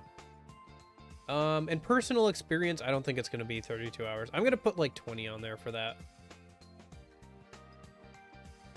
I'm going to put... It's a fun game. I don't know if we'll play it on stream or something, but I want to play it for myself at some point. I think over the next year. I've been thinking about playing it again for like the last month or so. Especially if I can track down the Xbox 360 version. The Wii version isn't bad, but the Xbox 360 version is in 16:9 and it looks better. We'll track down. I can just buy it, so it's not.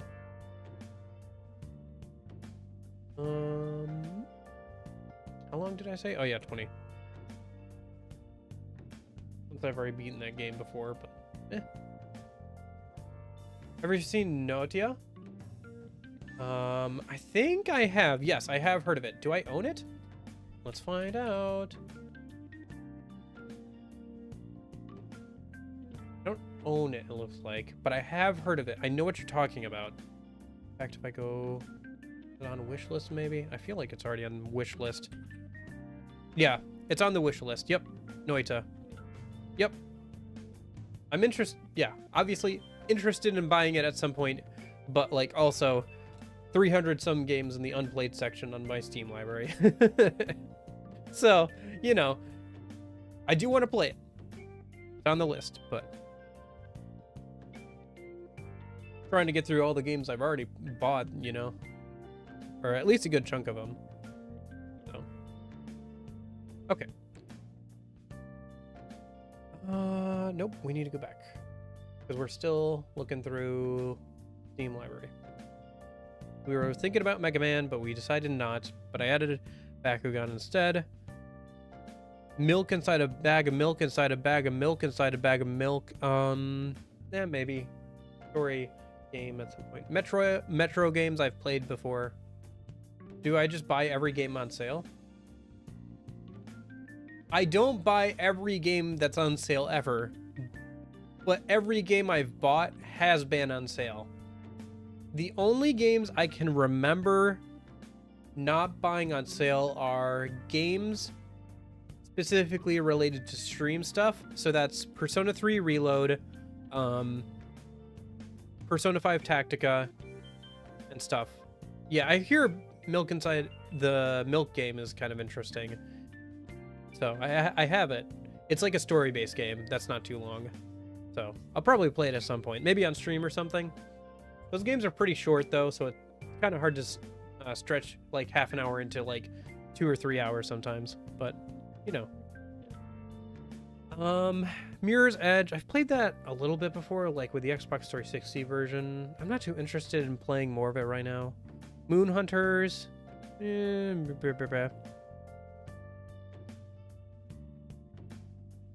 Muse Dash. Nayari. I don't remember what Nayari's about.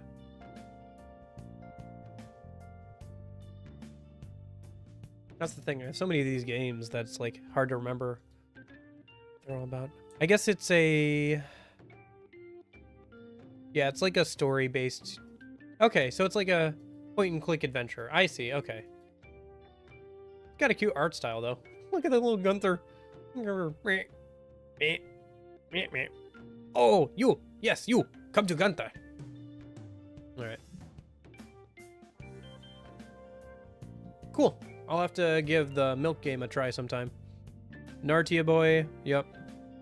Natural Selection 2 I recently bought. Nexomon. I think I took that off. I think I took Nexomon off recently. so that we could put on another RPG. So Nier Automata is on there. Got to play that at some point. Nightcall I took off. Okami is on there already. One Step I took off. One Shot I took off. Ori's already on there. Origins, Outcore, not right now. Outer Wilds is already on there. Outer Worlds is already out there. Outpath, what is Outpath? What is this? Prologue, experimental clicker base building game. Huh. Not something I'm interested in right now, but looks kind of interesting for later. Outward, that's an interesting looking game. But one that I would require a lot of time, I think.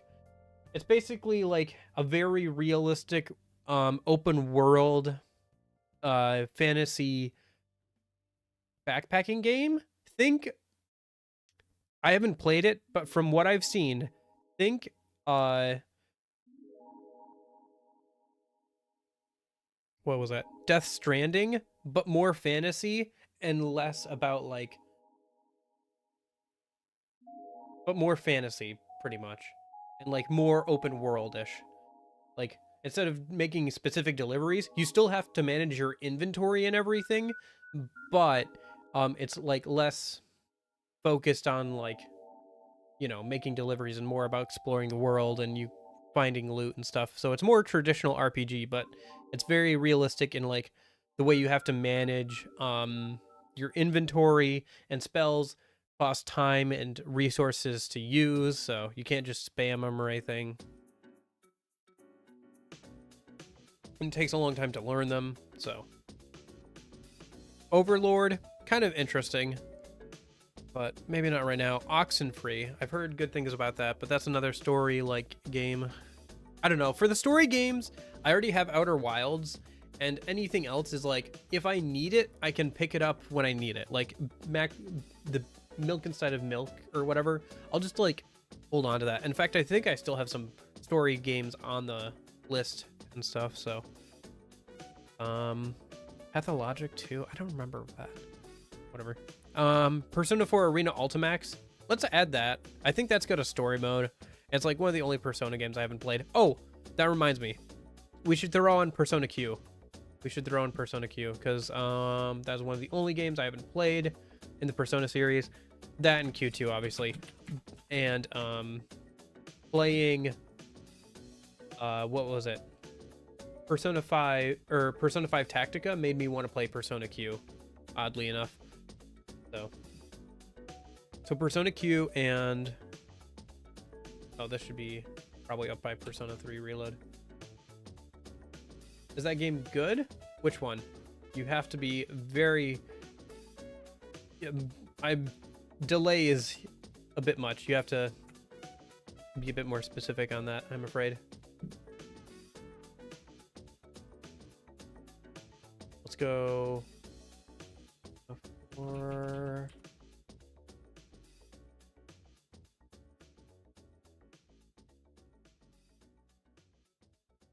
Arena Ultimax. Oh, from what I've seen, it's good if you like fighting games and you also like Persona. I hear it's like, and from what I've seen, it's like actually like a pretty solid fighting game, especially if you like all the characters and everything. So, and the art's good and stuff, so, and the music obviously. And there's a good roster of players and stuff, of characters and stuff. So, and the story is kind of decently interesting. It's nothing crazy, but it works for a fighting game. Phantom Brave, PC, Disgaea stuff. Phoenix Wright Ace Attorney trilogy. I don't know if I want to go through the whole Phoenix Wright trilogy this year. I do want to do it at some point. Planescape Torment Enhanced Edition. Oh, right, yeah. That. I'm good on that for now. PlanetSide. Pony Island, that's already on the list. Nice. You've only got one more to go. Nice. Portal. Played that a good amount. Postal. Cannot play that on stream. Princess Heart. Kind of interesting. But probably not going to do that right now. VR game. Prototype. Might be something I play in my own time. Psychonauts. I think that's already on the list. Planescape Torment.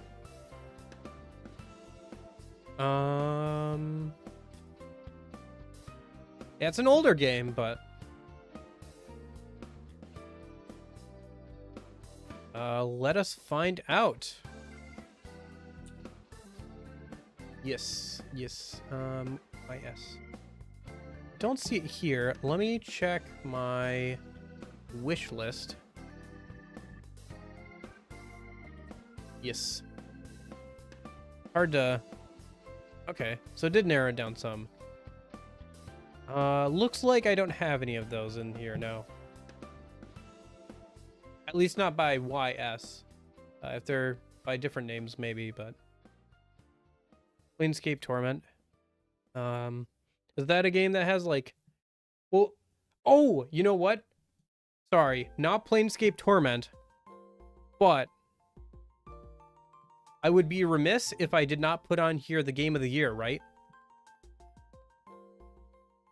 Baldur's Gate 3. I have it now. I bought it to play with a friend, which we might do on stream together? Question mark? It might be their stream, or I might stream it myself, but like... Yeah. Yep.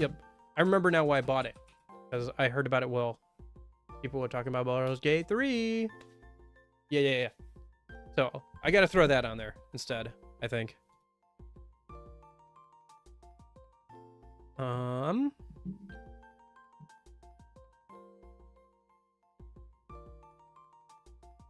Reciteer and Item Shop Tale, that's already on there. Recore is still on there, I think.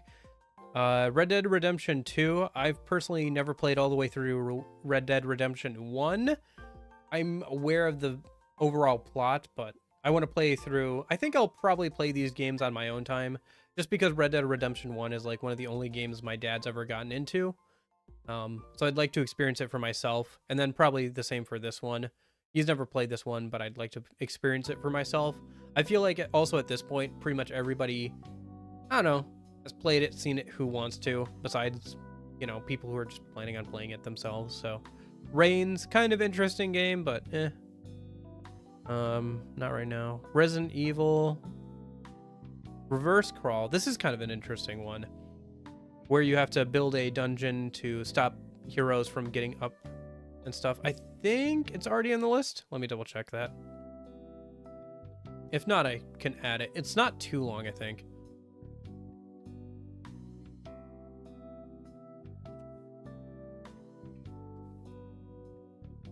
Six hours. Okay, yeah. Reverse crawl. Could be kind of fun. Put the shoe on the other foot.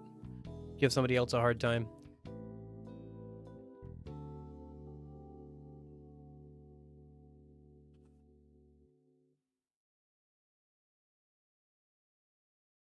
Oh yeah, I mean there is that DLC thing or whatever for the zombie mode for not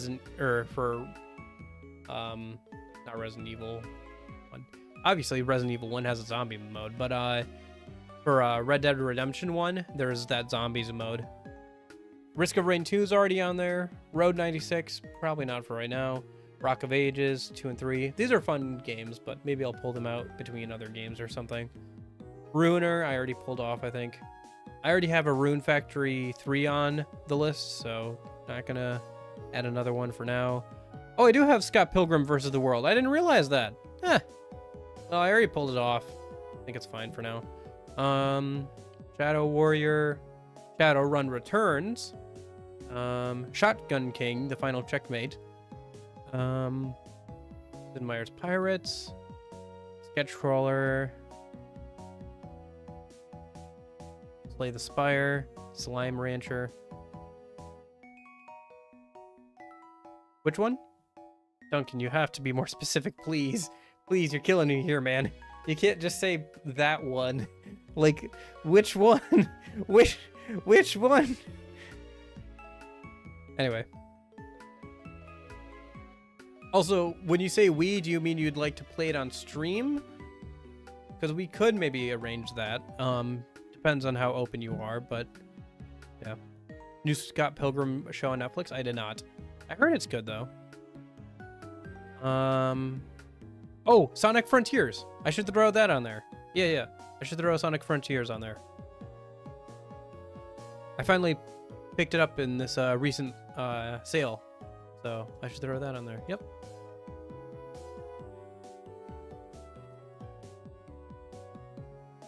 Yep. Sonic Frontiers. Okay. Soul Worker, Spec Ops: The Line, Spore, Stalker. Oh, Star Ocean. Ooh, I kind of wanted to try a Star Ocean game. Ooh. Okay. Yeah. I mean, are you in the Discord, Duncan?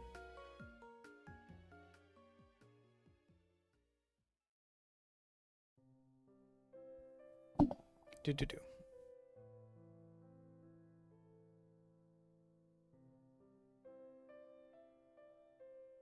Star Ocean. All right. DM me later. We can I can add you as a friend, and I can make it Steam makes it really easy to filter out which games two people have, like with your friends or something. Probably the one I own. Star Ocean: The Last Hope here. How did it go for reviews? Mostly positive. Okay. I remember trying one on the Xbox 360 back in the day. Like I borrowed it, and it was pretty good. And I have the second story, that remake that they put out fairly recently, on wishlist, so I'll hold off on that one till it goes on sale. But yeah, I'm gonna throw this one on here. I think I'm gonna throw that Star Ocean game on. I feel like we're definitely not gonna get to all of these games, but I can throw it on here, and maybe I'll get to it at some point in the next year. Who knows? I'll probably also pull off a couple of things after stream too, and like, you know, add in all the times and see like, ooh, is that gonna be something I want to put that much time into next year or something? Anyway, are we seriously gonna go until it's like midnight for me? I don't know. I guess we could. Maybe we could boot up one of these games. I could like hold up. Do we have something that's 3 to 4 hours that would be kind of fun to play on stream until the new year? How long would that stream be? Because if we started at 3, yeah, that would be fine. It wouldn't go over the time. Okay, hold up. If I filter A to Z, do we have a game that's like 3 or 4 hours long that we could play? Last Hope was fun, but not a keeper for me. Fair enough. But I would like to try a Star Ocean game, so. Not in here right now. The only one I see is Hylix. We could try Hylix today. I don't know. That's kind of an interesting one. That'd be an interesting way to start the new year.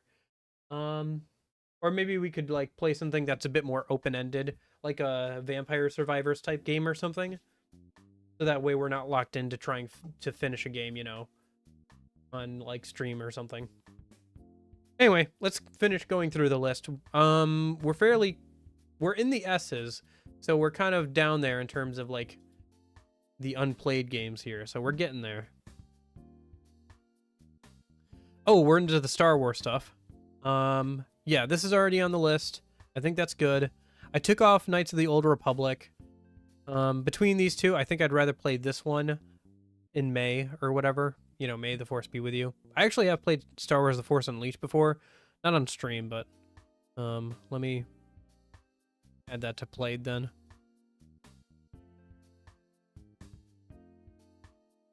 Stardew Valley is already on there. SteamWorld Heist is interesting, but not right now. Okay. I mean, that's technically the same thing for SMT3 Nocturne. Although I don't think you'd ever need to get that far. Super Fancy Pants Adventure. I'd like to, but too many platformers. Mind Control Delete. Oh yeah, the new Super Hot game. Supreme Commander, RTS games.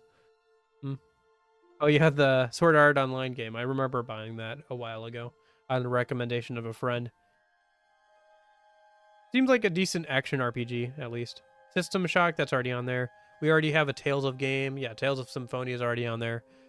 Although we may play the GameCube version, even though I already bought the Steam version, but... Tales of Vesperia I've already played, so... Not on Steam, but... I have played it, so I think I'll add that manually. This is good. I had less unplayed games than I thought. Although sometimes things like this count too, where it's like the Talos Principle VR. You know, it's like both these count as like quote unquote unplayed games in the Steam library. So, we took off these Titan Souls, Titanfall 2 already on there. We took off that Torchlight. I already have Fate on there. Oh yeah, this is the SMT style game, but with Toho characters. Artificial Dream and Arcadia. Yep. Tower of Guns, Townsman, Uber Soldier, Railed, Valkyria Chronicles. We already took that one off. Vampire: The Masquerade Bloodlines. Interesting game. Do want to play it at some point. Not right now. That's already on there. Oh, took off. Nope. Nope. Already took off. Gotta go. All right. Have a good New Year's, Duncan. Have a good one, man. We'll connect over Discord some. Maybe we can play some games either on or off stream. That'd be kind of fun. I got plenty of multiplayer games that I gotta play at some point, right? So, all right. Wolfenstein. We already have one of those on there. XCOM. And then we already have Yakuza 0 on there. And Yuminiki. Okay. I think that's good. Unless anybody can think of anything else, we've gone through the whole Steam library of unplayed games. Let me think. So in terms of like games to play on like Tuesday, like weekends, we're good. RPGs are not an issue. We have RPGs till the day I die. Quite literally, probably, actually. But for like action, like more actiony stuff for Tuesdays, Thursdays, we have plenty of action RPGs, action adventure games between the Kingdom Hearts series. We have Hi-Fi Rush. We have that Assassin Spy thing, Assault Spy. We have Bastion. We could, I don't know. We have plenty of stuff for Tuesdays, Thursdays. I have plenty of stuff that seems like it would be fun for me on my own time, like some fun FPS stuff. I think we have everything. I can't think of anything that we're missing. Like, I'm looking at this and I'm like, this seems like a good list. How many are there here? 123, so that's not too bad. The last list ended around the 200 mark, so this is like a whole 100 games less.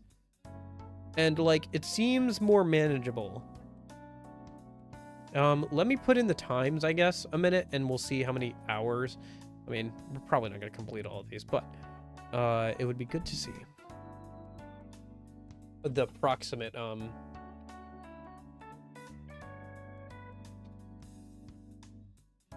don't know.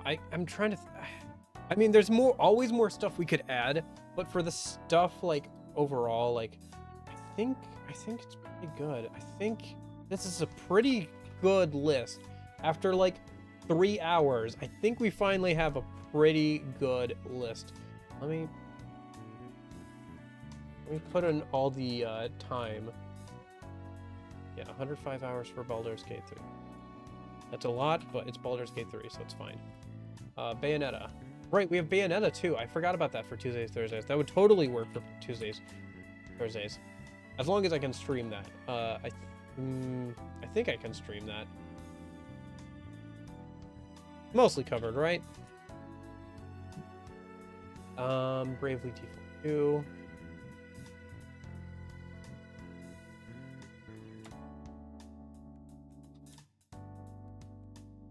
$69 hours, okay. 69 hours for Bravely Default 2. Okay. Celeste. 14 hours. Crimson Skies, High Road to Revenge. How long was that? 11.5 hours, okay.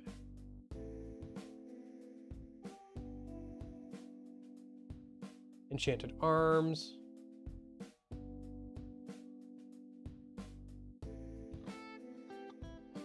43 hours.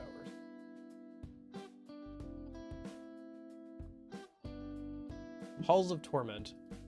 I don't know if you can put a number on this one, but I think they did. 21, yeah. Probably just to unlock all the characters and maps and stuff is probably 21 or so. Halo Spartan Strike.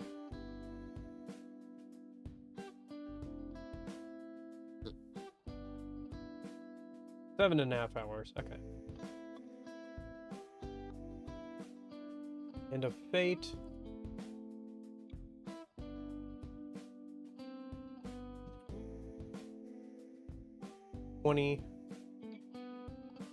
I'm taking the main plus extra. How am I going to decide to play first on weekdays and weekends? Just depends on how things go. Right now I have weekends pretty much set up for like the next few months because we're gonna finish Nocturne sometime in January. We might have enough time for like a shorter RPG or something else, you know, like that's a bit shorter for like a weekend or two, kind of like how we did with Child of Light, you know, between two longer games. We can do a bit of a shorter one there. We'll do that, you know, we'll fill the time until Persona 3 Reload comes out. That will consume the next month and a half of my life until probably till college is done or so.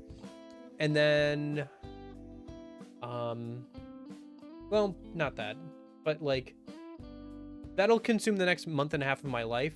And then probably we'll do the Persona 5 Royal Challenge playthrough, and that'll consume, yeah, and that'll go until the end of my college life, which will be like, yeah.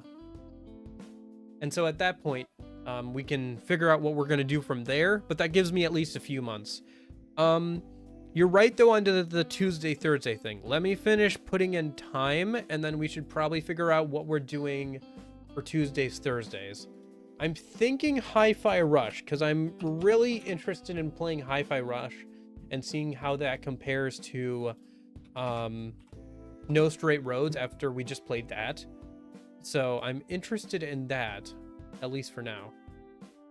But let me finish putting all this stuff in. So, ooh, Kingdom Hearts Birth by Sleep. It also depends on other things. Like, there's a lot of moving variables that's hard to say. Like, if I wanted to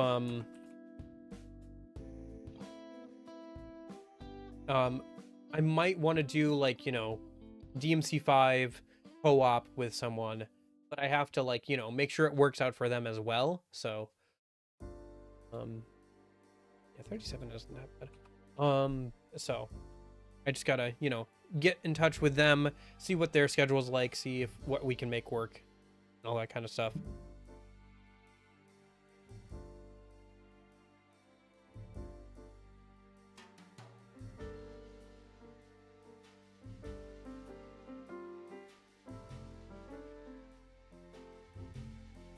On a queue, 71 hours. Yeah, but that's probably pretty accurate. Oh, okay. Rune Factory 3. I don't know. Yeah, I think it kind of does. Special. Oh. Hours or so. Megami Tensei 5. Megami Tensei.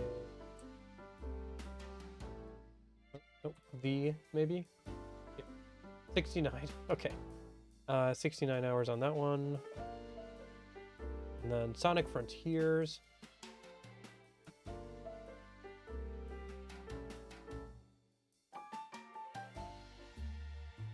But yeah, like the next few months of my life are already blocked out for the weekends. It's always kind of something that's kind of funny to me, the fact that I have like the next half a year of my life blocked out for the entire week, like every single weekend. It's like, I know what I'm doing this weekend. I'm playing Persona.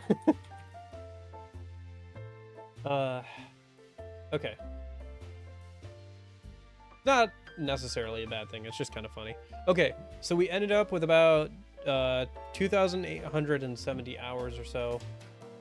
So if I do 2,865 hours divided by 365. If I played for 7.8 hours a day, I could get all these games done. But I don't think I'll get all of them done, but think not too bad, I guess, because we were at over 8 hours. I think the last list I did, I calculated it out, and it would have been 13 hours a day if I wanted to complete all of them, so a sizable reduction. So, and some of these I'll probably like not finish, or I'll get like I'll put in less time than it says the estimate is, because I usually, what I do for the estimate is I take the main plus, which is like all the main stuff plus the side content, for the estimates in howlongtobeat.com, because I usually end up, especially if I'm streaming something, I usually end up going for all the main story and then doing the extra stuff, and doing like any sort of like voice acting and like, you know, just stream stuff kind of takes up some extra time. So yeah. And I also grind a lot off stream. So I guess okay. What do I want to add? Any RTS games on here? Like, do I want to add any Command and Conquer games? If they come up, they come up. I'll hold off on that, I think. So, and I might remove some stuff too. So let's find something. Let me take off all the stuff that I'm definitely not going to do for Tuesdays, Thursdays, and let's see if we can figure out like what the next couple of games are going to be for that.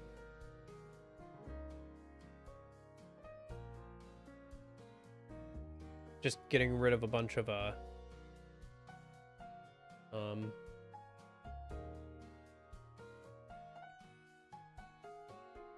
categories that I just don't think would work. Okay. So I think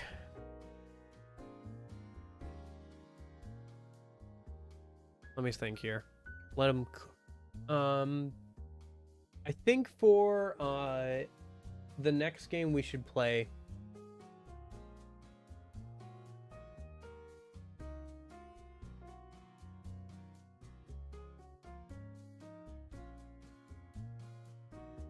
I think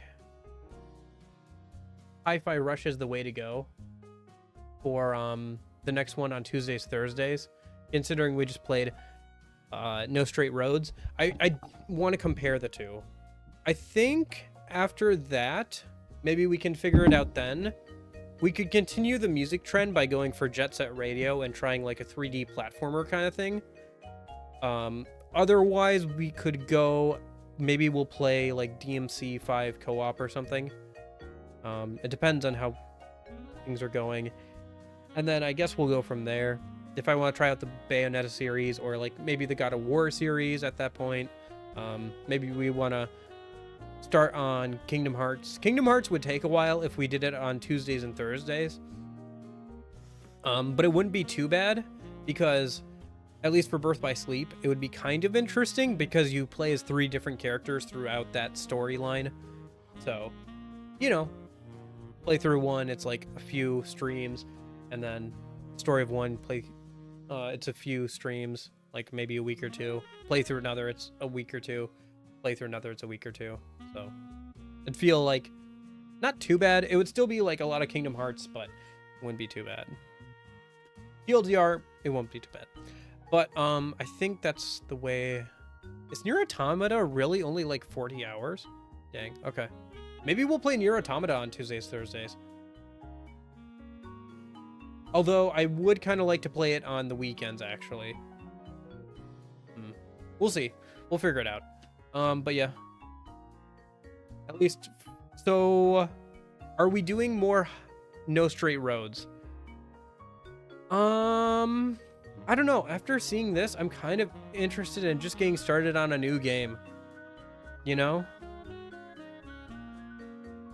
I think I just want to play Hi-Fi Rush. I think I'm just going to do that. So I think next Tuesday we're gonna play Hi-Fi Rush.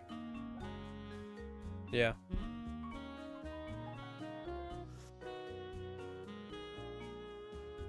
Yeah, I think that's good.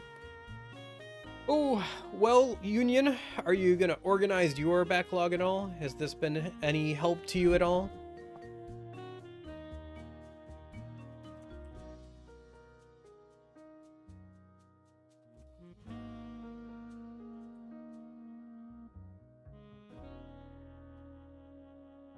Or has this been a...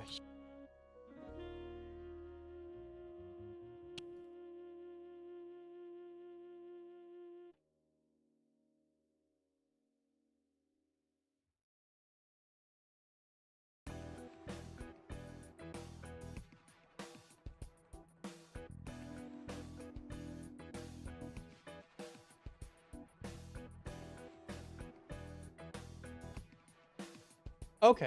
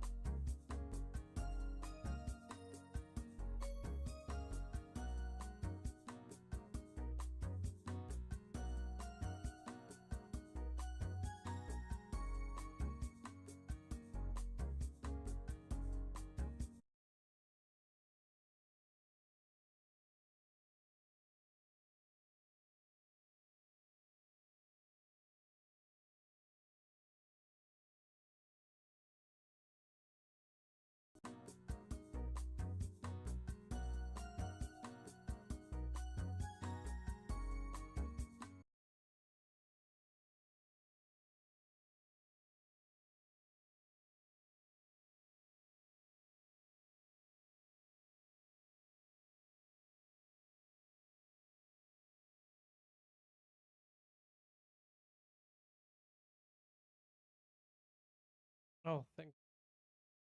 My voice is back. Kind of. My microphone stopped working. Like all my sound stuff just got messed up all of it. It just good sec.